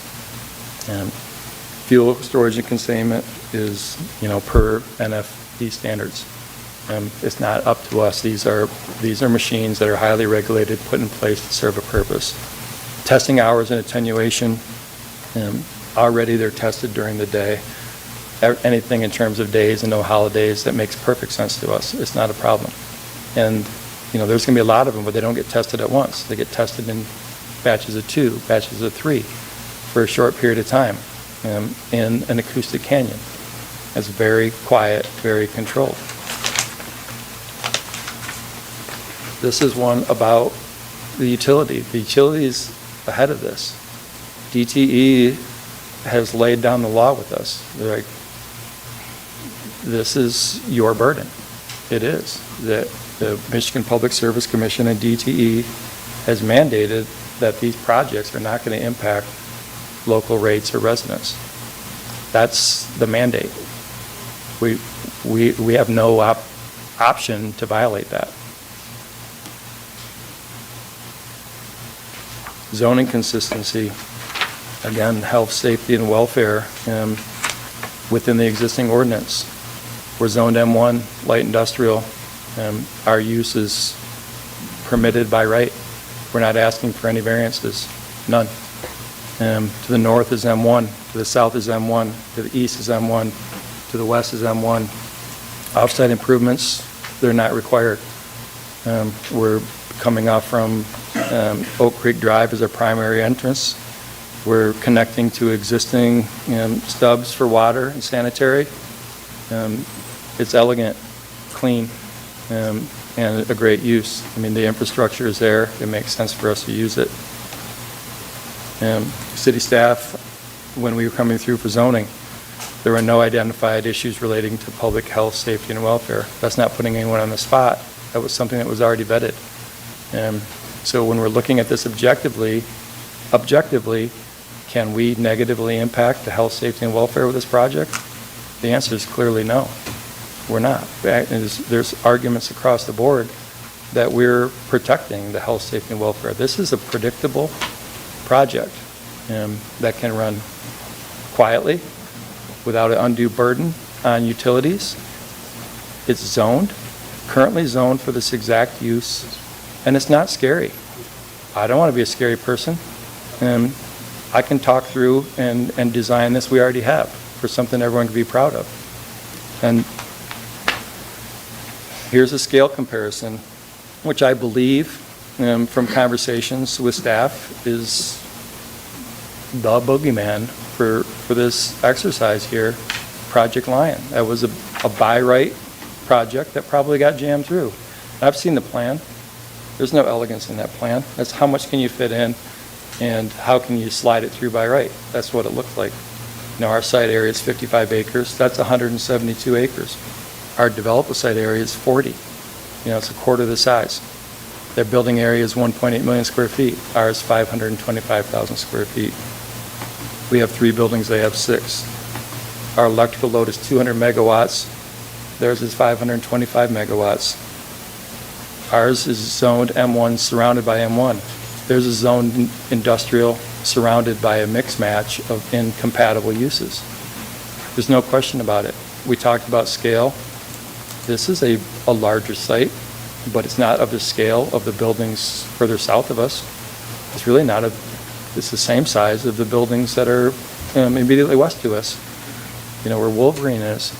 And it's the right scale and the right location. A third of the site of these that we've mentioned is nothing like Dowagiac. Is no comparability. We couldn't build that. You don't have the resources to let me mess up that bad. I think it was a big miss when people started pulling Dowagiac out as something that we're intending to do. That's a big miss, and I think that's something that maybe you could walk back because it's not the same animal. It's not even close. That's an abomination. I've had those people in my buildings, and I heard it. I've screened it. I hear it screaming.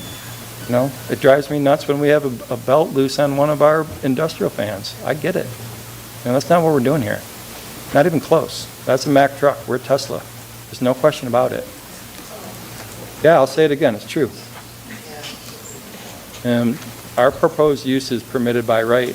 And you can giggle. It's fine.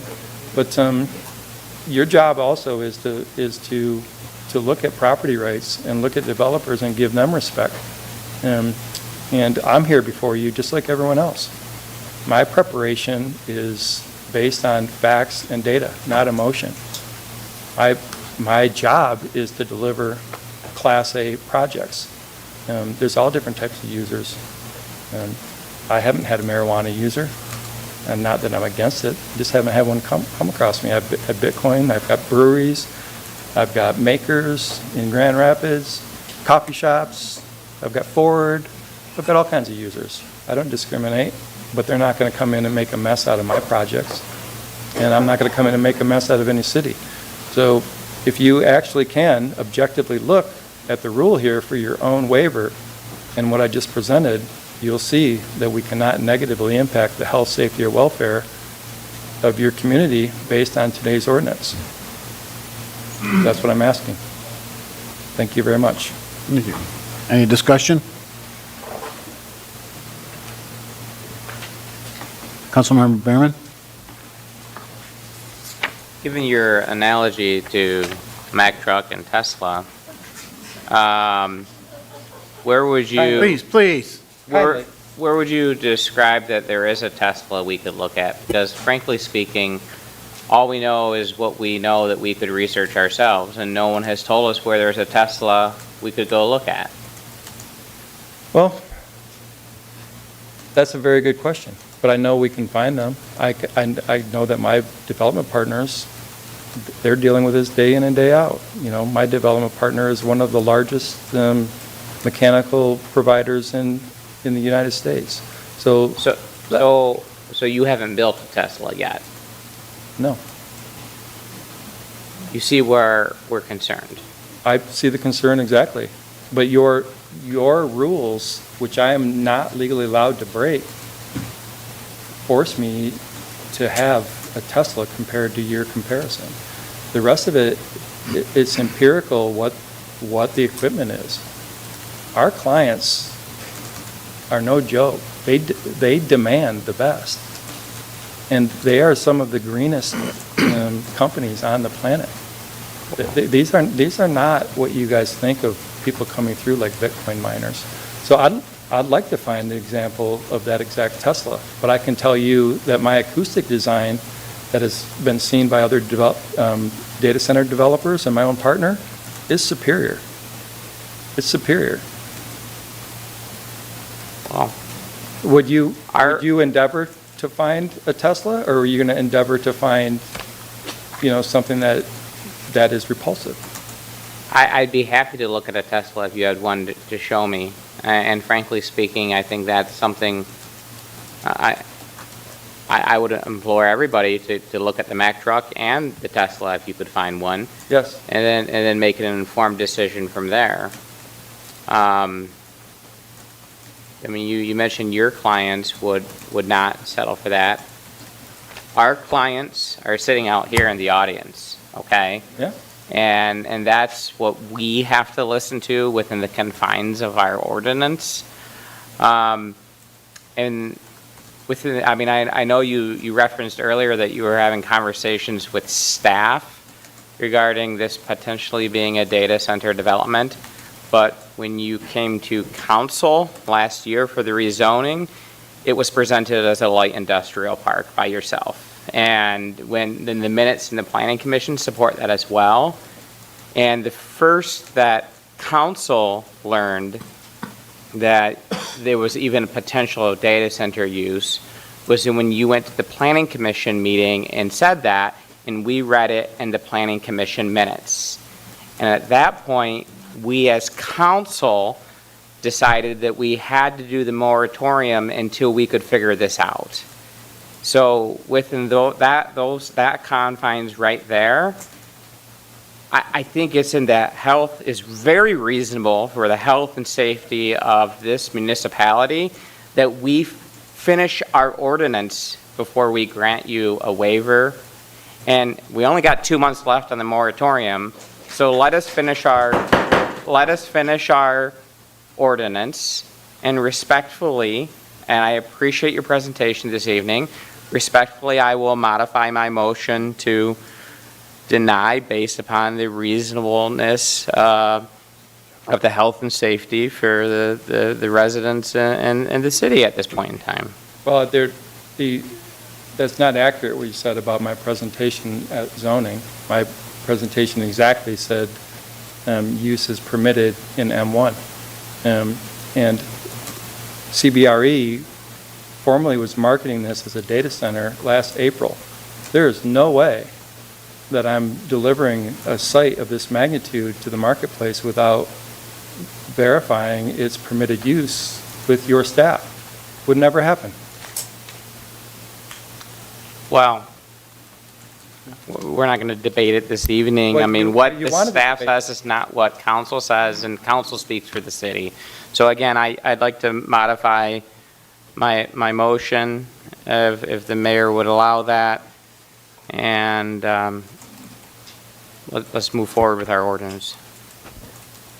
So you're going to withdraw the original motion? Well, the original motion was for discussion, so I'd like to modify or withdraw, however the attorney would like it, to deny the waiver request due to the reasonableness of the health and safety concerns.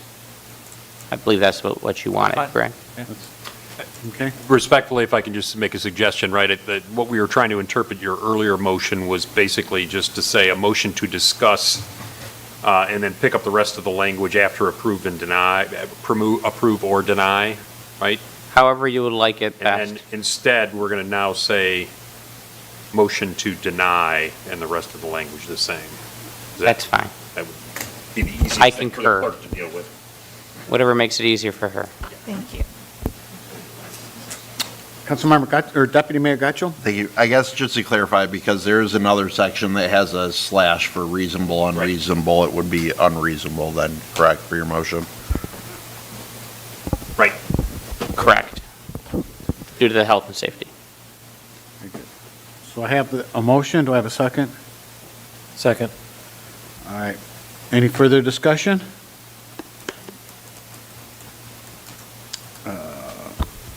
Let me make this clear. We have a motion by City Council to deny the request waiver from the adopted resolution imposing a temporary moratorium on the establishing, permitting, consideration, approval, location, construction, and/or installation of any data centers in the City of Wixom, to permit the review of a site plan application for a proposed data center at 30625 South Wixom Road, parcel identification number 22-06-200-049, as requested by Wixom Industrial One LLC, due to the request of unreasonable as it relates to the potential health, safety, and welfare impacts in the city. Is that correct? All right, that's the motion and a second. All those in favor, please signify by saying aye. Aye. Opposed? Motion carries. Thank you.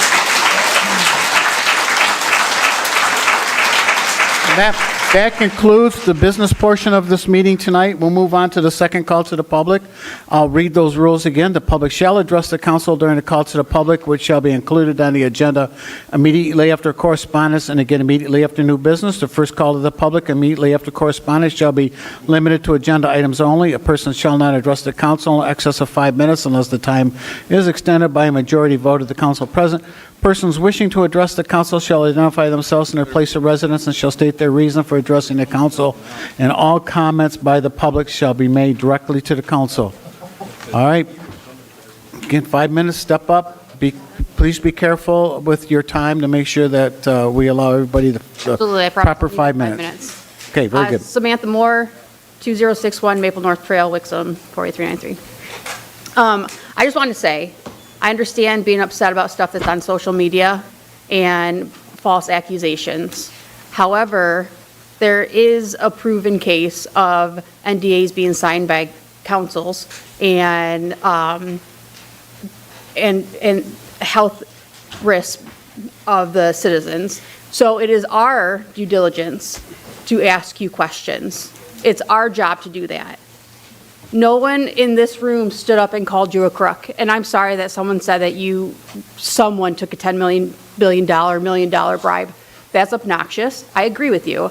And, apart from that, I do appreciate the due diligence that you guys have done and your attention to detail. Deputy Mayor, your points were fantastic. Councilman Berman, fantastic. But you have a lot of people that work today. I started my day at 4:30 in the morning, and I'm sure a lot of you did too. I did not come here to be reprimanded on comments on social media.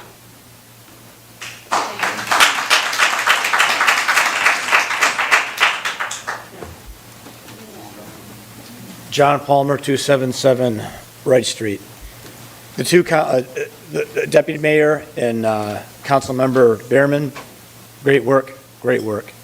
I just wanted to make a comment, a concern that the attorney that was here last at the zoning board meeting I was at commented that if you don't do something about extending the moratorium, there's legislation moving through the state that may prevent you to extend the moratorium. Maybe I got it wrong, but the last attorney made that comment. And I would really be terrified that we kick this down the road another couple of weeks, and God knows, the state of Michigan does something that prevents you from doing what you want to do. I really, really appreciate the emotion of the crowd and the emotion that you share that we don't want this in our community. And if we're going to have to take it, the 500-foot property setback on their own property, it would be great if that could be in addition to the 1,500. But what you cited from Kentucky, there's a lot of stuff out of that think tank that is verifiable, that is not a matter of Wixom just wants to make it so hard for you, you can't come in, and then they sue us on that behalf. So really great that Kentucky's doing that. Thank you very much for doing what you do. Thank you for having our back. And if you took a $10 million bribe, what the hell are you still doing here?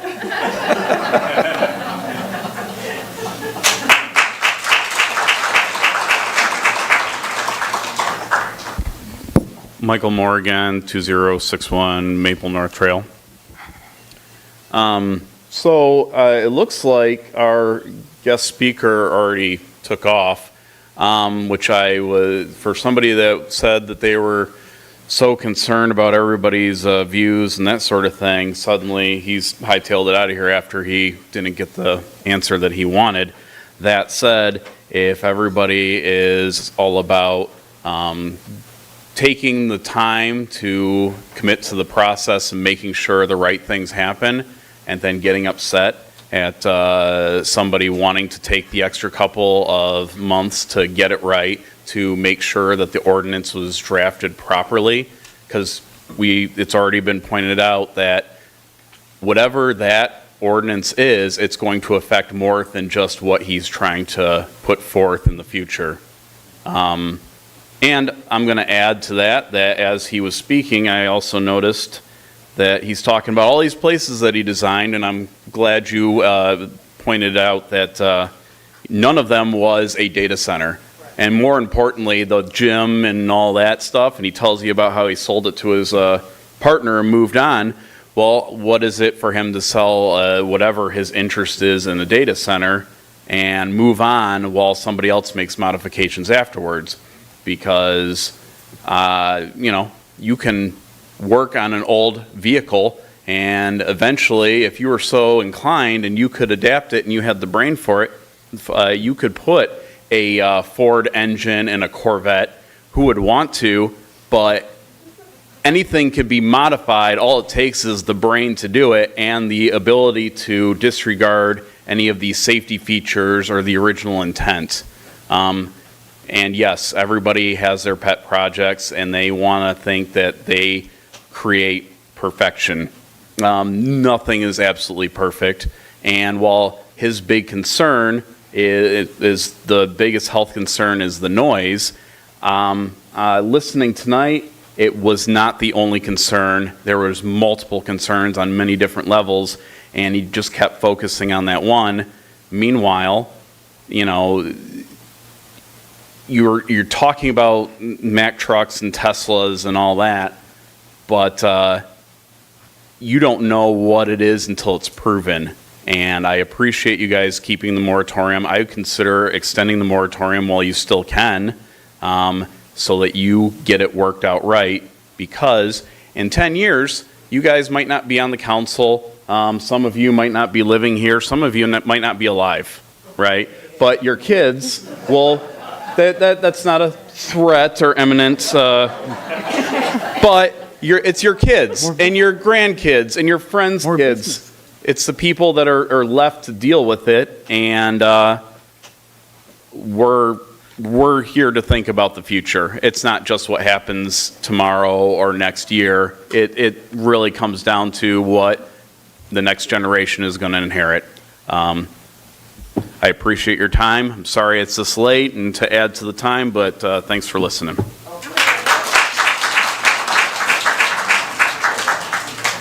For someone who doesn't like to speak in public, here I am again. Kelly Shruba, 2487 Grasmere Lane. And again, sorry for my emotional responses to things, but it's how I roll. Because we're all here because we care, we're tired and everything. And again, thank you so much for your due diligence and taking the time to drive across town to see the Mack truck, you know. And honestly, as far as I'm concerned, it sounds like a cyber truck, saying. But I can't help it. But in my questions, and I'm so glad that so many of you brought up more. I want to know why we're so, I mean, they do have a property already, they do have a request already, but what is our obligation, I mean, to make sure that they have what they want when we're the residents? And I didn't appreciate, I mean, at the time he mentioned in 2008, I was homeless living on my friend's porch. Don't tell me your worries, dude. You're here to do a job, we're here to do a job. You guys are doing excellent. I don't understand what our obligation is to give in to their timelines when you are all looking into our timelines for life. Water was barely mentioned. Water is our most, I brought it up last time I spoke, but water is our biggest concern because you really just can't clean it by flushing, and I can't even keep my washing machine clean, much less for what they're going to do with this stuff. I just really felt the negative response of that contractor to say, like, shame on us for wanting a good community. How dare he? I'm sorry, I've had a lot of jobs and I've worked with a lot of personalities, and I didn't think that was fair to you city council members, and I don't think it was fair to us. And I do appreciate the extension of the moratorium, and I don't know why we can't extend it with all the things. Why do we have to make it so that it fits what they want?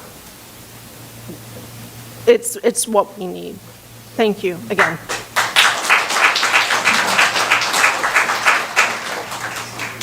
Okay. Heather Perush again, 1658 Brookside Court. Just want to say that this evening, hearing you guys speak, hearing everyone out here, restores my faith in democracy a little bit. So I appreciate all of your due diligence. And I'm not going to get it right. Deputy Mayor Nolan, hats off to you, man. You hit every nail on the head, and you're, as someone who had to rewrite her HOA bylaws, and it was the most painful thing I've ever done, your attention to detail and everything is just so appreciated. So thank you. Just a couple things. As I was hearing about different people talking about the ordinance, there's a couple things I wrote down that I wanted to note. The first thing that I heard about was, which I didn't know, but this Michigan zoning law. One of the things it said was you cannot restrict the use for demonstrated need in an appropriate location. Obviously, this is bigger than all of us, but I would just ask who deems what is a need, because I'm sure it's not anyone in this city. And also, an appropriate location and the size of our town, I would also say we don't necessarily have that. So bigger than us, but just something that brought to mind. I also, another member had said, if we went heavy industrial, does it make anything more restrictive or give us more leniency? I just think something to consider. A couple of the smaller nuances about the ordinances that I would just say consider that kind of came up to my head.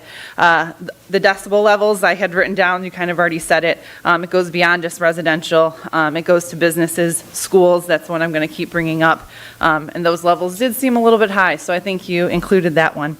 In addition, one of the things that the last speaker just said too, it was constantly about the sound, constantly about the sound. I had brought it up earlier, and it's something that I didn't hear in anything of the ordinances that I would ask you to consider. I know we talked about water and putting things back into it and the cleaning, but air and water quality testing at different locations, similar to what you're doing sound, I think that's something for consideration. And then the one that I didn't hear anything about that I'm going to focus on is, again, what I'm going to call the EMF, ELF, RF radiation exposure. That was not talked about at all, and I just have a couple of quick facts. these are different types of electromagnetic field radiation. So not typical to what we normally see with x-rays, but things that even though we don't have the science on the data center EMF studies, it's exactly the same exposures and things that are getting off by power lines and power plants. We have decades and decades and decades of data. And what that shows us is that it takes 3 to 4 milligauss of that exposure to cause negative health effects like miscarriage, asthma, obesity, Alzheimer's disease, and childhood cancer. 3 to 4. Our federal government has set these levels at 2,000 and 9,000. So consider putting in some kind of testing about these EMF levels at different locations, just like sound, to understand the impact not only the plant or the data center has, but also any power lines they're considering adding or any power sources. Because what happens is that electricity that's needed to power that data center ends up with all of the EMFs additional in the surrounding areas. So it wasn't talked about at all. And again, I'm going to go back to my daughter who is here. When she is sitting in Wixom Elementary for 8 hours a day for 9 months, and she's 1,500 feet away from this, I want to know that there's not crap flying in the air. Give me my tinfoil hat. But let's make sure that the things that we don't always talk about, like sound, are not something that's going to affect our children for years to come. Thank you, guys.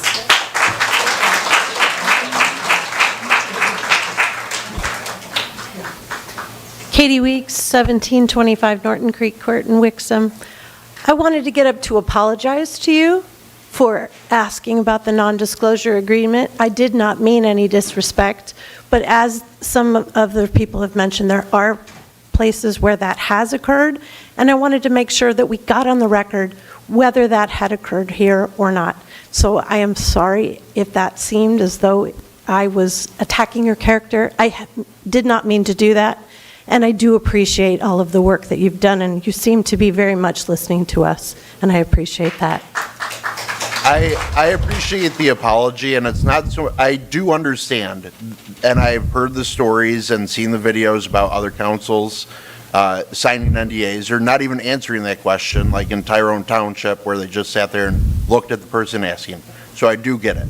The main issue, though, as I stated, is I view you all as neighbors. We haven't ever met, but there isn't an attempt to know me or ask about me or go read about things. So that's where it comes from. Like, I'm always open to questions from residents, very available. Well, I've been very impressed with what you did today, so when your name comes up on the ballot again, be assured that you have someone who appreciates the work you're doing.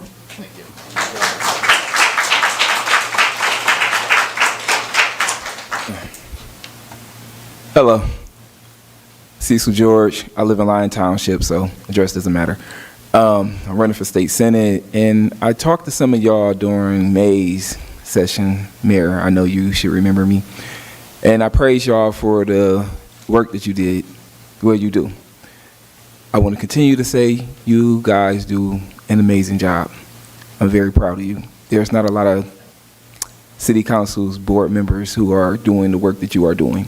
Y'all are very proactive. And I said that before, and I'll say it again. Thank you. Also, gotcha. I don't know if I'm pronouncing your name right or wrong, but one thing, you cannot set a community benefit agreement. It's not legal, but you can set a development plan that's basically the same thing and force them and hold them accountable for those things. Other things are, you want to set a wellhead protection because you do have residents on well water, and that'll help, at least make them feel more secure with what's going on. Like I said before, these are y'all residents. I've been to Dowagiac twice, once just to hear the data center, the other just to see what it's like on a holiday and with a data center by their homes. Still wasn't pleasant. It was very sad. So I'm just saying what you guys are doing is great. Make sure that you're putting in every protection that you possibly can. The noise level is still a little high, but like I said, he covered everything that I was going to say, and that's it, Hey, here we go, baby. Hi, I'm Sanaya George, and I live in Lyon Township, and I think you guys did a very good job tonight. However, even though I don't live here, can I please ask you guys one thing? I'm already getting a data center in my area. That's just gonna happen. I want you guys to please make sure they don't get it.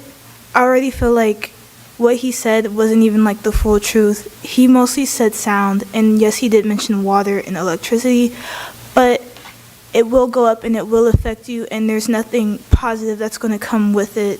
You're not getting any new jobs, and as you already know about the water and electricity from past data centers, I just want you to please think about it some more, even if you decide to change your mind. That's it.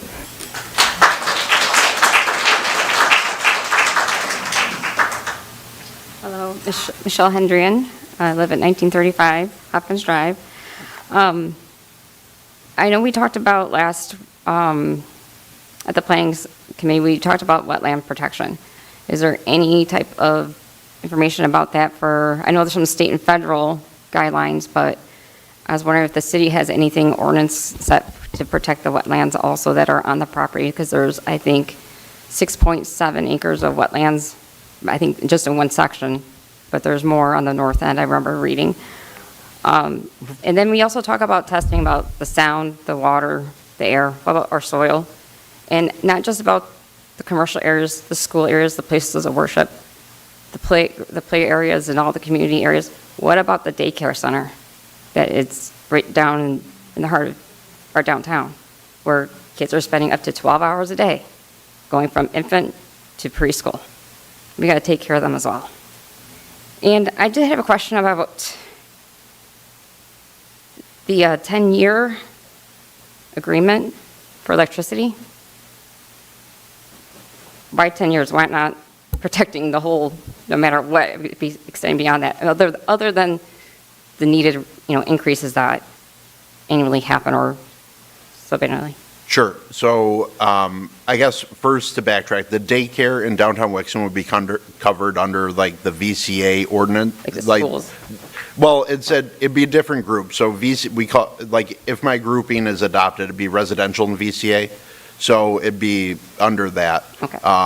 And even their map kind of mixes up what is VCA and residential. Like they had the nearest residential at, I think, 2,300 feet, but realistically, the one that they have as receptor D is the edge of VCA, which we also consider residential because it can, and that's only at 530 feet by their own map. In terms of the 10 years, I think that is, honestly, it could use more research. I think it's just based on the likelihood of DTE coming through and needing to upgrade things. For example, and I don't know, we've been discussing with DTE about plans like for West End Commons. We don't want the overhead power lines there forever. How long does it take to bury those? We've been talking for Chambers Drive and along Pontiac Trail, widening that sidewalk on the north side of the road. Like getting rid of the overhead power lines in the downtown area. And it seems to be like years and years down the road. I don't know the exact. If it turns out that it's longer, then I'm open to longer.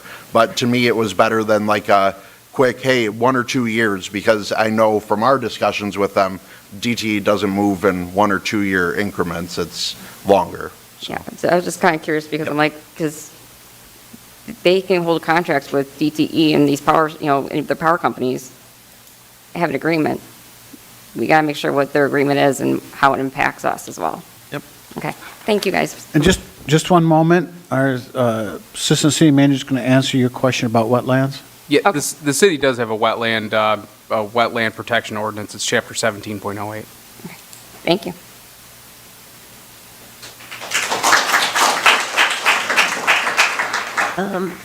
I'm Mary Harper. I live at 1614 Brentwood. And if I stutter, I'm sorry because I'm cold because everybody left. I just, and this is probably my fault, shame on me. Trying to read the minutes, I read the agendas and the minutes, but you almost got to be like a lawyer to understand most of what's going on. But when I was looking at Mr. Griffin's presentation, I noticed that it was 3, not a data center, it was 3 data centers. So how does that fill in with like the noise factor? I mean, if you got 3 going, does that change the decimals versus one big one? Or is it all the same? I don't know. That's just a question I'm raising. If I can interject real quickly, Mayor, Sure. on that one. It's something I considered saying something about earlier. There was much talk during the presentation about sound levels and can't possibly do this and can't possibly do that, and references to a study. City's not been made privy to that study, so I can't speak to that study's veracity, methodology, or anything else. The city's not seen any study that relates to that sound issue that he kept citing over and over and over. I mean, is that something we want to check to make sure that 3 data centers is the same sound level as 1 data So center? my point is we can't answer that question because Okay. we haven't seen the sound Oh. study that he prepared. I think the question is, how would we treat that? Right. And they're all on one parcel, so it would be treated as one development, not 3 different developments. Right. Correct. Yeah. And I didn't want to focus on sound because last week was a very lengthy sound, and this presentation was just as lengthy.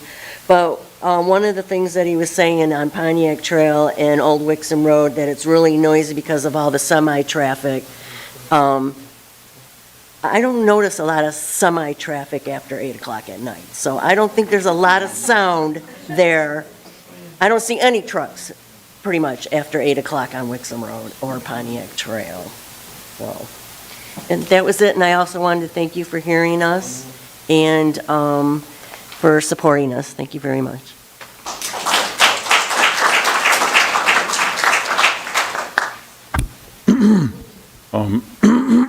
Excuse my voice. Real quick, I want to thank you for... An address again, please. Oh, Donald Gambrell, 272 Wright Street. I want to thank you for representing the people and understanding that that we are the hierarchy above all government. And thank you again for representing us.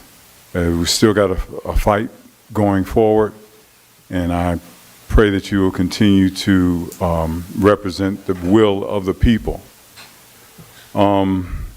Just a little bit about myself. I served with the 101st. I'm an Army Airborne Ranger. I served as a police officer for 2 decades. I have a will to protect and to guard people. I just want to say that this gentleman that came up and expressed, everything pertaining to sound and different other things about pertaining to these data centers. I just wanted to point out that the city of Wixom, I don't know if you realize it or not, but the city of Wixom is already strained as far as ecological destruction. Okay, we're dealing with PFAS already in the water. We're dealing with air pollution. I'm dealing with me and my wife have fought the Corex Corporation since 2022. I've been filing the reports with Eagle, and am battling with the Corex Corporation because they continue to emit carcinogens into the atmosphere. And I've dealt with them on water runoff to this very day. Even today, I had to make a report yesterday with Eagle and a report today. And this is since 2022. So my thing is, and we dealt with Tri-Bar dumping tens of thousands of gallons of carcinogens into our water systems. Kids couldn't even go to the beach.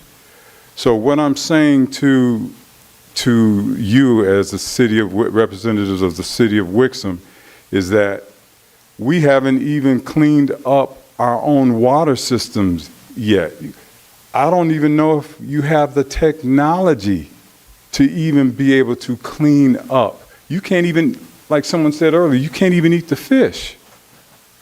You can't even go fishing and eat the fish. So if you can't eat the fish, the water is still poison. So, and then you have this corporation, which is 700 feet from us, off of Old Wixom Road and Pontiac Trail, which is where everybody comes together to have these events on Thursday.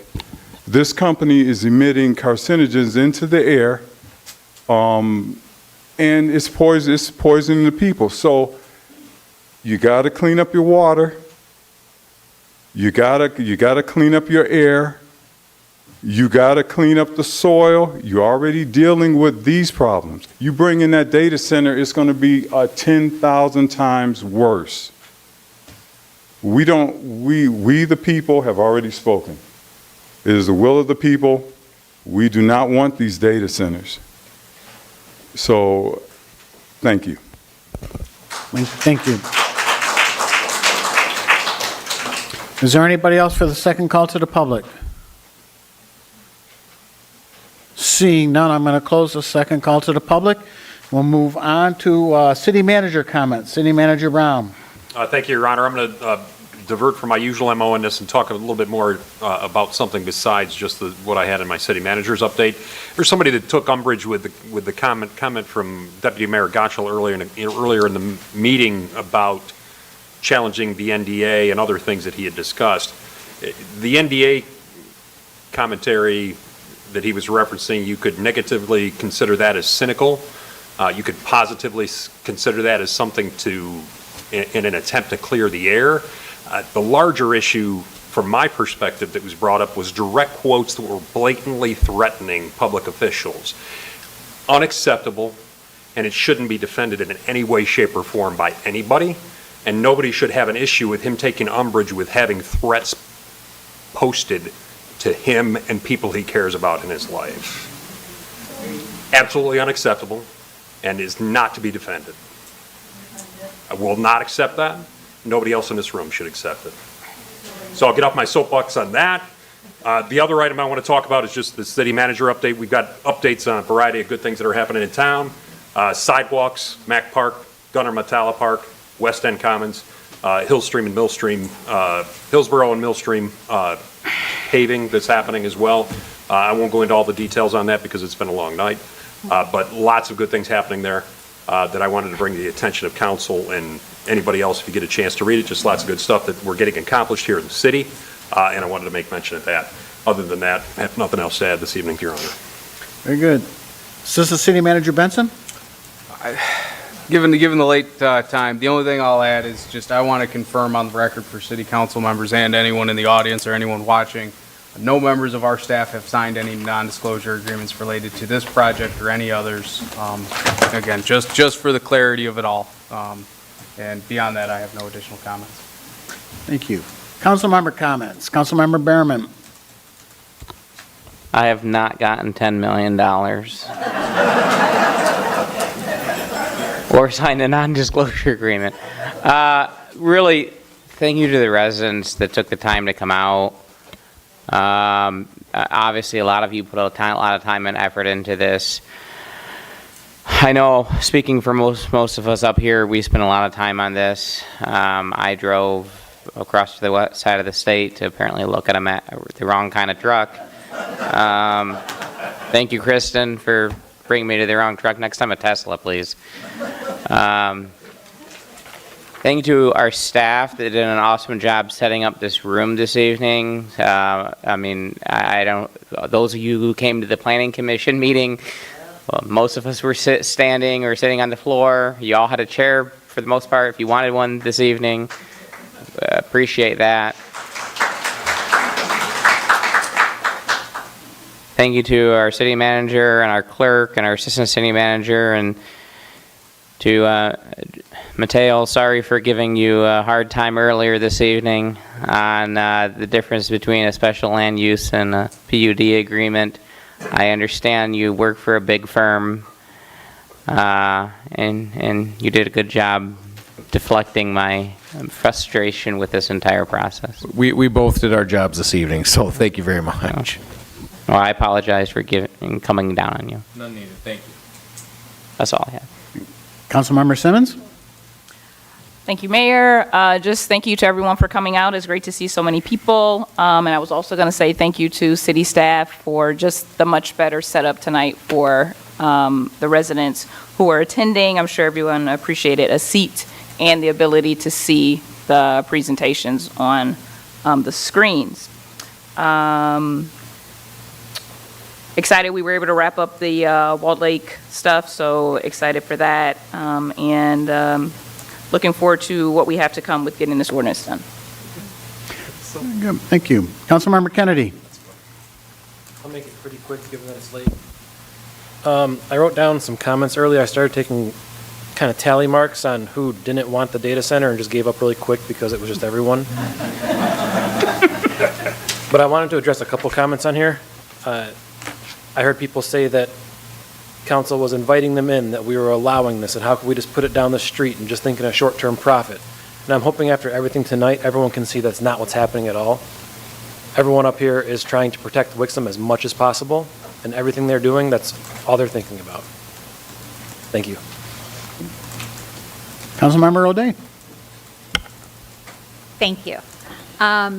Thank you all for being here, and to all of you who are still here and, you know, in for the long haul. We really do appreciate that and your support. I think, ma'am, you had said thank you to the council for supporting you all. No, thank you all for supporting us and being here tonight and having your voice heard. You know, this kind of reaffirms, I think, a lot of our faith in local government, right? In government as a whole, but also to see that local government can really affect change.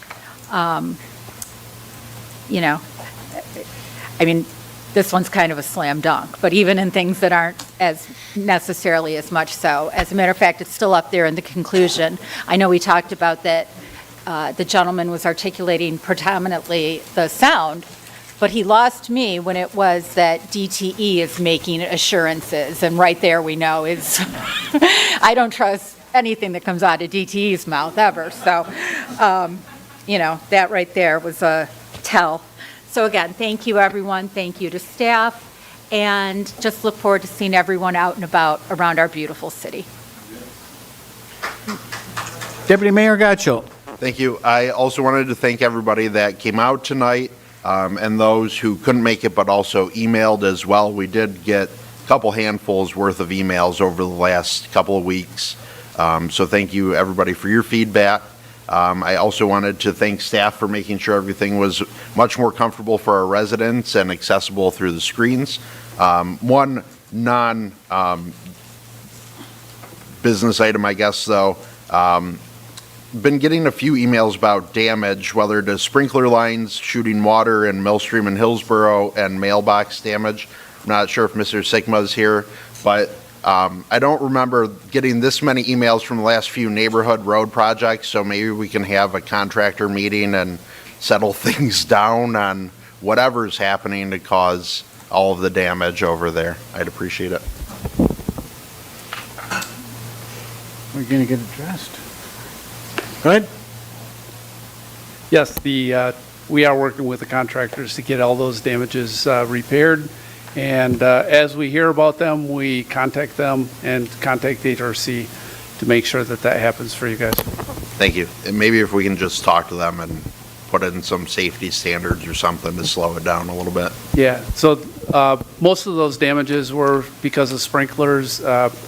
With the curb and gutter work that we've done and some of the sidewalks, it's going to happen that way. And they have, like I said, as soon as they know about them, they repair them. I think we have a good contractor, and they've been very responsive for us. Okay, thank you. Thanks. Good. All right. And I want to thank everybody for being here tonight, and thank you to city staff for making the arrangements so everybody gets a chair and has a great view, and we got sound and things like that. And I just want to bring attention to a couple of events that happened past week. We got involved with a police chase, and the bad guy rammed two of our police cars, and I'm very thankful that none of our police officers were hurt in the incident, and he was captured, so hopefully we can take care of him and get some insurance money from him to fix our cars rather than have you guys pay for it. And then last night we had a big fire in one of our major businesses in the city, and I went up there, and, you know, it's 85 degrees. These guys got 50 pounds of equipment on, and they were not worried about the heat or anything like that. They were worried about getting the fire extinguished with as little damage as possible, and I was very impressed with that. So thank you to the fire department as well for what they do for us. And with that, do I have a motion to adjourn? Support. All right, I got a motion and support to adjourn. All those in favor? Better say aye. Aye. Thank you.